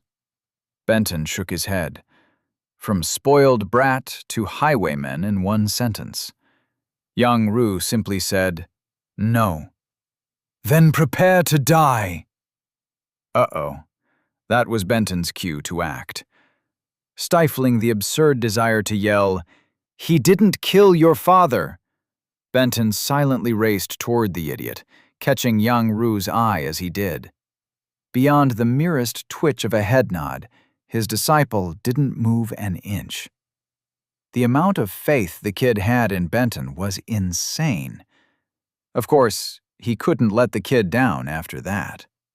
As the blade swung hard and fast toward Yang Ru's neck, Benton grabbed the offending wrist just before metal could contact skin. A bone in the cultivator's arm snapped as its forward motion simply ceased immediately. The sect member cried out in pain, and the sword fell to the ground with a clang. The boy spun, clutching his wrist with his opposite hand. "Who dares lay a hand on this master cultivator? Who dares?" "You spoiled, ignorant child. I dare. In fact, I dare you to call me gutter trash like you did my disciple. Your head will roll before you get the first syllable out of your mouth." The boy started to speak. "Calm down and think before you say a word," Benton said. "Seriously. This moment might be the most important one, or the last one of your life. Be calm. Think." The boy earned at least a modicum of credit by taking a deep breath before speaking. "You can't do this to me." "Well, that's just a patently untrue statement." Clearly, I did do that to you, so my ability to do it has been conclusively proven.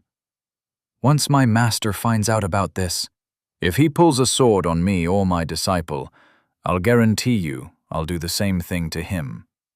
"You can't." You have no idea what I can and cannot do. You're in the chi-gathering realm. Your spiritual sense is literally non-existent.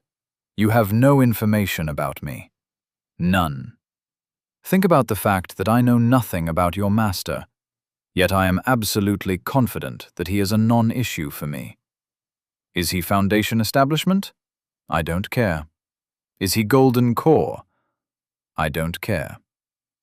Think. Benton saying he didn't care at all about the master's cultivation was a bit of an exaggeration, in that he only had enough points to instantly advance to the 4th minor realm of Golden Core, but he also knew that no one would be able to get a read on his cultivation. That fact alone would give any cultivator pause.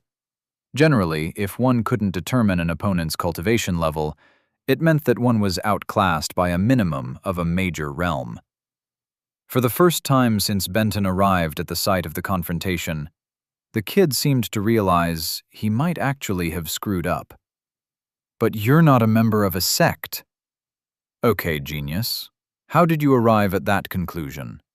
Because we're not wearing robes from one of the sects in this area? The world is a big place. There are lots of sects. Lots and lots and lots of sects, many of which make yours seem trivially small. How do you know I don't belong to one of them? The boy's mouth gaped open and closed like a fish. Exactly. Think. There are more mysteries in this world than you can fathom. You tempted fate today. Watch yourself in the future. He inclined his head. This one apologizes, esteemed cultivator.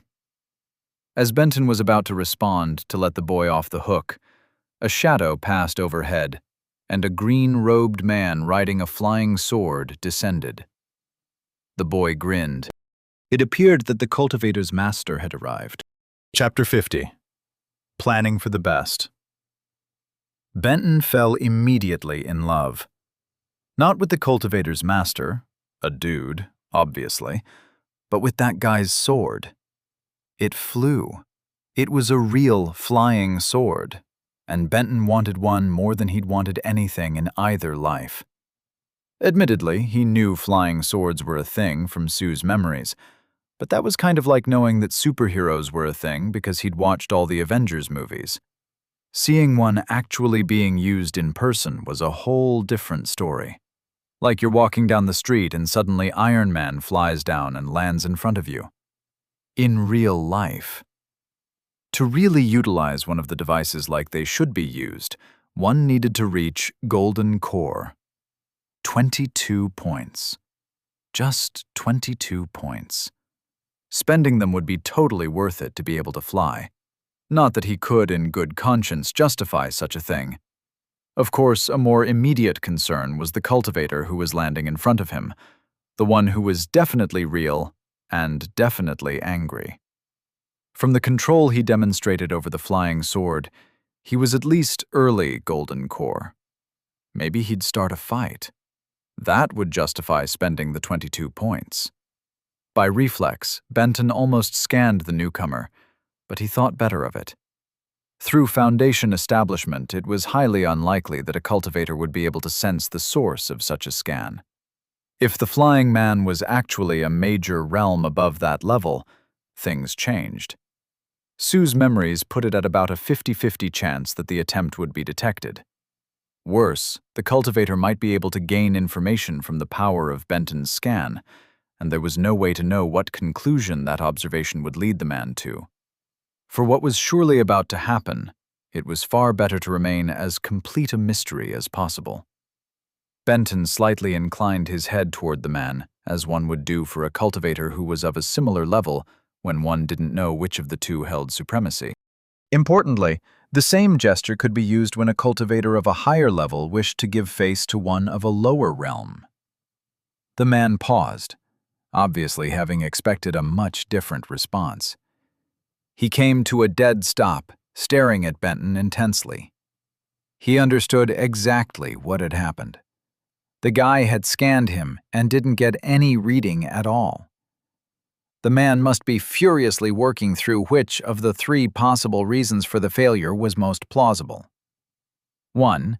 Benton was at least a major realm higher than him, which meant at least nascent soul, assuming the guy really was Golden Core. At first blush, that explanation would seem the least likely due to cultivators of such a high realm being so rare and Benton appearing to be so young. On the other hand, his youth could actually be an argument for him being nascent soul, as everyone knew that such cultivators' bodies were essentially reborn upon ascension to that realm. 2. Benton was not actually a cultivator. Of course, the man wouldn't be able to sense anything if there was nothing to sense, but that explanation was illogical. For one, Benton was dressed as a practitioner. To not be one and dress that way was essentially a death sentence if his ruse were uncovered, which it almost certainly would be. For another, he had somehow cowed the arrogant young master. No amount of words could do that without an accompanying show of force. 3. Benton had a treasure that hid his cultivation. That explanation was both the easiest to accept and the most unlikely. Such devices were, if anything, even more rare than nascent souls and expensive in the extreme. Benton wore nice robes, but nothing extravagant, and the only visible equipment was a spatial ring, though the man couldn't judge its quality from afar. Nothing indicated that Benton could afford such a thing. The man quickly responded with a nod that exactly matched Benton's, showing his adherence to a major rule of life for old cultivators. If you suspect that you might be in the presence of someone who can curb stomp you, play it safe. Benton chuckled internally as he was reminded of a quote he once heard. Paraphrasing, "There are old cultivators, and there are bold cultivators. There are no old, bold cultivators." "This one is called Kang Ya Ting," the man said. "Who does this one have the pleasure of addressing?" "This one is called Chao Su." Just because Benton trampled over what he considered to be unnecessary social niceties whenever he thought he could get away with it, didn't mean he wouldn't use them when he had to. "This one apologizes if this one's lowly disciple has caused offense, Master Cultivator," the man said. "It's just a minor disagreement between juniors. Nothing to be concerned about. This one believes the esteemed cultivator's disciple may have learned a valuable lesson." "What lesson might that be?" "The folly of acting without knowing all the facts."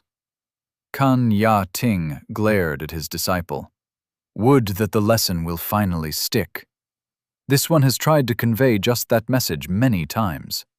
The disciple in question looked like he was praying for the ground to open up and swallow him. The encounter definitely hadn't gone the way he had intended. Benton, on the other hand, was beginning to think the whole situation might just come up roses for him. It appears that the esteemed cultivator's disciple was covetous of this one's disciple's spear. Kang Ya Ting glanced at the weapon in question. "It does appear to be a finely crafted piece of equipment." This one couldn't help but notice that the esteemed cultivator's disciple is in possession of a fine blade. Perhaps a wager is in order. The young master swallowed hard. "He is," Kang Ya Ting said, looking like he was sucking on a lemon. What did the esteemed cultivator have in mind? Sect members were so worried about face that they were sometimes quite easy to manipulate. "Simply that the juniors exchange pointers, and the winner keeps the loser's weapon," Benton said. "This one assumes the Poison Claw sect has an appropriate venue for such a spar?" "The sect does," Kang Ya Ting said through gritted teeth. Benton turned to Young Ru and the young master. "So how about it? Do the two of you want to exchange pointers?" Young Ru grunted. Benton took that as a yes. "This lowly one would very much like to exchange pointers with the esteemed Master Cultivator's disciple, but this lowly one has broken his wrist and is afraid that a spar will not be possible at this time." "Nonsense," Benton said. I'm sure I can scrounge up a spare healing pill. Kang Ya-ting cleared his throat. The Poison Claw sect is not so destitute as to require others to spend resources to heal our members. He will be seen to. Fantastic, Benton said. So, meet tomorrow, say noon, at the esteemed cultivator's sect's entrance? Kang Ya-ting glared at his disciple, and the young man audibly gulped. He cupped his hands toward Yang Ru. This one wishes to invite the honored disciple to exchange pointers at the Poison Claw sect on the morrow.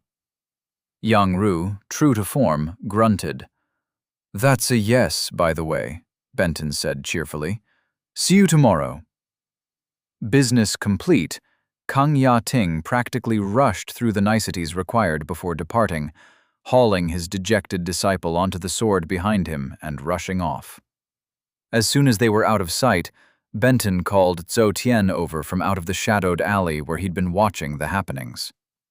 I really appreciate you keeping watch and coming to find me. Things could have gone much worse had you not. This lowly one is not deserving of such gratitude, esteemed Master Cultivator. In contrast to his words, the boy's face was beaming. Unfortunately, you had to approach me in public when you retrieved me, Benton said. I don't think it's safe for you to work for the gang anymore. Zhou Tian nodded sadly, probably thinking he was about to be hung out to dry. I think you should move into the warehouse, and when we leave, come with us. From now until you decide you want to move on, you'll work for me. The boy just stood there, not saying a word. If that's what you want, of course, Benton said. Alternately, I could give you enough silver to live on for a while. No, this lowly one simply could not understand why such an esteemed master cultivator would make such an offer. This lowly one would gladly enter the service of the esteemed master cultivator. All right, one more recruit. Probably best to wait until they got out of the city to start him cultivating, though. Young Ru, his sister, and their newest addition followed their master until they all reached the warehouse. Once inside, he asked for a report, but not on the subject that Yang Ru was expecting. So, how did shopping go? Yang Shu filled him in on their purchases. You spent less than 47,000 taels. That's fantastic. We have nearly 60,000 left. Great job, both of you. The twins exchanged a glance. Yang Shu's eyes said, Are you going to ask him? To which Yang Ru replied, Nope. What about what happened after, senior brother? Yang Shu said. Well, the walk back here was pleasant. There were some amazing smells coming from some of those street vendors' stalls. I'm thinking we can hit them up tonight to celebrate. Senior brother is teasing us. Their master laughed. Senior brother is. Seriously, though, you did exactly what I told you to do as far as I can tell. Arrogant young masters like that idiot are just one of the obstacles life throws at you sometimes. My main hope is that if you ever find yourself acting like that fool, you cringe hard at yourself and correct your behavior immediately. And the spar? Is senior brother worried? We might lose the spear. Honestly, we can get other spears. In fact, we've ordered 100 of them. Sure, that one is probably better, but we'd be just fine without it. And besides, I really don't think young Ru is going to lose. But the young master is sect-trained, senior brother. So are you and your brother, even if we haven't officially formed the sect yet. That guy's talent is trash compared to either of yours, and it shows. He's slower and weaker than young Ru. A bit more agile, granted. But the big difference is in weapon skill. From the way he swung that fancy pig sticker of his, I'd say he's not even using an actual technique at all. He probably only has a lame movement skill to help him dodge. Benton felt pretty darn confident making that determination since he'd read it in the boy's status. Meanwhile, young Ru crushed spear mastery like a boss. Senior brother seems awfully exuberant, young Shu said. Yeah, I guess I am. I'm so happy I can't stand it. If my plan plays out how I want it to, I get to tick off all my boxes for this trip. He paused. Of course, there's many a slip twixt the cup and the lip, but don't you two worry about that. All I ask is that you try your best. Understood, young Ru? Yes, senior brother. Oh yeah, that reminds me. I kind of switched to playing the role of your master with Kang Ya Ting, so it would be best if you, all three of you, used that honorific going forward. Yes, master, the three shouted. Chapter 51. Exchanging Pointers. Young Ru stood across a sandy arena from his opponent, the arrogant young master who had since been introduced as Pan Jiang. The first hint of fall was in the air, and the sun was straight enough above not to get in either of the boys' eyes. It was a good day to fight. Young Ru once again pondered how far he'd come in such a short period of time. In less than half a year, he'd advanced more than halfway through the first major realm of cultivation. Of course, only part of that success was due to his apparently immense talent. His master had supplied both a superior cultivation technique and a pill that propelled young Ru from barely reaching the third minor realm to midway to the fifth in a single day. Still, his master was obviously proud of his progress, and the upcoming exchange of pointers was his next learning opportunity. He would not let his master down. Young Ru almost barked out a chuckle. If the kid he was a year ago had been told he'd be facing a fight against a cultivator, and his biggest concern was not meeting expectations to win, he never would have believed it. Yet, there he was. Pan Jiang flexed the wrist that had been broken yesterday, suffering no obvious discomfort from the movement. He sneered across the field. "There's no one to protect you today." "Nor you." The guy snarled, and young Ru tried not to shake his head. So easily riled. An unfamiliar, green-robed cultivator entered the arena. Master had said that a sect elder would oversee the duel, so young Ru was not surprised. The man stepped between the two combatants. "The rules for this contest, as agreed to by your respective masters, are as follows. Contestants are to fight with 100% of their abilities, as if the stakes were death. The surrounding arrays will absorb every blow just prior to impact and transmit the feeling that you would have experienced had the blow landed. You will feel the pain associated with the strikes fully, but none of the physical effects.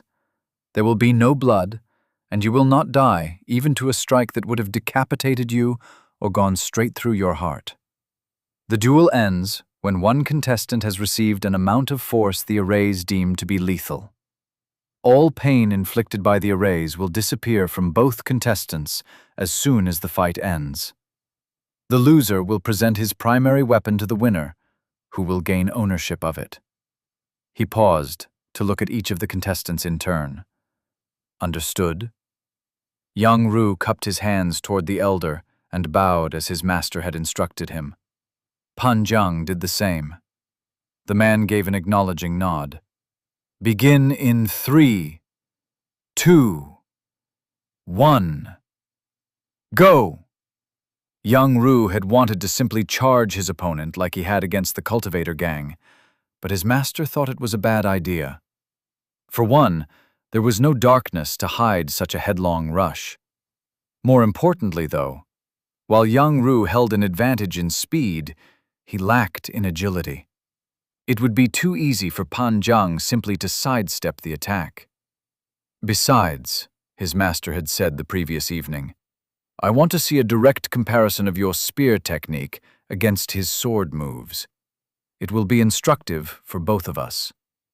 So, young Ru held his position, waiting for his opponent to make the first move. Seeing him motionless seemed to enrage Pan Jiang even more. "You don't talk!" the arrogant fool yelled. "You don't move!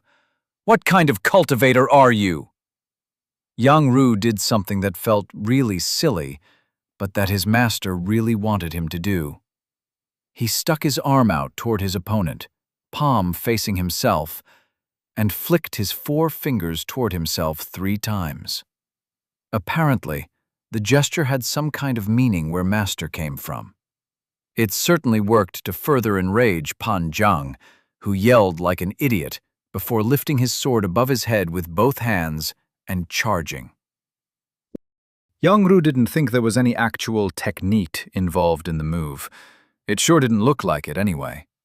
Pan Jiang sprinted across the sand, slowed by his feet sinking slightly with each step. A little bit of qi applied to the balls of his feet would have solved that issue, but the boy was either too enraged to think of it, or not experienced enough in internal qi manipulation to do so without burning too much of his reserves. Perhaps both. He finally reached within sword range and swung downward with full force. Did he really expect that to work?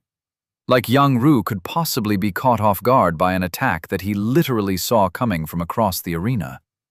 In making such an aggressive, predictable assault, the idiot had left himself defenseless.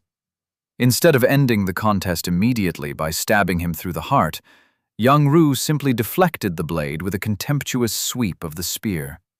Off balance from the missed blow, Pan Jiang again left himself wide open. Yang Ru literally had time to think about whether a strike through the heart or the throat would be more quickly lethal, while the idiot gathered himself. At least with the opening salvo easily countered, the fight could start in earnest. Nope. Pan Jiang lunged forward with an angry thrust that contained all power and no finesse.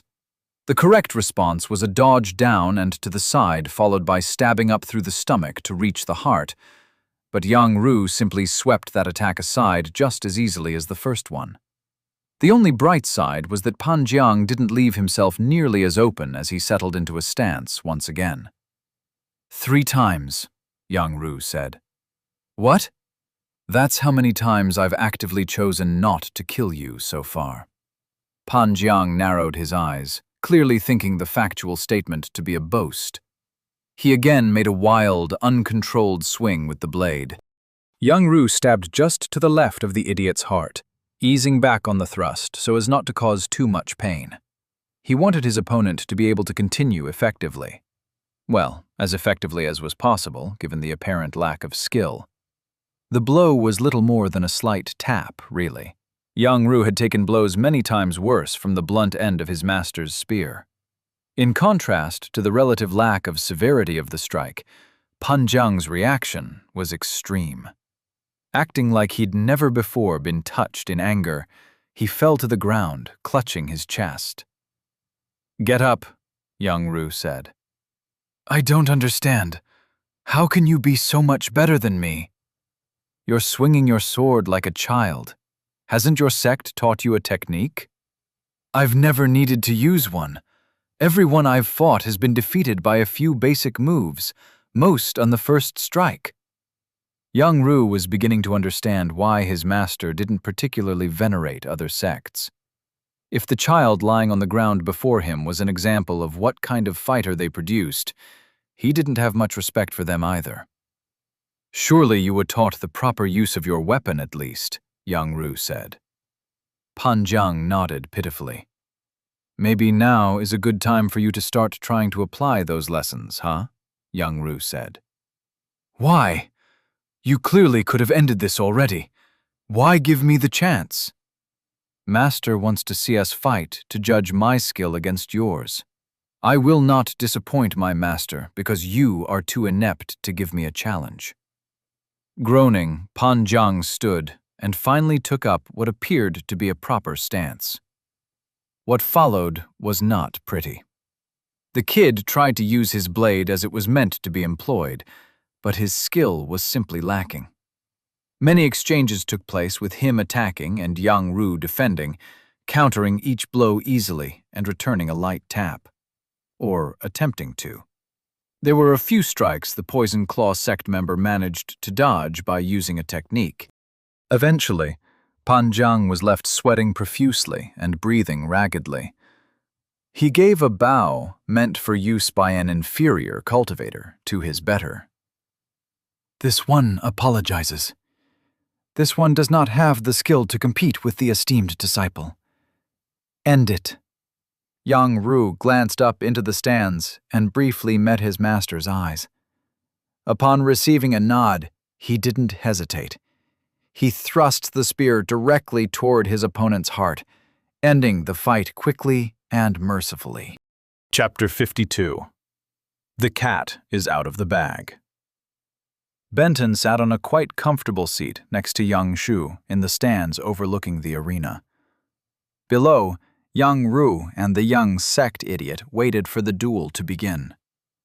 Kang Ya Ting entered the stands and sat nearby. The first words out of his mouth were, "So, Orange Vigor Spirit Wood?" Yikes, that guy didn't pull any punches. "A valuable commodity," Benton said. "It is interesting when a resource that has been unavailable suddenly pops up on the market again. Such an occurrence makes one curious about the party making the sale, and about what other deals that party might be involved in. Like arranging for the production of 100 spears suitable for Foundation establishment cultivators, purchasing 3 wagons full of food, making the owner of the Swift Hunter weapon vault quite happy by buying a mass quantity of bows and arrows, inquiring about enough herbs to bring 100 people up to the peak of bronze body cultivation." Kang Ya Ting paused for a reaction, and when he didn't get one, he continued. "That party has been busy indeed. One might wonder what the party intends with such purchases. Perhaps the party wishes to form a sect and seize control of the riches of resources in that area?" The cat was well and truly out of the bag, and Benton had no easy way to explain away his actions, especially since one of his impressionable young disciples was sitting right next to him. She readily accepted when he occasionally stretched the truth to avoid attention, but he suspected it might impact her growing trust in him should he outright lie to get out of a tight spot. Time to come clean. For values of coming clean, that was. In a creative manner would be best. This one and his disciples happened upon a village that was in bad shape, beset by spirit beasts and unable to leave their walls. The upcoming winter was sure to bring starvation. This one promised to bring their product to market and return with supplies. This one further intends to train and arm cultivators in the area to cull enough beasts to return the village to a thriving community. There, his statement wove in enough facts to sound authentic without mentioning the whole sect-founding issue. More importantly, the story didn't make it seem like Benton was tied to the area in any way, just passing through and helping out. Under the circumstances, it really was the best he could do. "What cultivators are there in the area?" Kang Ya Ting said. "This one intends to teach the villagers. From memory, that village is quite small. It is unlikely that there will be many with the necessary potential to be worth teaching." "What potential is required to learn enough to defend the village from low-level spirit beasts? Given a weapon and a suitable technique, low to mid chi gathering is enough, especially when combined with body cultivation. All but a negligible percentage of people can attain that much." "It is expensive and time-consuming to do that, though." Benton chuckled. "This one has plenty of time, and the wood paid for most of the costs." He glanced down at the arena floor. Was the duel ever going to start? "The esteemed master cultivator bargained 3 wagons full of Orange Vigor Spirit Wood in return for a promise, and actually intends to follow through on that promise, and further to spend valuable time and resources to build up the village," Kang Ya Ting said. "Of course." Man, were they ever going to start the duel? Ever? Are not the inhabitants of prosperous Grey Forest Village mortals with no way to hold a cultivator to account? "They are," Benton said. "This one considers keeping his word to be of paramount importance. To not do so would impugn this one's honor." That is an interesting sentiment for a wandering cultivator. Kang Ya-ting seemed genuinely perplexed. The esteemed master cultivator must be getting something out of the deal. Is it the spirit wood that is so valuable? In the grand scheme of things, this one is not sure it's worth that much effort. Benton shrugged. This one has lived a long life and done many things, and one overarching lesson has been that one reaps what they sow. Karma is real. The best part about that statement was that it wasn't a lie at all. He'd thought a lot about why he'd been given a choice of where to go after dying on Earth, and being able to select a cool system. His rewards had to have been because of how he'd lived his first life. Helping others and being faithful to one's word build karma. Benton smiled. This one hopes not to die for a long, long time, if ever. But if that happens, this one is confident that the next life will be even better. He glanced at young Shu, who cupped her hand and bowed toward him. This one sees, Kang Ya-ting said. In contrast to the words spoken, Benton was pretty sure the man didn't understand at all. Sects gave a kind of face to the concept of karma, but few seemed to truly embrace all the implications of it. Finally, though, a sect elder entered the arena and started talking, and Kang Ya-ting cut off his interrogation to focus on the duel. The rules, as stated by the elder, were matched closely to similar bouts from Sue's memories, save for the particulars of the arrays. Most, if not all, sects had some method of keeping spars non-lethal, but the ones in this arena were top-notch, definitely much better than anything the Flowing Tiger sect had. Benton needed to get something like it for his people. That day was a long way away, though. He hadn't even properly founded his sect yet. Impressive arrays, Benton said. This one thought that your sect only maintained a small presence in 6th Flawless Flowing City, and that your main location was elsewhere? Kang Ya-ting appeared a bit sheepish. Not many outsiders visit the main sect lands, so the function and appearance of the facilities here have taken on outsized importance. Ah, the 3 sects in the area all visit each other's base in the city, and they got into something of an arms race to see who could make their digs the most opulent. Made sense. Benton turned his attention to the arena as the duel began, and the start went according to his expectations. Yang Ru stood still, and Pan Jiang got mad about it. As instructed, Yang Ru channeled his inner Keanu Reeves from the Matrix, and Benton chuckled. The taunt worked even better than expected. Pan Jiang totally lost it and started sprinting. Kang Ya-ting grimaced. After the first 2 exchanges, Benton thought the exchange of pointers was going to turn out to be, well, pointless. That opinion didn't change when Pan Jiang fell to the ground after suffering a minor strike. No offense, esteemed cultivator, Benton said, but your disciple doesn't seem to have as much expertise as I'd anticipated. The man sighed. He is coddled too much. Any who could and would challenge him are kept far from the sparring rings when he is present. This one has argued against such treatment, but this one's advice has fallen on deaf ears. Perhaps the results of today's contest will change some minds. Benton did give the kid some credit. After brushing himself off, he gave it his best effort, even after it was clear to everyone watching that he simply wasn't good enough. Yang Ru looked up to the stands, asking permission with his eyes to end the fight. Benton had hoped to see his disciple in action against someone of a similar realm and skill level, but the young sect member just wasn't up to the challenge. Continuing it was pointless. He nodded. Kang Ya-ting seemed more resigned than angry. Congratulations to the esteemed master cultivator's disciple. The man's attitude was not due to his disciple being trounced. That outcome would hopefully be to the kid's benefit. Since he no longer thought himself invincible, he had the opportunity to actually start learning. No, the underlying cause of the man looking like someone who'd come to terms with his unfortunate fate was the same reason Benton had manipulated the man into the bet in the first place. "How valuable is the sword?" Benton said. "Extremely. It was a gift from the child's father. Heads are going to roll at it being lost." Benton gave him a look. "Not this one's head. Others. But as his master, some, shall we say, negative consequences are sure to come this one's way. Would it benefit the esteemed master cultivator if this one's disciple didn't take the sword? This one could not ask the esteemed master cultivator to do that. The blade was fairly won." Though Kang Ya Ting's words refused, his face and tone held only hope.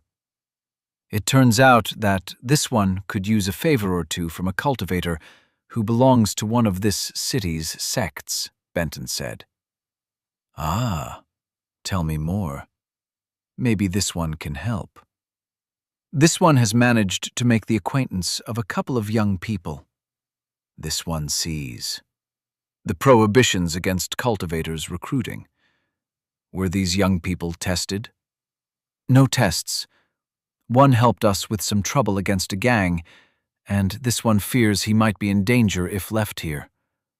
The other is learning how to craft the Orange Vigor Spirit Wood, which may be of some assistance to this one in the future. Both can swear using any truth test required that they were not tested in any way." "That seems a simple enough matter to resolve. But the esteemed master cultivator mentioned 2 favors?" "Yes.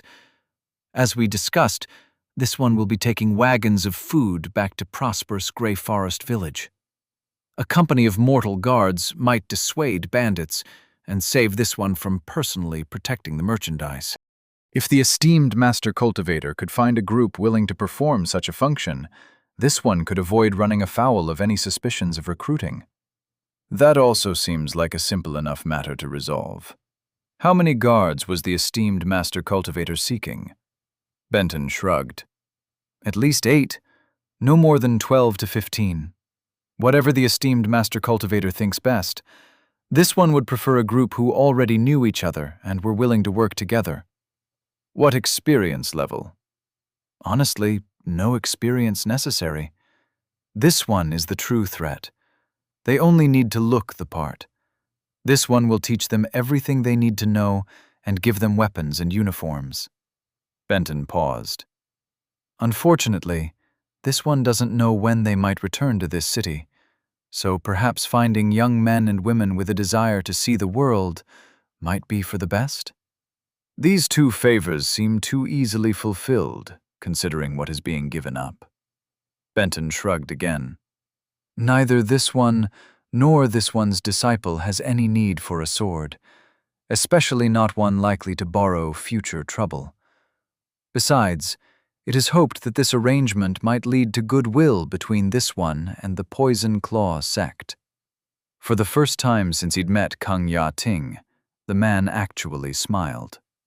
"This one appreciates the sentiment and thinks the esteemed master cultivator is on a path to becoming a friend of the Poison Claw sect." "Wonderful."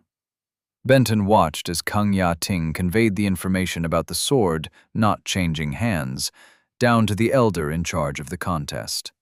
Yang Ru didn't appear to care one way or the other about the development. In contrast, Pan Jiang seemed overjoyed. Yang Ru needed to be compensated in some way, though. He had won a valuable sword, but wouldn't get to own it or sell it. Benton decided to give him 15,000 contribution points. Sure, they were worthless right now, but he could envision a day when one of the orphans from the village spent hours tending to spirit herbs just to earn 10 of them. On that day, Yang Ru would be more thankful for the points than for the sword he had no use for. "This one thanks the gracious, esteemed master cultivator for the chance for our disciples to exchange pointers," Kang Ya Ting said. "The contest turned out to be more fortuitous than this one expected." Benton felt the same. In fact, he was actively thinking of ways he could strengthen ties with the sect. If one of the three nearest sects took an interest in the area around prosperous Gray Forest Village before he earned enough points to reach Nascent Soul, he was vulnerable. Especially given what Kang Ya-ting already knew about Benton's plans. Having one of those sects as an ally would go a long way to mitigate that weakness. He had an idea about how to move the Poison Claw sect even further towards seeing him in a highly favorable light. But it had a big downside. First, though, he had to see if it was even possible. "This one has a question, but doesn't know if it might offend," Benton said. "Ask away. Unless the question is truly beyond the pale, this one promises not to take offense." "Does Pan Jiang not have a sword technique?" Kang Ya-ting sighed. "His family's technique is not suited for his wood-aspected qi. The sect, of course, has a vast library of sword techniques, but he has rejected all of them as not being good enough. Perhaps after his showing today, he will finally choose one of them." Benton couldn't have asked for a better situation. As a parent, he knew that the fastest way to a man's heart was to do something nice for his kids, and if the techniques produced by the system were as good as Benton suspected, providing one to the young master would be a huge boon. If that didn't solidify his relationship with Kang Ya-ting and the sect, nothing would. 2 problems. 1. As best as Benton could judge from Sue's memories, the system's techniques were really good. Sue wasn't someone who had graded such things, though, so it wasn't clear exactly how good. Benton didn't know how the sect would react if given a really top-grade technique. He doubted they'd try to rob him to see if he had more, right?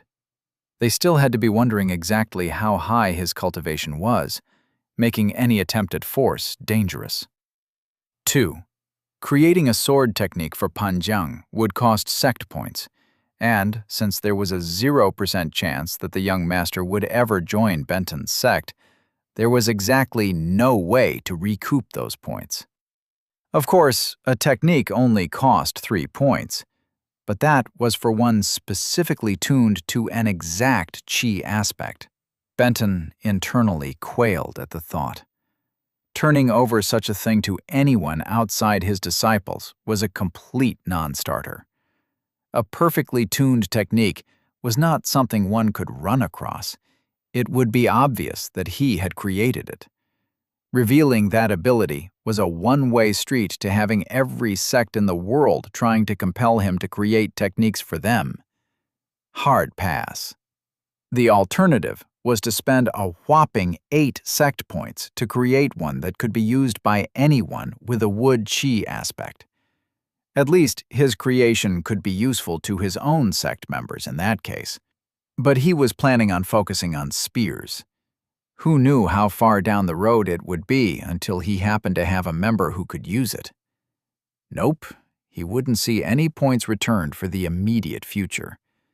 If he was going to provide a technique to the Poison Claw sect, he'd be trading 8 out of only 33 available sect points for a completely unknown amount of favor from a sect with whom he currently had only the most nebulous of relationships. Was it worth it? The answer, a hard maybe. Kang Ya-ting had made the connection between Benton and prosperous Gray Forest Village. The Poison Claw sect knew where Benton would be setting up his sect, and he didn't have nearly enough personal power, even if he used all his points, to counter an entire sect, much less 3. All he had were bluffs and goodwill. Currently, his bluff of being a nascent soul cultivator or above, and what little goodwill he'd managed to create by not taking the sword, were not nearly enough of a buffer between the power of the sects and his impending obliteration. In contrast, 8 points represented 4 minor realms in Foundation Establishment, or 2 in Golden Core. But those levels were only helpful if there were fighting, and fighting meant the chance of Benton or his disciples dying. He would much prefer the situation not get to that point. Benton had no way to even estimate how much of a chance at peace those 8 points would purchase. Heck, it might even make being attacked more likely. In the end, he really felt like his and the twins' survival might very well depend on how favorably the Poison Claw sect viewed him. He quickly ran through the relevant menus and had the system create the Strong Oak sword technique. This one came across something in his travels that might prove to be of benefit to the esteemed master cultivator. Benton removed the new jade slip from his ring and presented it to Kanya Ting. Oh? He immediately dove his sense into the slip. This? What is this? Is there a problem, esteemed master cultivator?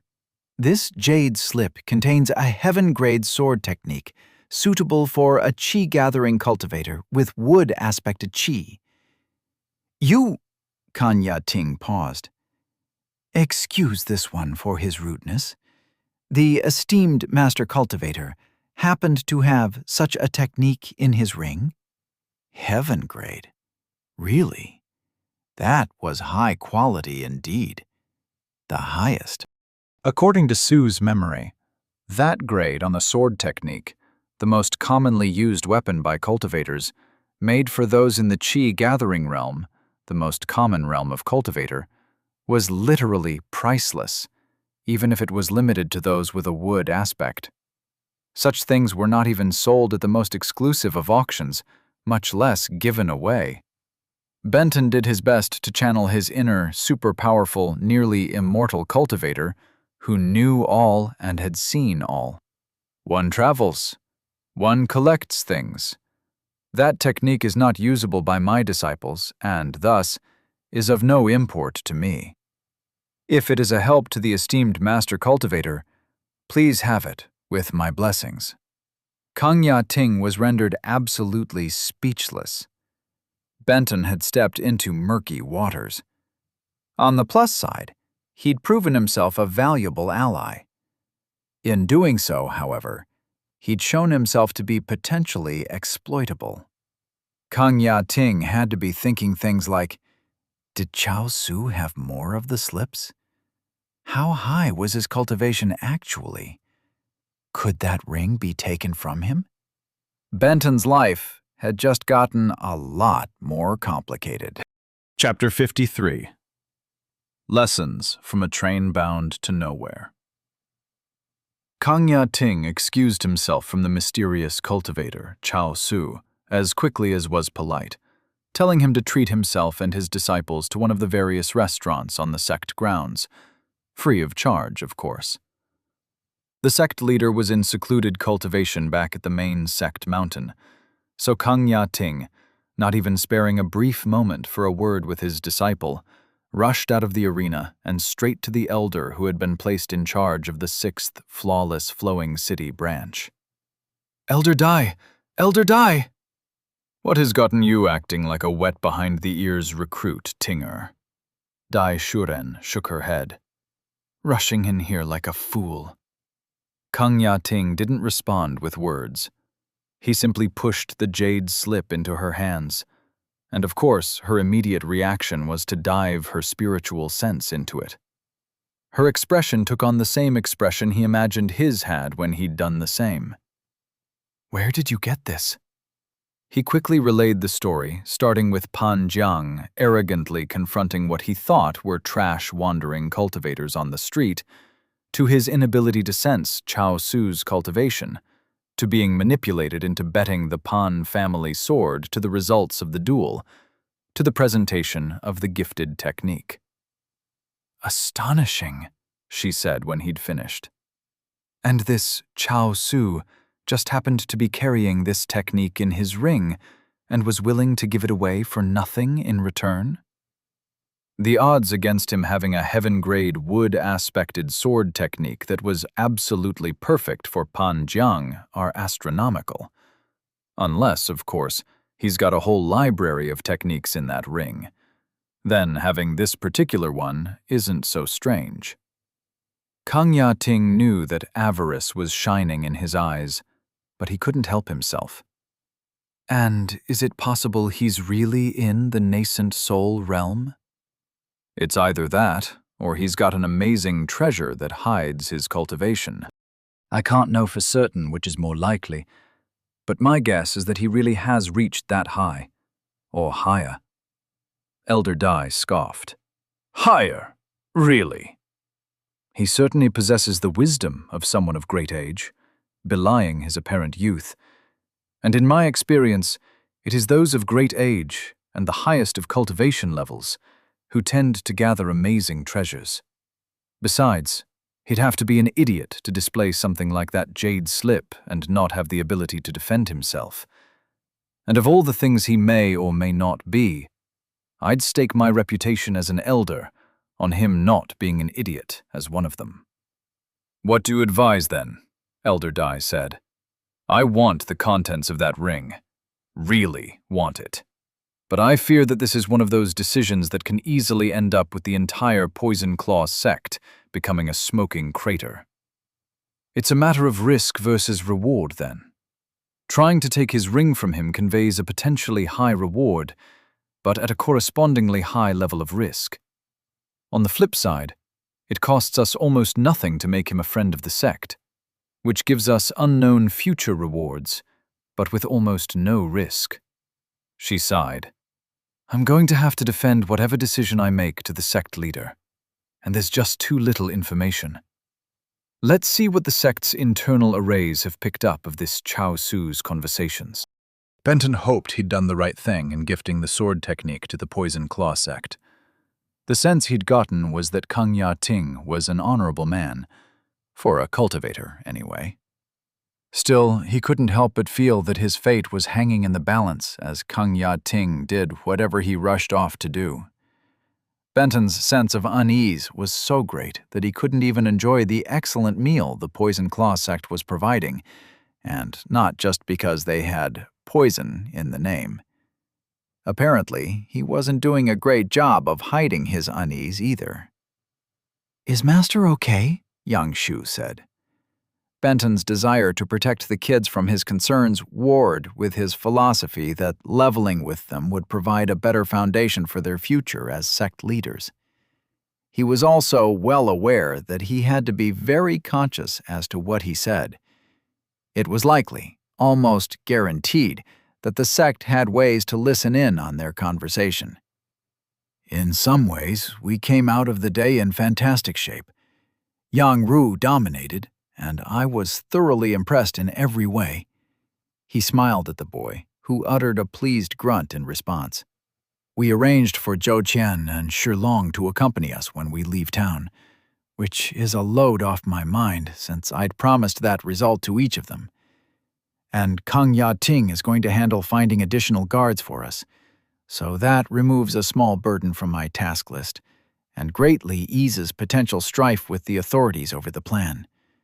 Combined with having bought everything I wanted, save for stocking up on pills, we've accomplished the vast majority of what we wanted here in the city.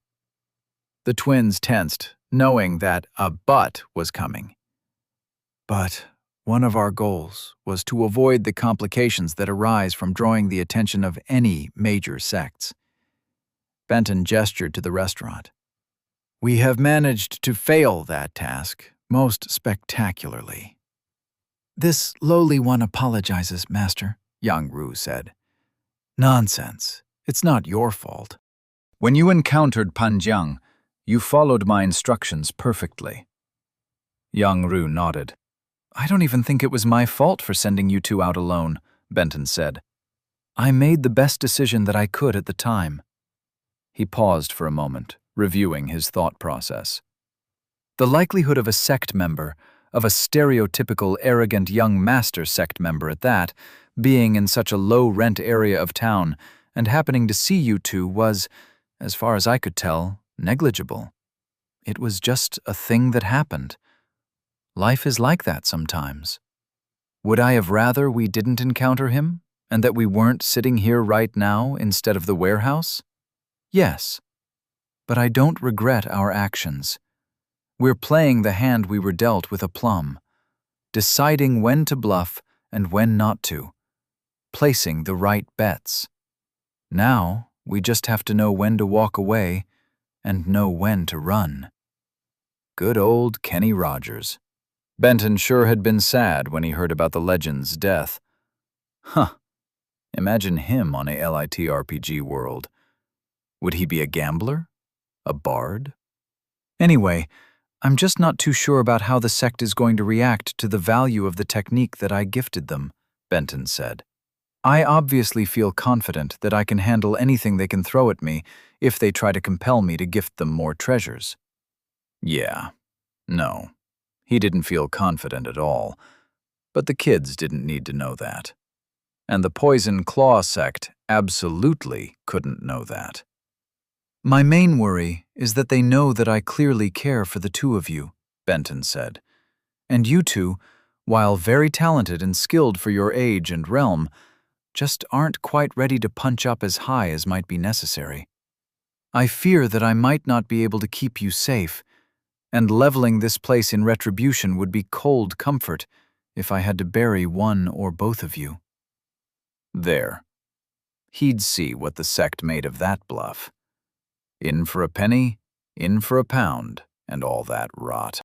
Kang Ya-ting and Dai Shuren stood in the branch sect's array master's pavilion. A recording replayed the conversation between Chao Su and his disciples word for word in high-quality sound. Sweat broke out on Kang Ya-ting's brow as he listened. Chao Su, for all that he seemed like a friendly guy, said exactly what was expected of an old monster who had no doubt he could make the heavens bend to his will. These disciples of his, Elder Dai said, they seem to be his weak point. So we what? Kidnap them? Ransom them for treasures? Taking advantage of an opportunity that falls into our lap is one thing. Measures such as those are on a whole different level of ruthlessness. We are a righteous sect, she sighed. You're right, of course. I would not be able to justify such actions to the sect leader for any amount of potential treasure. If we're going to take from him, we'd have to be straightforward about it.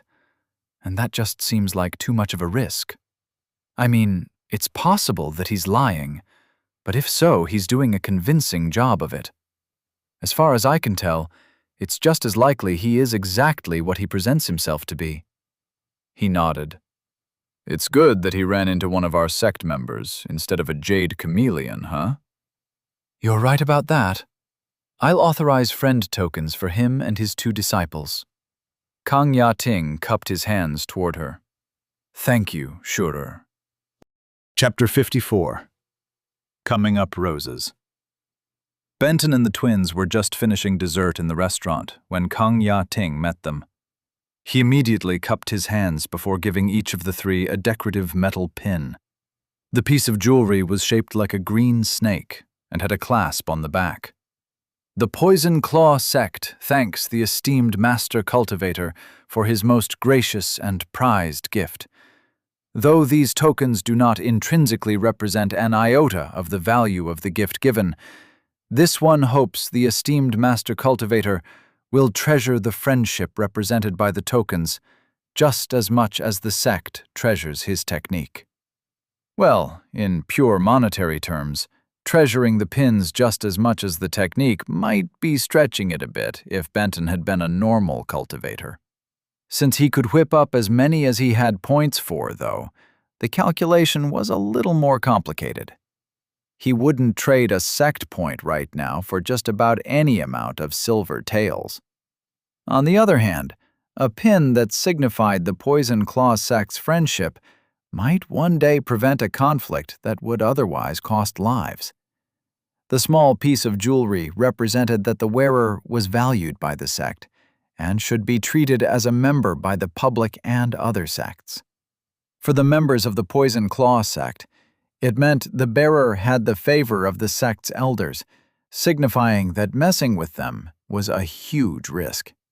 Friendship with the sect was only a step below being an ally, a position that took years of fruitful exchanges to receive. It was everything he had hoped for and more. Benton immediately clipped the pin to the left breast of his robe and bade the twins to do the same. He cupped his hands to Kang Ya-ting. This one understands the honor inherent in the presentation of the token and accepts that its value far exceeds the humble gift offered by this one. Nonsense! This one's gift was clearly the inferior. Esteemed Master Cultivator's technique is unique under the heavens. This one's technique was but a trifle, nothing in comparison to the friendship of the mighty Poison Claw sect. This one appreciates the esteemed cultivator's high esteem for his sect, but that technique is a treasure to ignite the avarice of a monk. What followed was a long conversation in which each of the two participants praised the other's gift to the high heavens while denigrating their own. As Benton got into the spirit of the contest, making wilder and wilder claims, the twins looked on in bemusement. By the end, though, Kang Ya-ting seemed well pleased. If this one may inquire, are there any specific benefits of the pin that this one and his disciples might avail themselves of? Benton said. Well, to begin with, the esteemed Master Cultivator and his disciples are welcome guests of the Poison Claw sect, and, as such, are entitled to use the facilities both here in the 6th Flawless Flowing City branch and in the main sect lands. Such guest rights include entrance to baths, the right to stay in special lodging areas, free meals at participating sect restaurants, access to unlimited training and sparring areas, and discounts at shops. If one were to need, for example, pills, one would find that the Poison Claw sect alchemists are renowned as superior throughout the region, and that the offerings available inside the sect grounds far outstrip those found anywhere else in the city. If that reference to buying pills wasn't a blatant admission that the sect had spied on Benton's earlier conversation with the twins, he didn't know what was, and obviously they were going to refuse the offer of lodging. Too many ears around. Of course, Kang Ya-ting continued, any facility requiring contribution points to enter, such as cultivation areas equipped with arrays to increase chi density, will require special permission. A reasonable amount of such usage has been allocated already, and the esteemed Master Cultivator or his disciples need only contact me to arrange for entrance. That accommodation was a surprise. Special cultivation areas were highly coveted by sect members, and usage came at a premium of contribution points. For an outsider to be allowed in demonstrated that the person was held in very high regard indeed by the elders. This one, unfortunately, has errands that will occupy the rest of the day. Benton had to go pick up the bows and other stuff he'd ordered from the Swift Hunter weapon vault. This one would definitely like to access the alchemy shop, however. Would tomorrow work? Of course. There was one more ask that Benton had, but that one would require him leaving the twins at the Poison Claw sect while he ran his errand.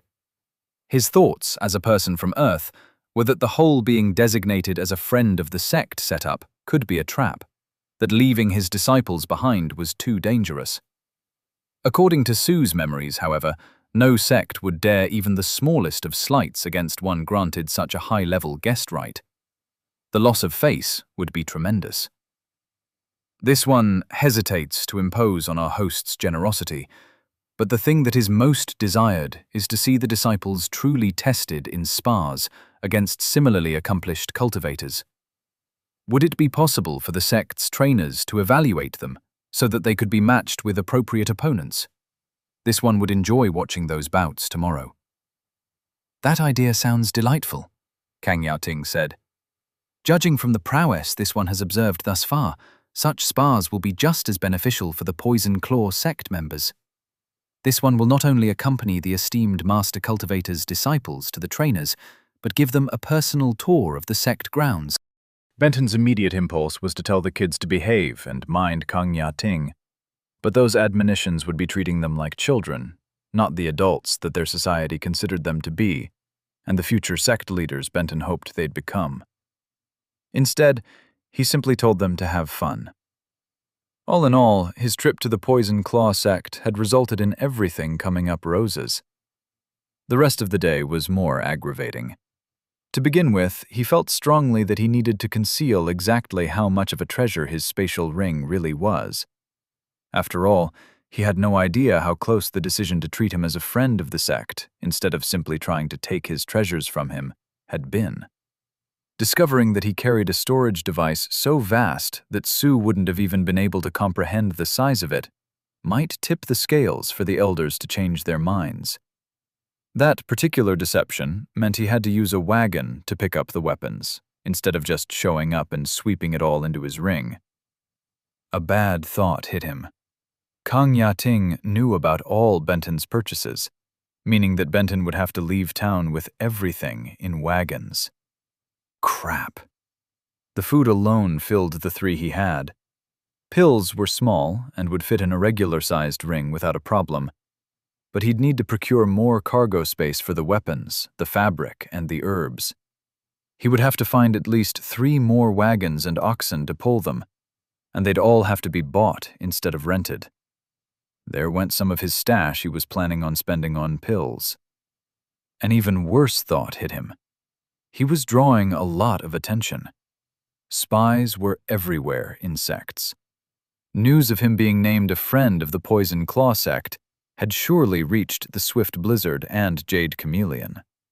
1 or more of the 3 big sects in the city were likely to follow him when he left to return to the village. Man, he was going to have to use a wagon train until any pursuers gave up. If they even did.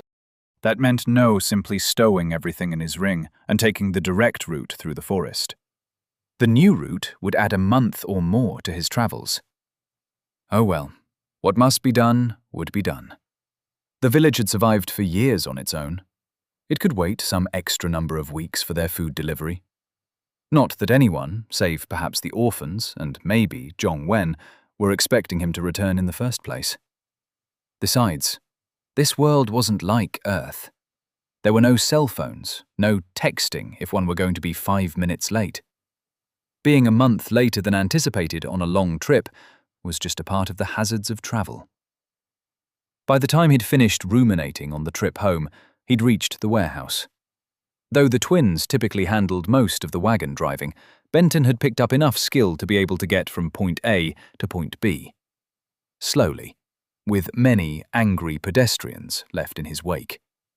Which were the circumstances when he arrived at the weapons vault, and those when he returned to the warehouse. Next, off to find more wagons and oxen. Great. He just loved dealing with the huge, smelly animals. Maybe he should wait for the twins to return. That job seemed like a good learning opportunity for his disciples. Chapter 55. Loose lips sink ships. Yang Shu was more than a little nervous because Master had left her and Young Ru alone at a strange sect with no instructions other than to have fun. "Esteemed Master Cultivator," she said to Kang Ya-ting, "this lowly one and her brother are a bit lost as to what to do. Please guide us." "Oh, so this one is your brother? You look quite similar in age." She cupped her hands. "Yes, esteemed Master Cultivator. These lowly ones are twins." "Enough with that esteemed Master Cultivator nonsense. Your master and I are friends. You can call me Elder Kang." "Yes, Elder Kang," the 2 chorused. "See, that wasn't so hard, was it?" the elder said with a grin. "Let's begin our tour of the sect grounds." He was much nicer than Yang Shu had expected him to be. Master was quite casual and nice once you got to know him, but from the stories, other cultivators weren't like that. Of the 2 higher-level ones she'd encountered, though, both were actually pleasant. Maybe the stories were wrong. As they walked, Elder Kang pointed out many buildings and what their purpose was. The grounds in 6th Flawless Flowing City were minuscule compared to the sect's main location, so they only had 3 pavilions on site: Alchemy, Arrays, and Martial. The elder called these 3 the core pavilions necessary for any sect. Alchemy provided cultivation aids that healed, directly provided chi, cleared meridians, and assisted with breakthroughs. Arrays aided in defending the sect grounds, increasing chi density, and many other benefits that were too countless to name. And of course, the martial pavilion was where sect members learned how to fight. He turned to Yang Ru and said, "Don't judge the sect on the performance of Pan Jiang. He's a bit of a special case." "Of course, this lowly one will not do that, Elder Kang." "So, twins, you say? How you came to be Chao Su's disciples must be an interesting story." Without giving it much thought, Yang Shu told the elder an abbreviated story of how the two were forced out of their village and how Master saved them and taught them to cultivate. "You're, 15 now?" "Yes, Elder Kang," she said, "though our birthday is coming up in a couple of months." "Oh, so you're coming up on having been with Chao Su for 2 years. "Oh no, Elder Kang. These lowly ones met Master less than 5 months ago." "I see. And you're at, the 5th minor realm or the 6th?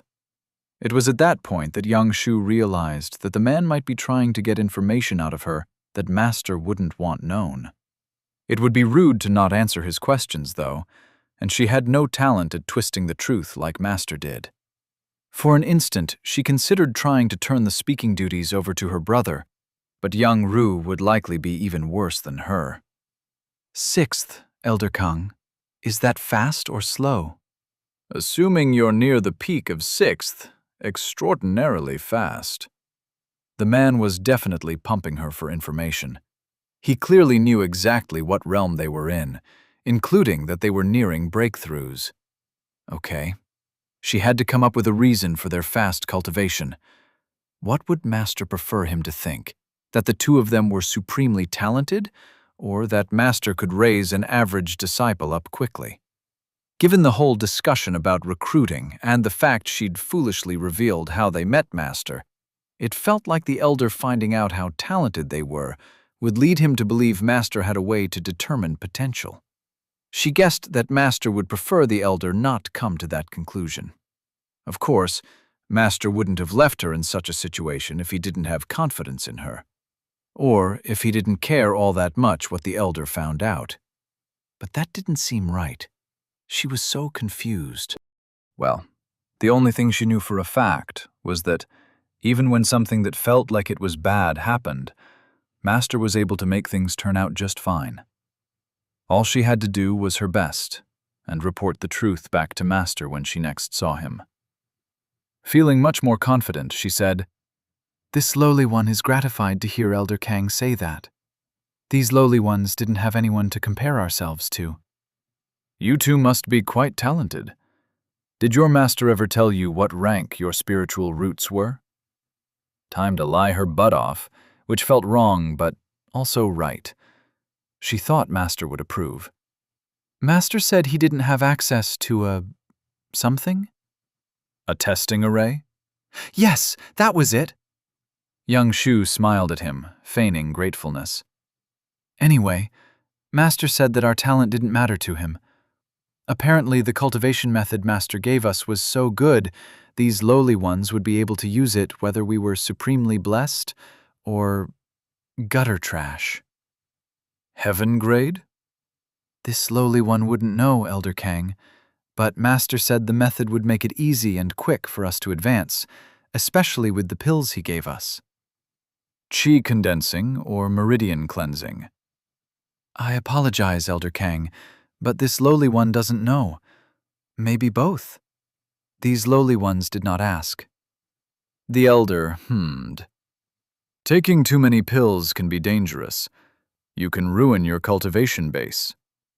"With respect, Elder Kang, but without Master, this lowly one would be a concubine of the man who had our parents killed, and my brother would be dead. If it serves Master's purpose for us to advance quickly through the first major realm before stagnating, we will still be better off than we would have been." "That is a good point. Your master is lucky to have such loyal and diligent disciples." "If it helps ease your concern, Elder Kang, This lowly one does not think Master plans on our cultivation being anything less than the best he can help us achieve. Master apparently has no small amount of expertise in using pills to advance cultivation. That may very well be the case. Your master is a man of many talents and much mystery. Young Shu would have let out a relieved sigh if she weren't concentrating so hard on schooling her expression. The last place on their tour was the Martial Pavilion, where Elder Kang turned them over to another elder, an old man with the name Pan Sai. His family name immediately put both the twins on alert. "Greetings, esteemed Master Cultivator," the two chorused. "Elder Pan is fine." His voice was stern, and he stared at each of them appraisingly in turn, until settling on young Ru. "Are you the one who beat up my cousin?" "The duel was fair, Elder Pan," young Ru said. The man laughed. "I know. I was just kidding. You did us all a favor by knocking some sense into the kid's head. Would that it sticks this time." The twins looked at each other, young Shu's saying, "Is this guy for real?" Young Ru's replied back, "I guess." "Anyway, let's get on with what you came here to do," Elder Pan said. "Starting with the young man. What is your realm, and what techniques do you use?" The two looked at each other again, young Ru's saying, "Is it okay to answer?" Young Shu's replied back, "That's sensitive information, but Master told us to do this, right?" "Chi Gathering, Minor Realm 6, Elder Pan," young Ru said. "My main technique is Combat Fundamentals of Spear Use, which I have advanced to mastery, and I have recently started learning one for Stone Skin, which is still at the small success stage." "I see. And the young lady?" "Same minor realm, Elder Pan. My main technique is Fundamentals of the Bow, which I have mastered, and I have been working on a perception technique for a moderate amount of time, having only advanced it to the small success stage." She hated to admit that failure, but honestly, she was having a hard time with the new technique. After doing so well with both weapons, she had thought herself something of a genius. But to her chagrin, the newest one had disabused her of that notion. "Excellent. Truly excellent," Elder Pan said.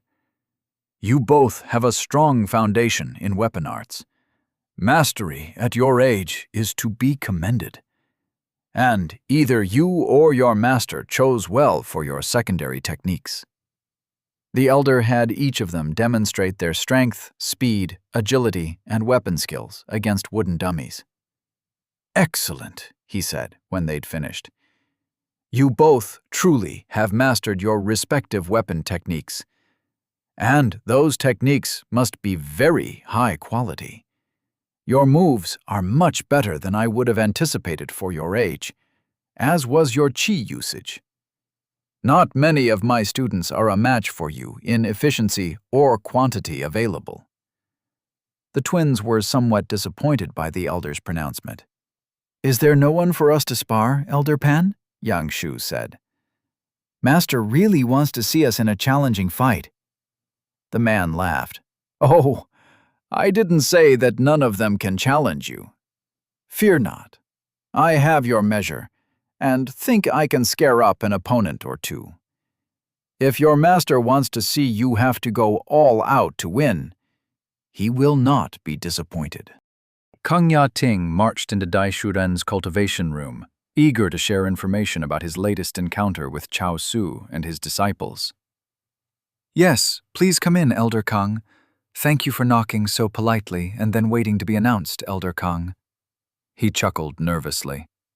"Apologies, Elder Dai. I got a little too excited about my news." "Well, don't keep me waiting then. Report." "According to the girl, she and her brother are both at the peak of the 6th minor realm and have been cultivating less than 5 months." "5 months to reach the 6th realm?" she said. Surely the girl was lying. That's 3 months faster than even our most talented sect members. Possibly. My spiritual sense placed her at the peak of the 6th realm, so that part was definitely truthful. The part about the 5 months is a lot less clear. She didn't appear to understand that the information was important until after she said it. It felt like a genuine slip of the tongue. A-ranked talents, then? How did he find them? Kang Ya-ting nodded. Exactly my thoughts. She says he randomly encountered them in the woods. She also says her advancement is solely due to Chao Su's easy and fast cultivation technique and his expertise in giving them pills. How plausible is that? Well, the technique he gifted us was heaven grade. It's definitely not out of the realm of possibility that he had access to cultivation methods of a similar quality. Note that it would definitely be methods plural, though. My sense tells me the boy cultivates a fire-based method, and the girl an ice-based one. Did he raid a heavenly tier sect's library? Dai Shuren said. How could one man have access to so many treasures? It does give even more credence to him being at nascent soul or above. Unfortunately, you're right, she said.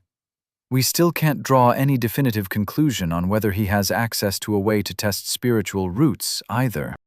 With all the techniques and cultivation methods he's carrying around, it makes sense that he has something like the orbs we carry around to recruit at the remote villages. The girl didn't mention anything like that, though. Further, she claimed Chao Su didn't care one way or the other. And you'll remember that he's assured me that those 2 boys he recruited here in the city can swear on a truth stone that they haven't been tested. Which means either he truly doesn't care if they're trash, or he has a way to determine the quality of one's spiritual roots without the person knowing, Kang Ya-ting said.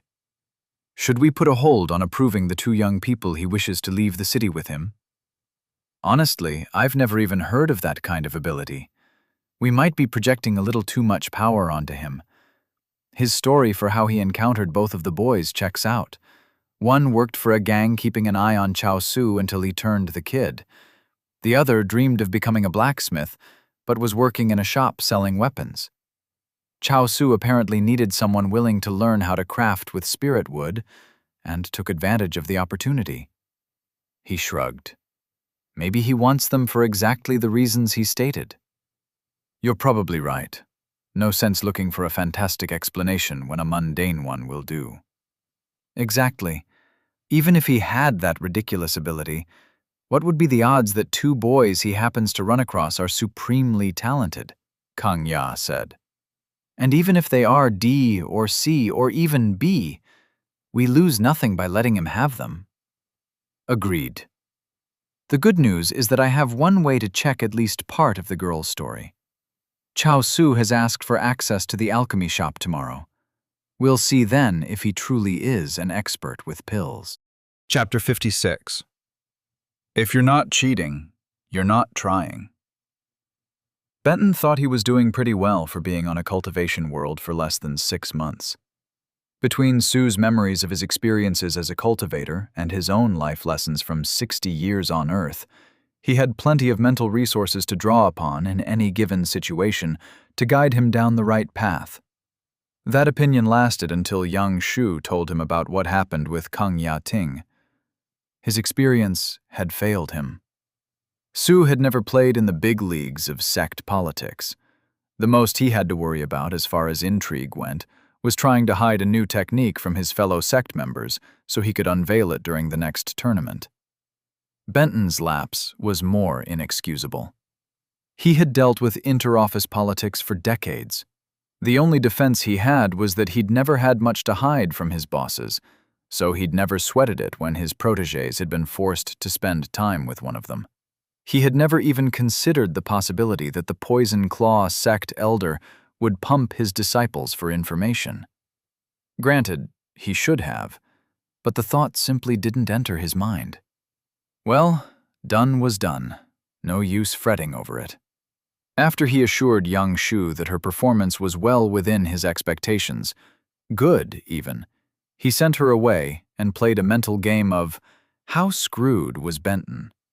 Based on what she had shared with Kang Ya-ting, the Poison Claw sect elders had to suspect one of three things about Benton. 1.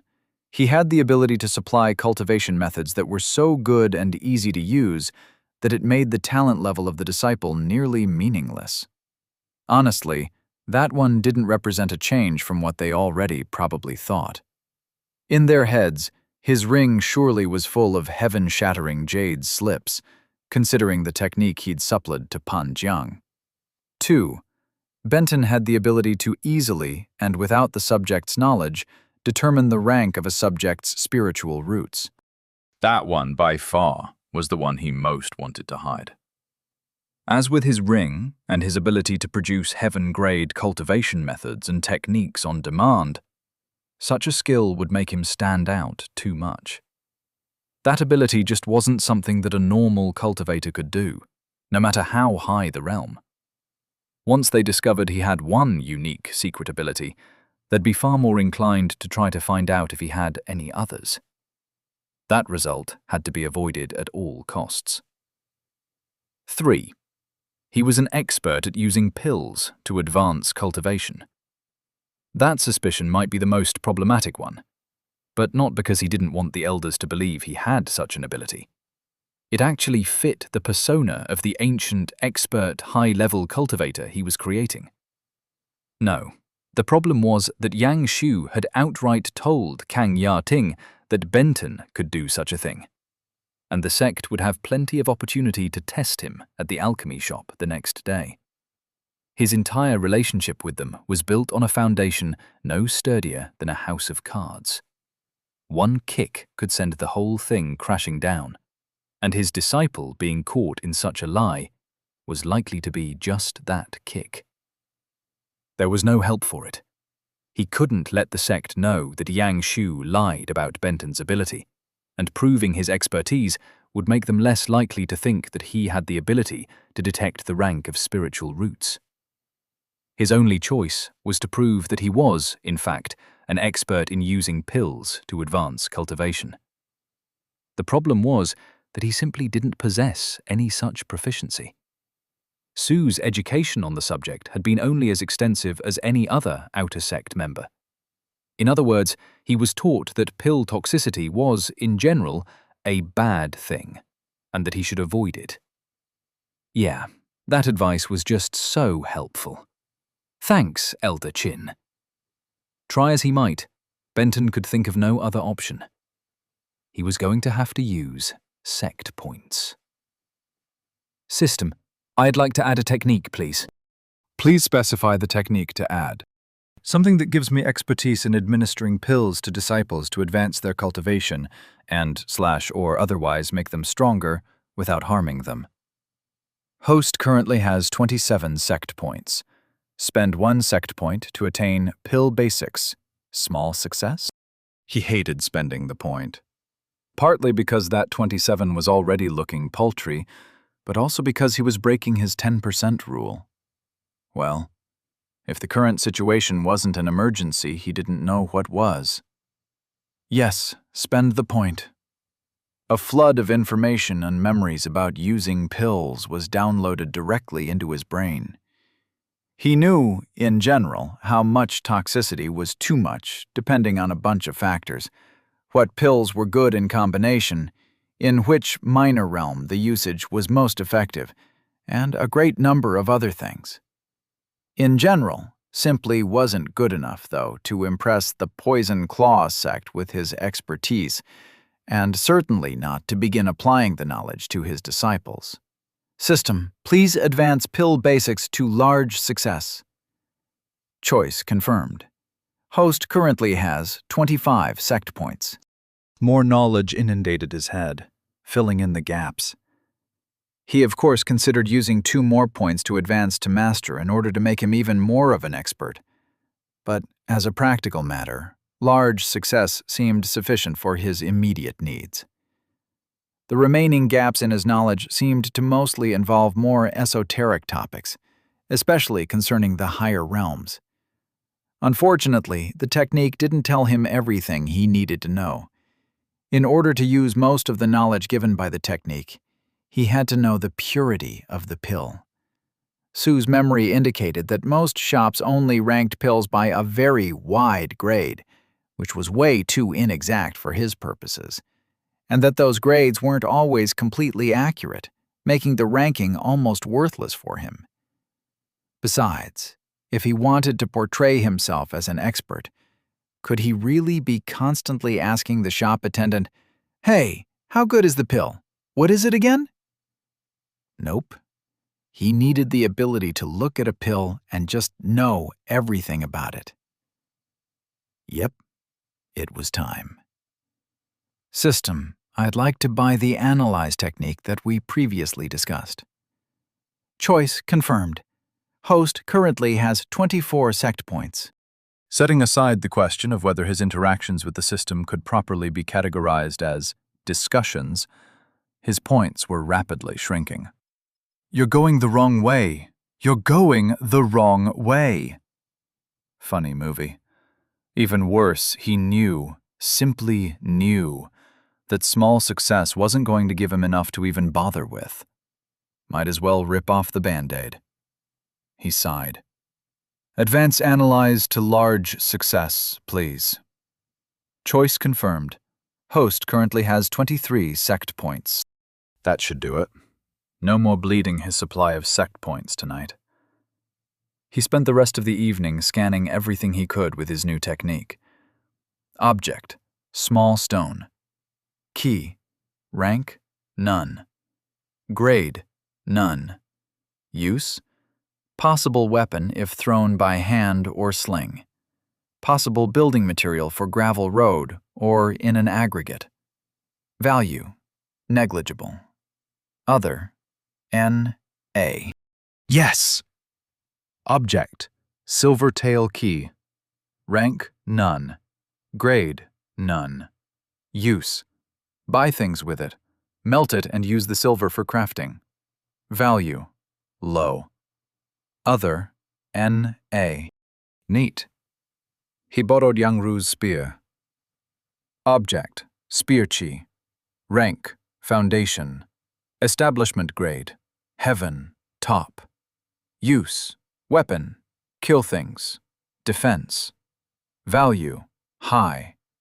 Other, this system-wrought weapon is unique. Nothing crafted by man can compare. What the, huh? 50,000 taels. Yikes. Benson pulled out one of his pills. Object, major healing pill. Chi rank, suitable for mortals up to cultivators in the Foundation establishment realm. Grade, heaven, top, 100% purity. Use, heal gravest of injuries. Value, moderate. Other, will return any user up to Foundation establishment from brink of death to fully healed, but still can be used on mortals with no ill effects. He had been so worried when he'd given the twins both the spiritual root refinement pill and the chi condensing pill. But he need not have. If those were anything like the one he scanned, the kids were never in any danger. The pills were simply too high quality to hurt them. The more he experienced the system, the more he realized what a huge cheat it was. Benton chuckled. He was cheating, so he must be trying. So far, he'd been focused on just setting up a sect, surviving, and helping some kids in the village with no further goals. Which made sense. There were still challenges aplenty to overcome, and the system only became truly overpowered when he had enough recruits for a proper sect. Once he got things running, though, he could do more. Much more. Change the world more. There was so much misery in the world. Intense poverty. The haves literally being able to kill the have-nots with impunity. Systemic issues were not easy to solve, though. Better and worse men than him had tried. And the people in power tended to be invested in keeping the status quo. And surely there were many ancient immortal, or nearly so, cultivators that would curb-stomp anyone making waves. Benton needed to put some thought into what he actually wanted to accomplish. but that was for another day. One thing was for sure. His life as a cultivator was going to be a lot more interesting than his last. Chapter 57. All the World's a Stage. Benton was both dreading and looking forward to the trip to the alchemy shop. The former emotion was because a single mistake could have grave consequences, not just for himself, but for the twins and all the orphans back in the village, and the 2 boys he'd made promises to in the city. He certainly had picked up a lot of responsibilities in a short time, but he wouldn't have it any other way. Most of his adult life had been spent as a husband and father and grandfather and accomplisher of honey-do lists and provider and a million other titles, great and small. The biggest lesson he'd learned in those 60 years was to find joy and laughter and happiness where he could. Which brought him to the second of those emotions, looking forward to the trip. In his past life, he'd always laughed easily, but honestly, he'd mostly been kind of boring. Staid, solid, dependable, average. With the system, he had a chance to stand out, to embrace playing a role he created for himself, being theatrical. Yes, theatrical. He was going to walk into that shop and put on a show. Before leaving the warehouse, he gave himself a little reminder of the character he was about to play. You are a Nihility Realm cultivator who has lived thousands of years. You have seen everything, so nothing stresses you out. You are unshakable, unflappable. You don't know everything, but you do know an awful lot. For a while you lost your way, considering yourself better than everyone else and thinking your cultivation was the only important thing in the universe.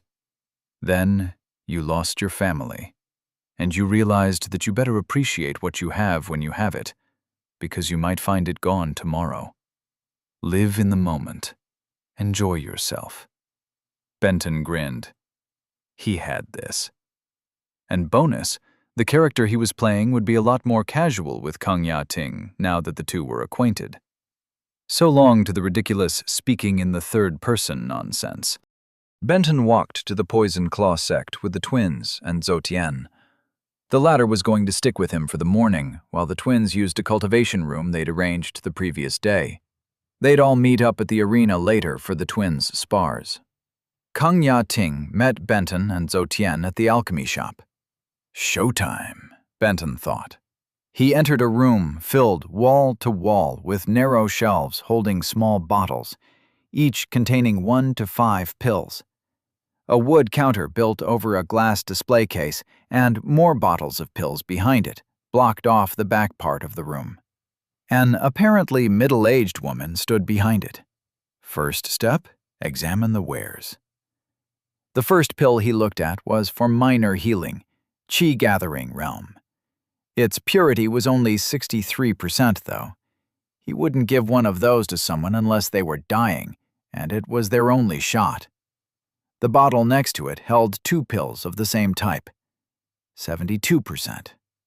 While Zhou Tian stood quietly in the corner, trying, and almost succeeding, at blending into the woodwork, Benton picked up one bottle after another. It felt like he examined the shelves for an hour, spot-checking. He found all kinds of pills, qi condensing, meridian cleansing, major and minor healing, poison, explosive, barrier breaking for qi gathering to foundation establishment, and from foundation establishment to golden core, detoxification, beautification, fasting, spiritual concealment, various resistances, etc. But all, save one, had purities between 60 and 89%. He brought the sole exception up to the counter. "How much for this one?" The woman picked up the bottle and looked at a symbol on the bottom. 10 taels, so 8 with the esteemed master cultivator's discount. 10? For this? Are you sure? This lowly one apologizes, esteemed master cultivator, but even failed pills require effort and resources to make. 10 is the lowest the shop can go, especially with your discount.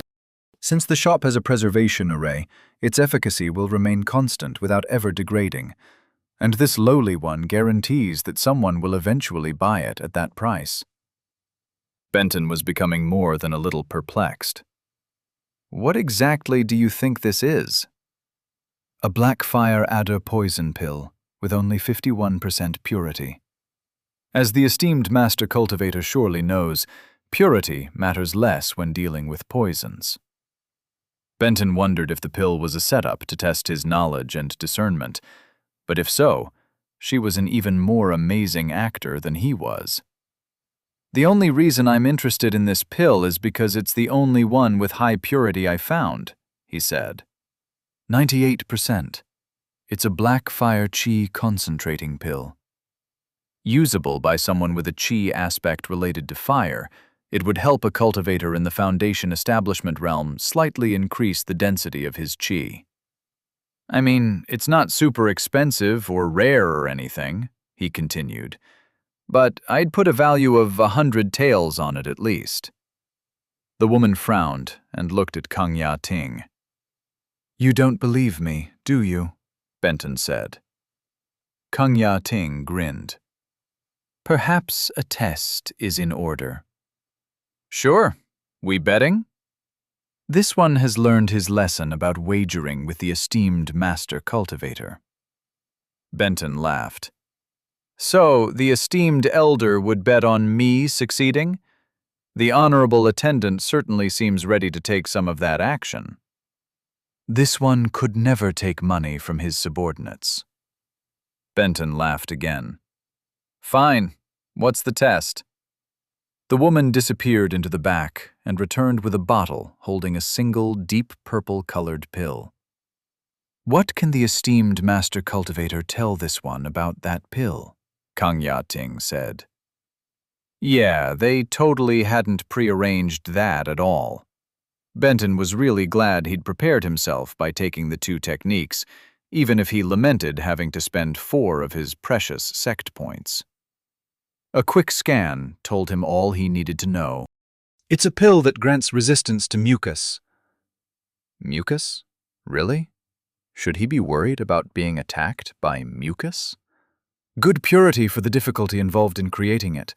93%, 3,500 taels. Kind of expensive, but I guess that if you gotta fight a mucus monster, you probably should pony up the cash for one. That is amazing, Kang Ya Ting said. Are you a master alchemist? No, not at all. In fact, I am truly terrible at alchemy. That part was true enough. Benton hadn't ever tried, and Sue never could get the hang of it. A long time ago, one of my fellow outer sect members, a really long time ago, was a junior in the alchemy pavilion. He convinced me to try it. Let's just say that things didn't go well. I'm not sure if they were able to save the furnace or not. Kang Ya Ting smiled politely at the anecdote. This one is curious about the esteemed master cultivator's sensing abilities then. What the esteemed master cultivator just did is not simple. Benton feigned a wince. That guy from the previous story? He wasn't quite as talented as the rest of the cohort, and felt pressure to keep up. And he was an alchemist. So way more pills than were good for him. Burned his meridians and pathways irrevocably. Benton paused, feigning reflection. Man, I haven't thought about him in centuries. He shook his head like trying to dislodge a memory.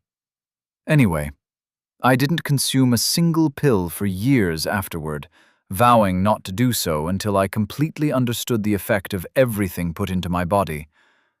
It took a long time, and I fell behind my cohort. In the end, though, here I am, and they aren't. This one sees. So, the black fire pill, Benton said to the woman. Will you take 100? It's priced at 10, Kang Ya Ting said. The Poison Claw sect will honor that price. I feel like I'm cheating the alchemist, Benton stroked his chin. How about this? If the alchemist can craft a similar pill that's ice-aspected in the next 5 days, I will pay 200 taels. In fact, I'll pay the money now, and will return after that time to pick up either the pill or the money." The woman looked at Kang Ya-ting, who nodded. "That is acceptable, esteemed Master Cultivator. Should this lowly one start a tally of purchases so the esteemed Master Cultivator can pay all at once?" No offense or anything, but I'm kind of disappointed by the offerings. I'm not willing to have my disciples use any pill of such low purity. I, more than anyone, know what pill toxins can do to cultivators trying to build their basic foundations." The woman looked at Kang Ya-ting again, and again he nodded. "This lowly one will be right back." She was going to go get the good stuff. Finally. "This one has a question," Kang Ya-ting said. "Sure, go ahead." "Why is the esteemed Master Cultivator buying the Blackfire pill and paying a premium to commission one for ice?" "Well, young Ru can use the fire one, but I don't want to buy him a pill and not one for his sister. You know how kids can be if you appear to favor one over the other." "This one meant to inquire as to why the esteemed Master Cultivator would give his disciples such a pill," Kang Ya-ting said. "Oh, you don't know." "Know what?" "What that pill can do when combined with 2 other pills." Kang Ya-ting frowned. "Honestly," Benton said, "I kind of just want to tell the esteemed elder. It's fun playing the wise old man who knows all sorts of ancient wisdom. On the other hand, this kind of feels like information that should be traded instead of given." "The Poison Claw sect would never pressure a valued friend to reveal his secrets." "Now the esteemed elder is just playing hardball," Benton chuckled. "Fine, you got me. I'll at least tell the esteemed elder what the combination does." Kang Ya-ting leaned forward. "If the twins take the correctly aspected pill along with the other 2 right after, and I mean immediately after, advancing to Foundation establishment, the combination will increase their chi pool permanently by 10 to 12%. "Truly, truly." The woman returned to the counter with a case and began taking pills from it. Benton immediately picked one up and scanned it. Chi condensing pill, 92% purity. Better, but still not what he wanted. In the end, he found 6 chi condensing pills at 97% purity and above, 3 meridian cleansing pills in the same range, a Foundation Establishment breakthrough pill at 95%, 5 minor healing pills, all at 98%, a major healing pill at 97%, and, after a bit of deliberation, selected 10 more minor healing pills in the 90 to 93% range. He figured that, if one were desperate for healing, a little bit of pill toxicity was a small price to pay. There were, of course, other high-purity pills in the case, but none he had an immediate use for. There was a fasting pill that was so close to 100% that he almost bought it. But he had literally thousands of hot meals in his ring. Food wasn't a problem. The total cost was 15,000 silver taels, 12,000 after his discount, which was much less than he'd budgeted, but then again, he'd figured on buying a lot more. He would have bought a lot more had he not taken the basic pills technique. Learning what low-purity pills did to a cultivator's body turned him off using all but the finest ones. Was he being overly cautious? Probably. Using a single pill in the 80s most likely wouldn't have much impact, especially if the disciple in question was of low talent, who would probably advance no higher than Foundation establishment.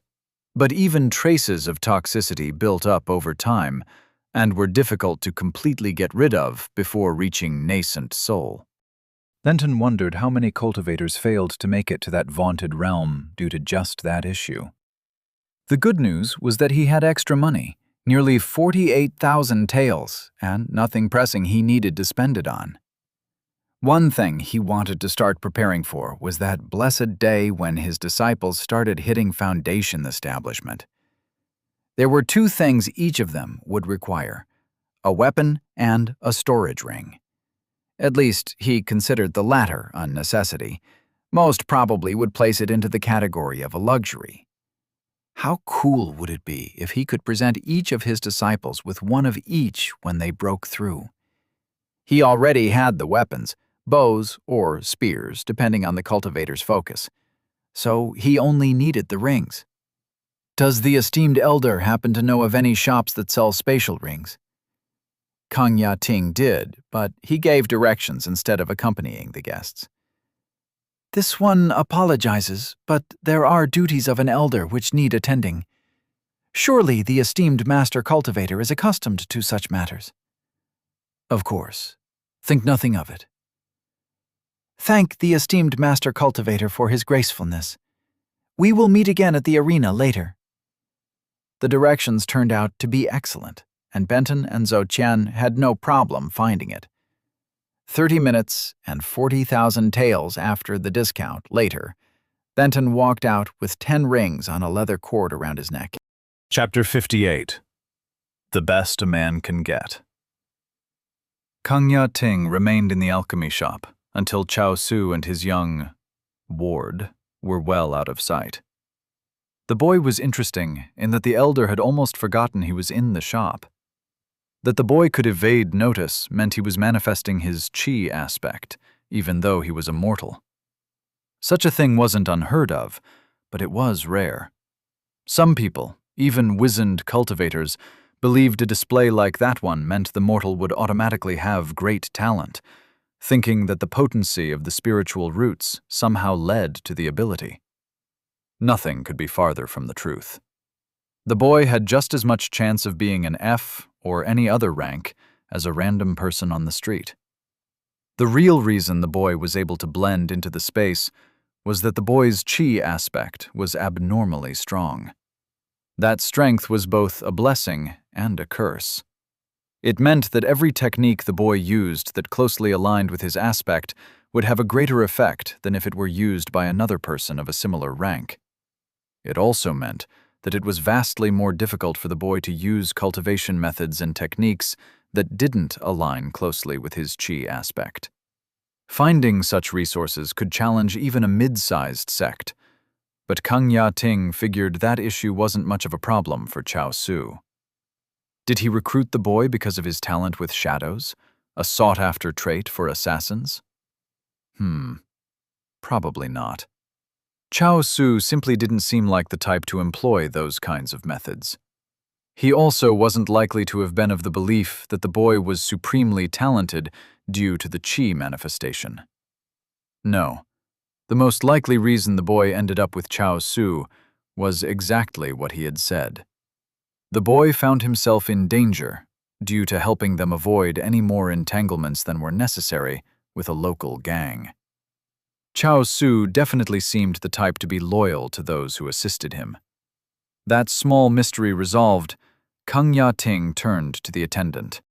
He knew not only the type of pill, but the purity and price as well. Is that usual? At the level he displayed, the attendant said. No, not usual at all. Could he perhaps apply that level of insight to examining a cultivator with his spirit sense? Oh no, esteemed elder. This one didn't mean anything like that. Any alchemist can pick up a version of what he can do.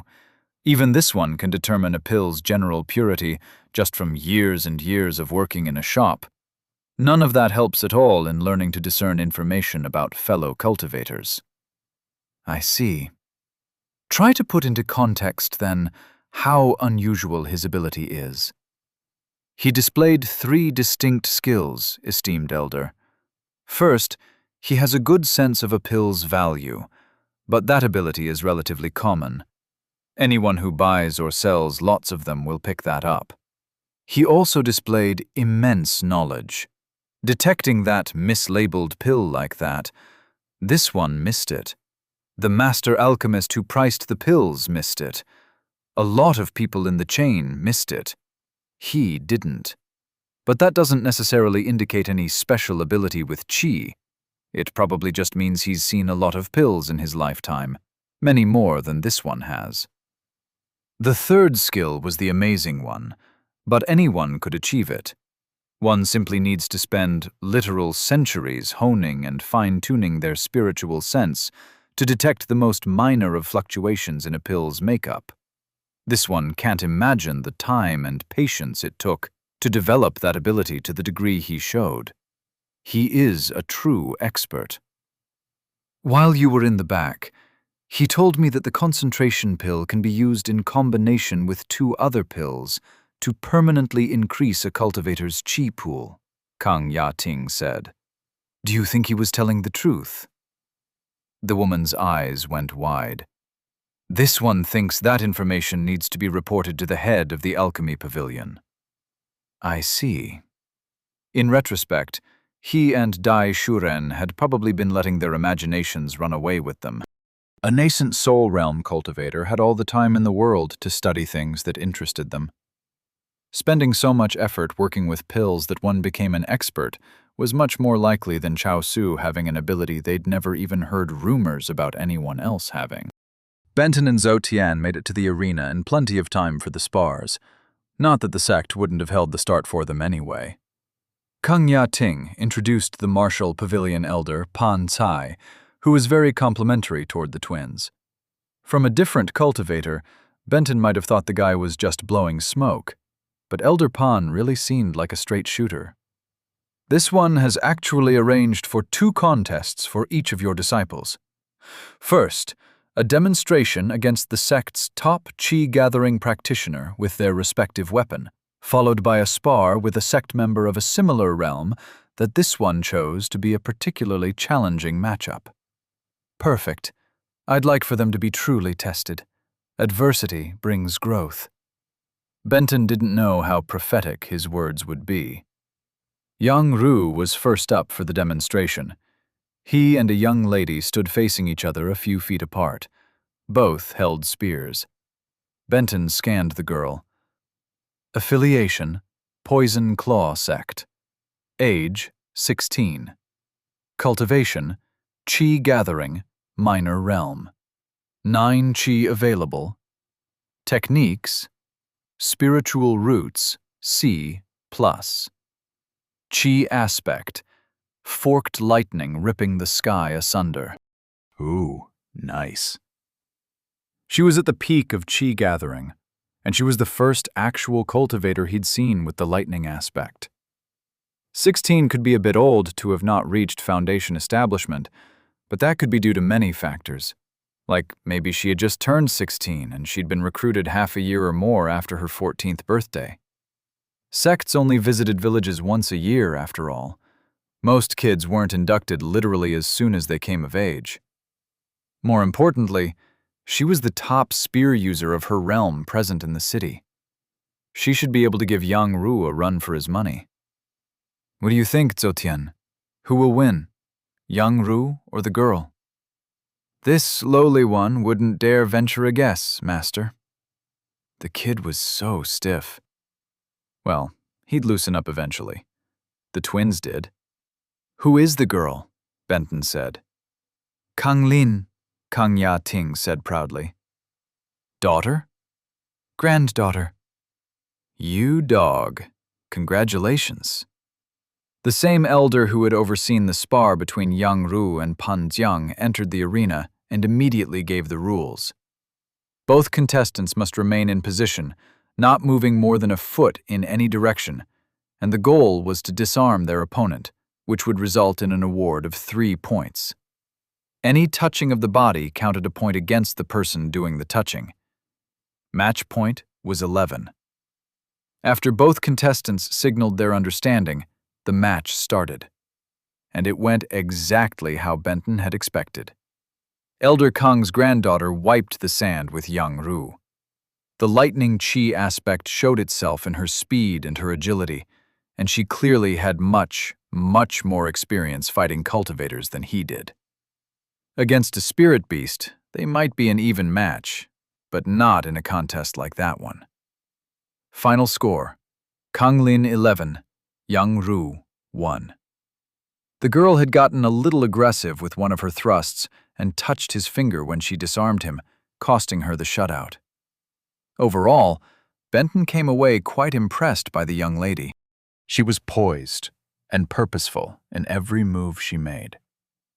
As soon as the ending was announced, Yang Ru sank to the ground in a lotus position, meditating deeply. Kang Ya-ting and Pan Cai both looked a little embarrassed and apprehensive at the result. "The esteemed elders think I'll be angry because his disciple lost the match?" Benton said. "Apologies for this one's granddaughter, esteemed Master Cultivator. She did not give your disciple much face." Benton smiled widely. "Nonsense. She did great. Exactly the kind of thing I wanted to happen. The esteemed elder should be proud." "The esteemed Master Cultivator is pleased?" Pan Cai said. "Of course, because, on second thought, this is a good learning opportunity."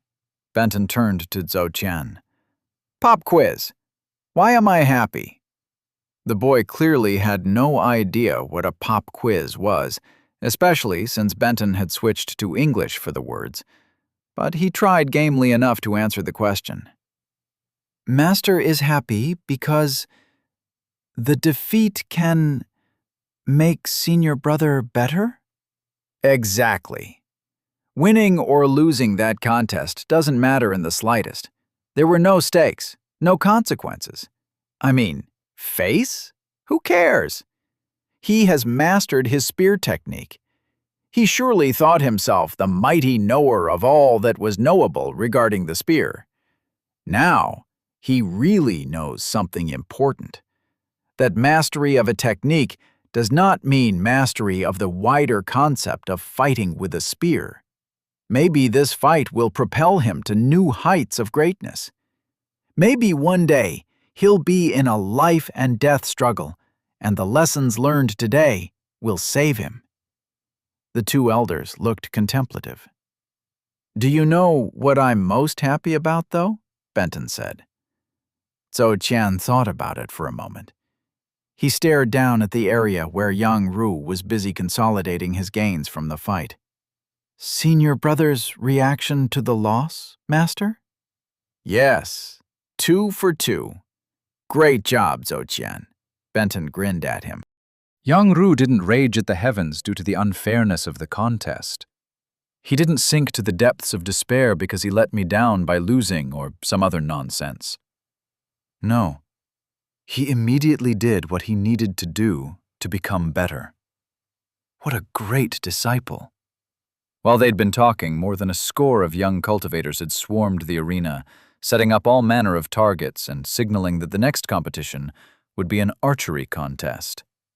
"Did the esteemed Master Cultivator choose his disciples' weapons?" Elder Pan said. "I did.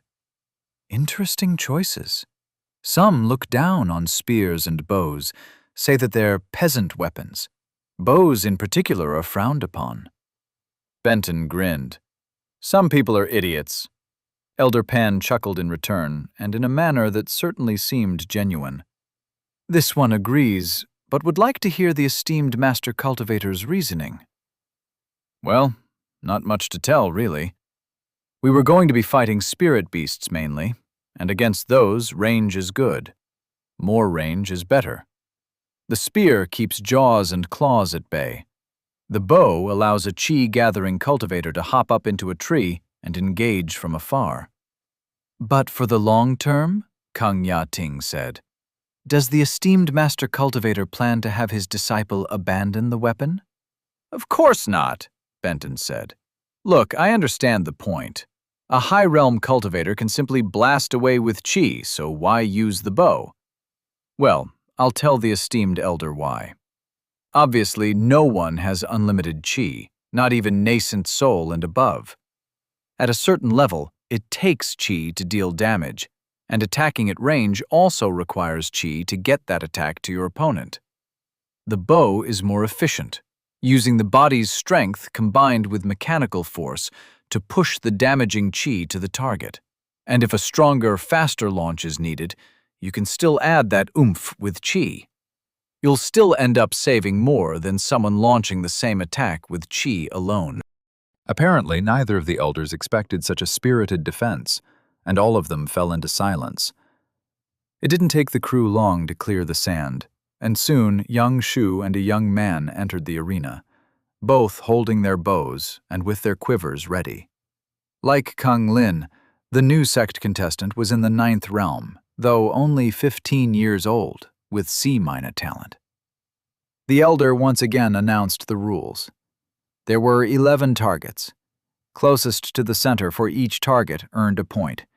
Most points at the end won. They would alternate who went first, and since going second conveyed a slight advantage, the Poison Claw sect member would start the contest, meaning he was first up one more time than Yang Shu.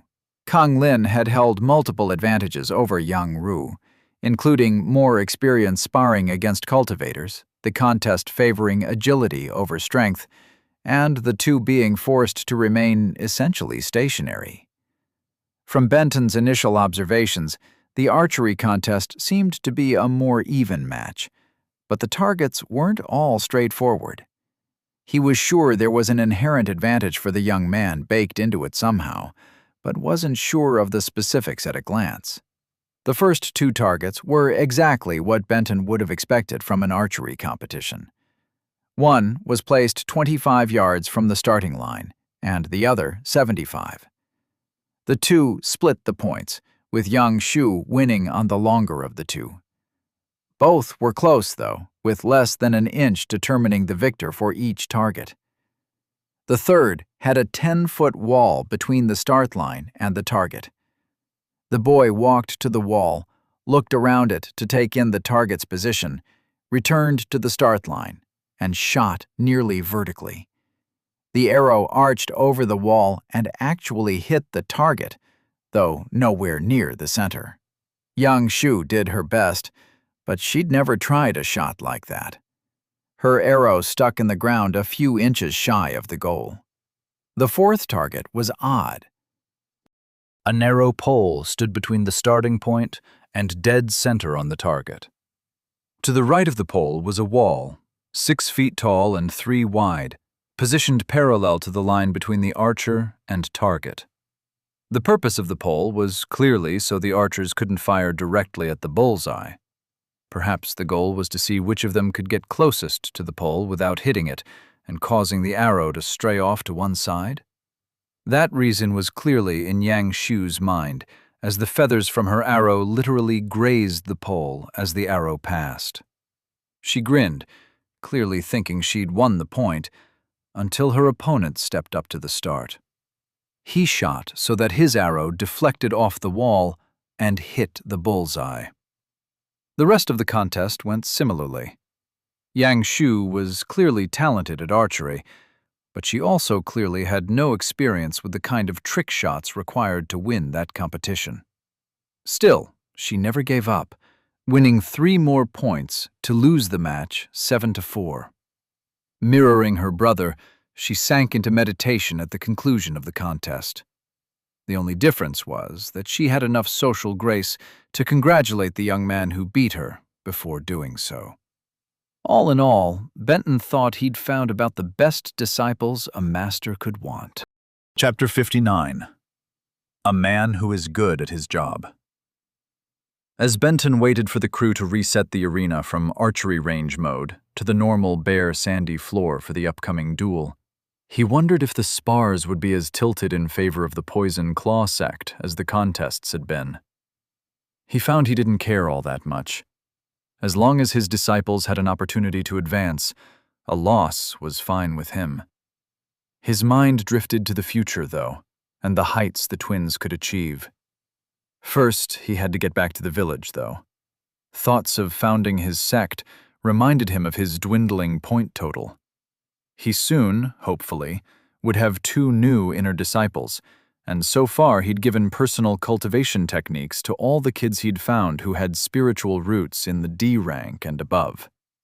It seemed unfair to not provide Zhou Tian and Shi Long the same advantage. The problem was, that Benton literally only had 23 points remaining. Individualized chi-gathering cultivation methods ran 10 sect points each. After that expenditure, he'd only have a measly 3 points remaining. That wasn't nearly enough for emergencies. Granted, it felt like threats of immediate danger had calmed down a lot with his budding friendly relations with the Poison Claw sect, but he didn't like running on such thin margins. It occurred to him that the system was a lot like a pyramid scheme, requiring a lot of schmoes at the bottom in order to pay out the ones who'd made it to the top, and, of course, for him to skim his share, too. And, okay, the analogy wasn't perfect. The most important difference was that he wasn't scamming his future sect members. They really were getting benefits no one else could provide.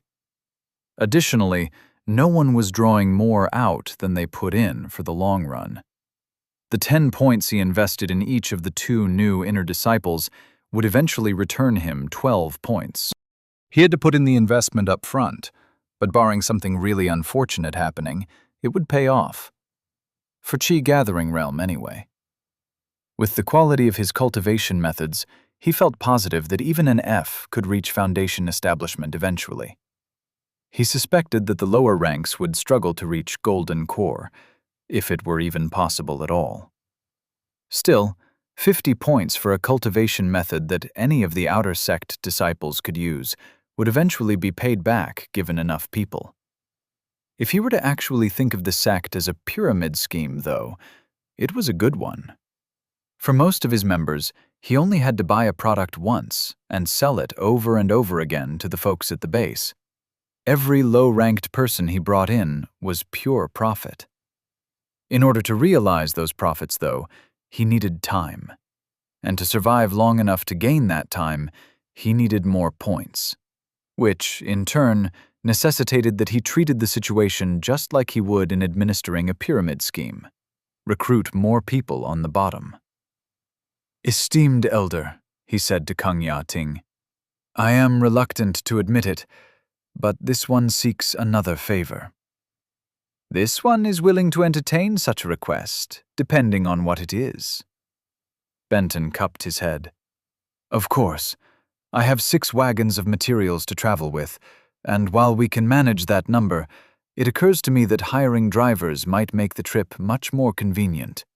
I could obviously find willing employees, but—" "Say no more. This one understands that the esteemed master cultivator truly doesn't care about the talent of his recruits, but for political reasons, it would be much better if the Poison Claw sect acquired them for you." Benton cupped his hands again. "Much gratitude." There. 6 more people to potentially convert to point earners. He sure had come a long way from the encounter where he'd convinced the twins to join him. Back then, he'd thought about his future sect a lot like a board gaming club he'd helped some friends of his start back in college. The university required 25 people before you could officially register the club, and they'd had to beg and plead with people to join. When he had talked to the siblings, the thought running around in the back of his head was, "Hey, would you like to join this club I'm starting? It's really cool, but, well, I haven't actually formed it yet, and who knows when I'll be able to, and I know I don't seem like I'm much now, but I'm going places." He'd since learned differently. Asking someone to join a sect and be made into a cultivator was more like asking a youth from Earth if they were interested in a contract to be a social media influencer. And, oh yeah, you start with 1 million followers. Only, the sect was even better. You potentially could live forever, and your circumstances definitely would be better than all the peasants you currently hung around. Benton's sect, yet to be formed as it was even better still. It gave out top, heaven-grade techniques and cultivation methods like candy. The world was a really big place, but he was willing to bet that very few, if any, sects could say the same. Of course, people were weird. If you asked enough of them, one would eventually turn him down, but Benton suspected the rarity of encountering someone like that to have the same chances of meeting a G rank or an S rank. His approach for the near future was going to be different than his start with the twins. Each potential recruit would be told what was expected of them, and they would be required to commit to meeting those expectations before he'd allow them to join. No more begging. Benton was broken from his thoughts by the two duelists entering the arena, and he scanned the slight young man holding a pair of daggers who took the position of Yang Ru's opponent. Affiliation, Poison Claw Sect. Age, 15. Cultivation, Chi Gathering, Minor Realm. 6 Chi available. Techniques: Slashing Wave Daggers, Dashing Waters, Spiritual Roots, B. Chi Aspect: Ocean Wave, Eroding a Boulder. Interesting. Benton wasn't 100% sure how that Chi aspect would play out in a fight. Relentlessness, maybe? The water element was obviously known to be highly adaptable as well. Maybe absorbing attacks somehow? Looking at the kids' techniques, it was apparent that the Poison Claw sect really went all in on giving even Chi-gathering cultivators ones that matched their Chi aspect. Both his weapon and movement techniques were water aspected. His guess was that the two kids matched up well, meaning both sides had a good chance of winning. He was looking forward to a challenging fight. The rules were the same as the last duel he'd witnessed in the arena, a fight to the death, with the exception of there being no wager involved, and soon the two were facing each other from across the sand. Yang Ru began by charging, and Benton groaned. The same reasons he'd told the kid not to do that last time still applied. Oh well, failure was just as good a way to learn as success, maybe even better. Yang Ru built up quite a bit of force as he sprinted across the arena. His feet barely even touched the sand, leaving not so much of a footprint behind to mark his passing. Still, Benton couldn't imagine anything good coming out of the headlong rush. Turned out, Yang Ru was full of surprises. He stopped on a dime right before reaching his opponent and transferred his momentum into a devastating spear thrust. Well, it would have been devastating had it connected. His opponent used what was clearly his dashing waters movement technique to dive forward, hitting Yang Ru with 3 quick dagger strikes in the process. This one thinks the esteemed Master Cultivator's disciple came out ahead in the exchange, despite taking a few small cuts, Elder Pan said. Really? Benton said. How so? The esteemed Master Cultivator's disciple is much more efficient in his Qi usage than Lang Yuhan, and has a larger available pool as well. Meanwhile, Lang Yuhan's movement technique consumes a relatively large amount of his Qi. What about poison? The sect does not allow poison usage for sect members below Foundation establishment, Kang Ya-ting said. Okay, Benton could understand that precaution. Wouldn't want the kids accidentally killing themselves or others. 2 more exchanges took place.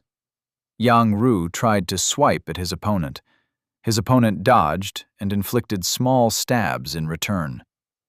The Poison Claw sect kid definitely won those. Death by 1,000 cuts. Ah, the Qi aspect made sense. Using a movement technique to flow around an opponent while eroding him with a bunch of small wounds. Once the boy added poison to the mix, he'd be dangerous indeed. Yang Ru was quick on the uptake, though. Allowing his opponent to move out of the way without paying a cost in Qi was clearly a losing battle as long as he was taking hits. Instead of small swipes, he switched to fast, powerful lunges targeted at center mass. Lang Yuhan's only choices were to take the strike, surely ending the match considering the force used, or to use his movement technique to get out of the way, which he did, both times. He doesn't have much Qi left, Elder Pan said. Only 1 or 2 more uses of that technique remain. Benton nodded. The problem with backing an opponent into a corner was that it forced them to fight with everything they had. His thoughts turned out to be prophetic. Long Yuhan used his technique one more time, but not to dodge. He went on the offensive. Almost quicker than the eye could see, he darted toward Yang Ru, one dagger targeting his heart and the other his neck. Both hit. Benton thought it was over. And it was, just not the way he expected. When the action cleared, Yang Ru was standing over his fallen foe. His spear had struck his opponent in the chest at full strength, blowing Long Yuhan back several feet. But the daggers had struck. Yang Ru sank immediately into the lotus position, and soon a box that explained everything popped up. Host's disciple, Yang Ru, has reached large success in stone skin. Host is awarded 1 sect point. Host has 24 sect points available. Benton laughed out loud. His disciples really were the best. He cupped his hands toward Elder Pan and bowed much more deeply than was necessary due to their supposed cultivation difference. The man acknowledged his gratitude with a smile. Zhou Tian, on the other hand, looked completely confused. "Are you wondering why I did that, Zhou Tian?" Benton said. "This lowly one does not understand. Sorry, Master." "It's fine. I was just giving props to Elder Pan for being very, very, very good at his job." Seeing that the kid was still confused, Benton continued. Not only did he arrange for a very challenging match that either one of the participants had a chance to win, but his choice to select an opponent focused on lots of small cuts helped Yang Ru reach large success with his defensive technique. Zhou Tian cupped his hands and bowed respectfully to both his master and to Elder Pan. "The esteemed master cultivator allows his wards a lot more leeway with asking questions than this one is used to," Kang Yaoting said. "How are they supposed to learn if they can't ask questions?" "By watching and observing." "I guess that method would work," Benton said. "But it does seem inefficient. On the other hand, a lesson learned by figuring it out for yourself does tend to stick better." While he supposed that Kang Yaoting's approach to teaching had merits, Benton wouldn't be changing his process anytime soon. It had always worked for him in the past. The crew down in the arena prepared for the next fight, the one between Yang Shu and her Poison Claw sect opponent. Curiously, they were placing many obstacles around the arena: walls, stones, wagons, etc. Benton supposed that made sense. If Yang Shu had clear line of sight across the arena, her opponent would sprout more arrows than a pincushion by the time they reached her. The upcoming spar should be interesting. Chapter 60. A Healthy Rivalry. Benton watched as Yang Shu and her opponent, a girl who looked severely out of place with her yellow hair, walked into the arena. He scanned the blonde. Affiliation: Poison Claw Sect. Age: 14. Cultivation: Qi Gathering, Minor Realm. 6 Qi available. Techniques: Misty Silent Steps, Wind and Water Fan Art. Spiritual Roots: A. Qi Aspect: Mist on the Moor, concealing all. Yikes! The sect was bringing out their best. An A- talent, and already at Minor Realm 6, while still being 14. Nice. And like the previous duelist from the sect, she had both a weapon technique, interestingly a fan, and one for movement. Both were aspected to match her own qi. After the rules were read, the exact same as the last duel, the bout began. The blonde immediately hid behind a boulder and pulled out a talisman. An instant later, mist began pouring out of the device. As Benton had expected from the girl's qi aspect, she primarily used mist for concealment. What he almost commented on was how her incongruous hair stood out so much. It was definitely not a natural shade, unless Sue had seen much less of the world than he thought. Benton wondered if the girl colored it that way as a rebellion against her natural type, or, a much more likely scenario, if it was a deception tactic. No one would expect someone who stood out so much to be a concealment type. "Does the esteemed master cultivator object?" Elder Pan said. "No," Benton said. "This is perfect. Young Shu will need to bring her A game in perception to win this one." Ha! A game. As opposed to the blonde's A-. He hadn't even intended that particular pun. Of course, he wasn't wrong either. Young Shu and Young Ru had probably chatted between matches, and he wouldn't have been able to resist gloating about his achievement. She must be just about desperate, not only to match his win, but to also reach large success in her perception technique.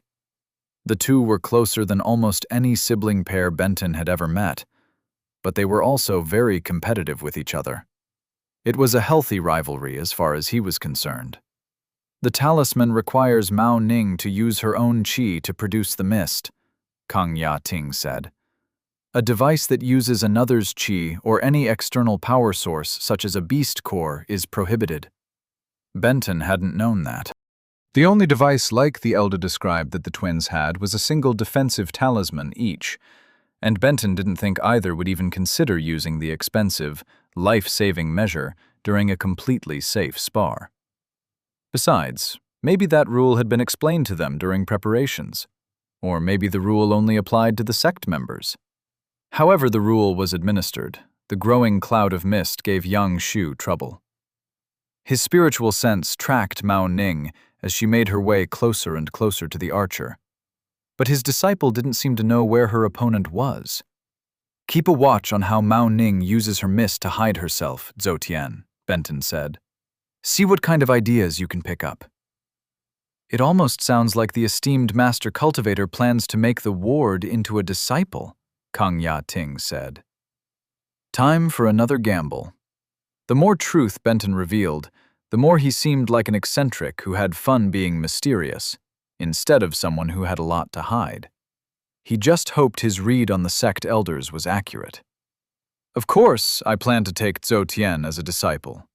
Both Kang Ya-ting and Zhou Tian were clearly shocked. Only Elder Pan took the matter as one that was obvious. "The esteemed Elder Kang did not think I would take the boy as a disciple?" Benton said. "No, obviously that was your intention. This one was just surprised that the esteemed master cultivator would admit it. I also plan on teaching cultivation to all the guards and wagon drivers you send with me. Please tell me that the esteemed master cultivator is planning to at least wait until after leaving the city before teaching any of them," Kang Ya-ting said. Is that a big concern? Does running afoul of the city lord concern the esteemed master cultivator? Because the authorization that was granted was to take all these people out of the city, which is the exact authorization that the esteemed master cultivator requested this one to obtain. The authorization does not allow making any citizens into cultivators. Of course, any acts performed outside the walls don't fall within the city lord's jurisdiction. But with all the attention that has been drawn from becoming a friend of the Poison Claw sect, this one wouldn't advise flouting any regulations. "Got it," Benton said. "Why would the esteemed master cultivator want to teach all of them anyway?" "Mainly because I don't have a choice," Benton said. "The road between Vermilion incomparable Raintown and prosperous Grey Forest Village is simply teeming with spirit beasts. There is a high possibility that I and the twins will need to go into the woods in order to counter threats, and we can't exactly leave all the mortals alone and helpless. Even if they're only Qi-gathering realm 2 or 3 at that point, that's still less helpless than if they weren't cultivators at all. Why would the esteemed master cultivator tell me all this? Well, we're friends, right? There should be no secrets between friends." "So, friend," Kang Ya-ting said, "what is your cultivation?" Benton laughed. He was genuinely starting to like the elder.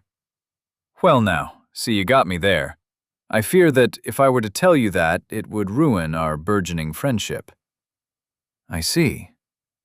"Truly," Benton said, "no jest.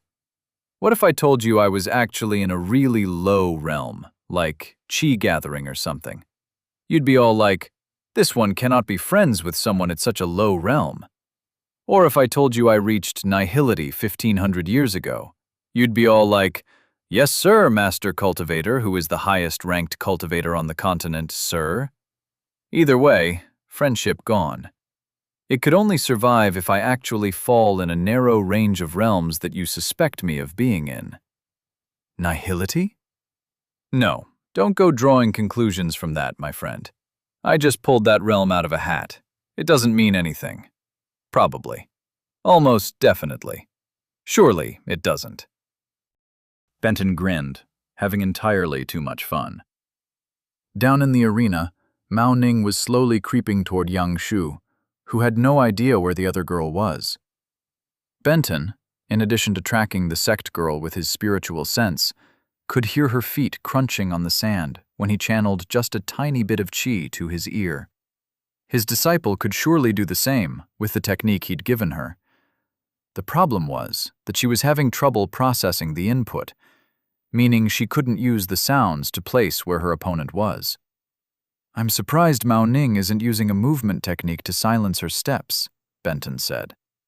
"Creating the mist uses a lot of chi," Elder Pan said. "The esteemed Master Cultivator's disciples have access to about twice as much chi at that realm as any of our sect members. The esteemed Master Cultivator's disciples also use chi much more efficiently. It was quite the task to find opponents who would challenge them instead of simply being overwhelmed by the huge chi deficit." "Well then, I thank you greatly for your diligence." "Think nothing of it. It is this one's job." Benton turned to Kang Ya Ting. "I don't know if you have anything to do with the pay structure around here, but you should seriously think about giving Elder Pan a raise." "I'll take it up with the leader of the sect branch here in 6th Flawless Flowing City," Elder Kang said dryly. Down in the arena, young Shu did something that made Benton smile. She closed her eyes. "Oh, I think she's got it," Benton said. Young Shu steadied her breathing, almost looking like she was meditating, standing up. "That's the right track." Her bow was pointed toward the ground with an arrow nocked, but the bowstring not yet pulled. She held her breath. Benton didn't say anything else, not wanting to add any noise. In an instant, young Shu spun 30 degrees to the left, and in one smooth motion, raised her bow, pulled back the bowstring, and loosed. A grunt came from the mist. Young Shu smiled. After that, it was simply a matter of how many arrows would it take to kill her opponent. Soon, the other girl was down, and the match ended. In contrast to the last contest, young Shu didn't bother exchanging niceties with Mao Ning before sitting on the sand and sinking into a meditative state. A moment later, Benton got the notice he'd been expecting. Host's disciple, young Shu, has reached large success in peerless peering and perception. Host is awarded 1 sect point. Host has 25 sect points available. Again, much gratitude to esteemed Elder Pan for his diligence and skill at arranging matches. This one takes it that young Shu also advanced in her technique? I believe she did. Surprisingly, another box popped up. Host's disciple, One Eye, has reached Chi Gathering, Minor Realm 4. Host is awarded 1 sect point. Host has 26 sect points available. Wow. One Eye had gotten past the minor block between the 3rd and 4th realms all by herself. She was doing great. The esteemed Master Cultivator truly has amazing disciples, Elder Pan said. They beat the 2 best matchups in the same minor realm that this one could find for them. I'm quite proud of them. They should return for the All-City Trisect tournament. As friends of the Poison Claw sect, They are allowed to participate. We would be honored to have them represent us. A tournament? Benton's grandson, Greg, would probably say that the disciples had to participate in a tournament. It was like a rule of the genre or something. Elder Dai. Kung Ya-ting cupped his hands. He had no idea how she was going to take the news. He had no idea how he should take the news. How did the matches go? Our sect members won both contests, though we held clear advantages in each. And how did our new friend react? Dai Shiren said. He was overjoyed. Elder Dai raised her eyebrows. Truly? It was a good learning experience for his disciples. I see. And the duels? Chao Su's disciples won both, though the fights were close. Each was able to achieve large success on a technique they were learning. Chao Su was very grateful and complimentary of Elder Pan. He said we should give him a raise. Interesting turn of a phrase, Elder Dai said. Indeed. Anything else to report? Kung Ya-ting tensed. Chao Su admitted that he planned to teach everyone who left the city with him how to cultivate. I felt his words a tacit admission that he plans to found a sect. Really? In prosperous Grey Forest Village? Presumably. What are your thoughts? Elder Dai said. If he's doing what he explicitly stated, raising up F-ranked peasants to mid-chi gathering in order to defend the village from spirit beasts, it's a non-issue. The return of steady shipments of the spirit lumber would be good for the economy, and since we have an in with Chao Su, the Poison Claw sect might be able to find a way to profit off the trade. There is a larger concern, though. Do tell. I asked him about his cultivation. Just in the middle of a conversation? Really? Elder Dai said. You had to have been there. It made sense at that moment. I'll yield to your judgment, but I'm assuming he didn't tell you. No, Kung Ya-ting said. But I did glean interesting tidbits from his answer. He claimed that it was possible he was but a chi-gathering cultivator. Interesting. Could it be true? Have we ever seen him manipulate his chi? Elder Kong thought for a moment. I've seen him use a spatial ring without relying on a beast core, so he's definitely at least foundation establishment. Good point.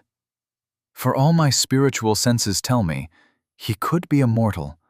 I don't even get the vague unease around him like I do with the sect leader. The more I think about it, the more I keep coming back to a single, probable conclusion. Chao Su has reached nihility, 2 major realms above us. Nihility? Really? Elder Dai said. That realm would mean he's one of the strongest cultivators on the planet. The best evidence in support of that conclusion is the fact that I can't sense him at all. Being so far above me would make my failure logical. And let's not forget his treasures. Elder Pan suspects that both the twins' cultivation methods, weapon techniques, and auxiliary techniques are all heaven grade. Note that the siblings don't share a single one of those in common. That means, counting the sword technique Chao Su gifted us, he's handed out 7 heaven-grade scriptures. 7! And every single one of them matched the recipient's chi aspect and needs perfectly. How many does he have access to in order to pull out the perfect one for each situation? You make a compelling argument, but nihility is just so hard to believe. In his response about his cultivation level, that was the other example he used, that he reached nihility 1,500 years ago. Being that old would explain a lot of his weird behavior. Elder Dai took a deep breath. I can't believe we might have had the strongest man on the continent visiting our sect, and we've been treating him like a common tourist. We definitely shouldn't change our behavior. This treatment is what he wants. You're sure? Positive. I hope you're right, Elder Dai said. For all our sakes, I hope you're right.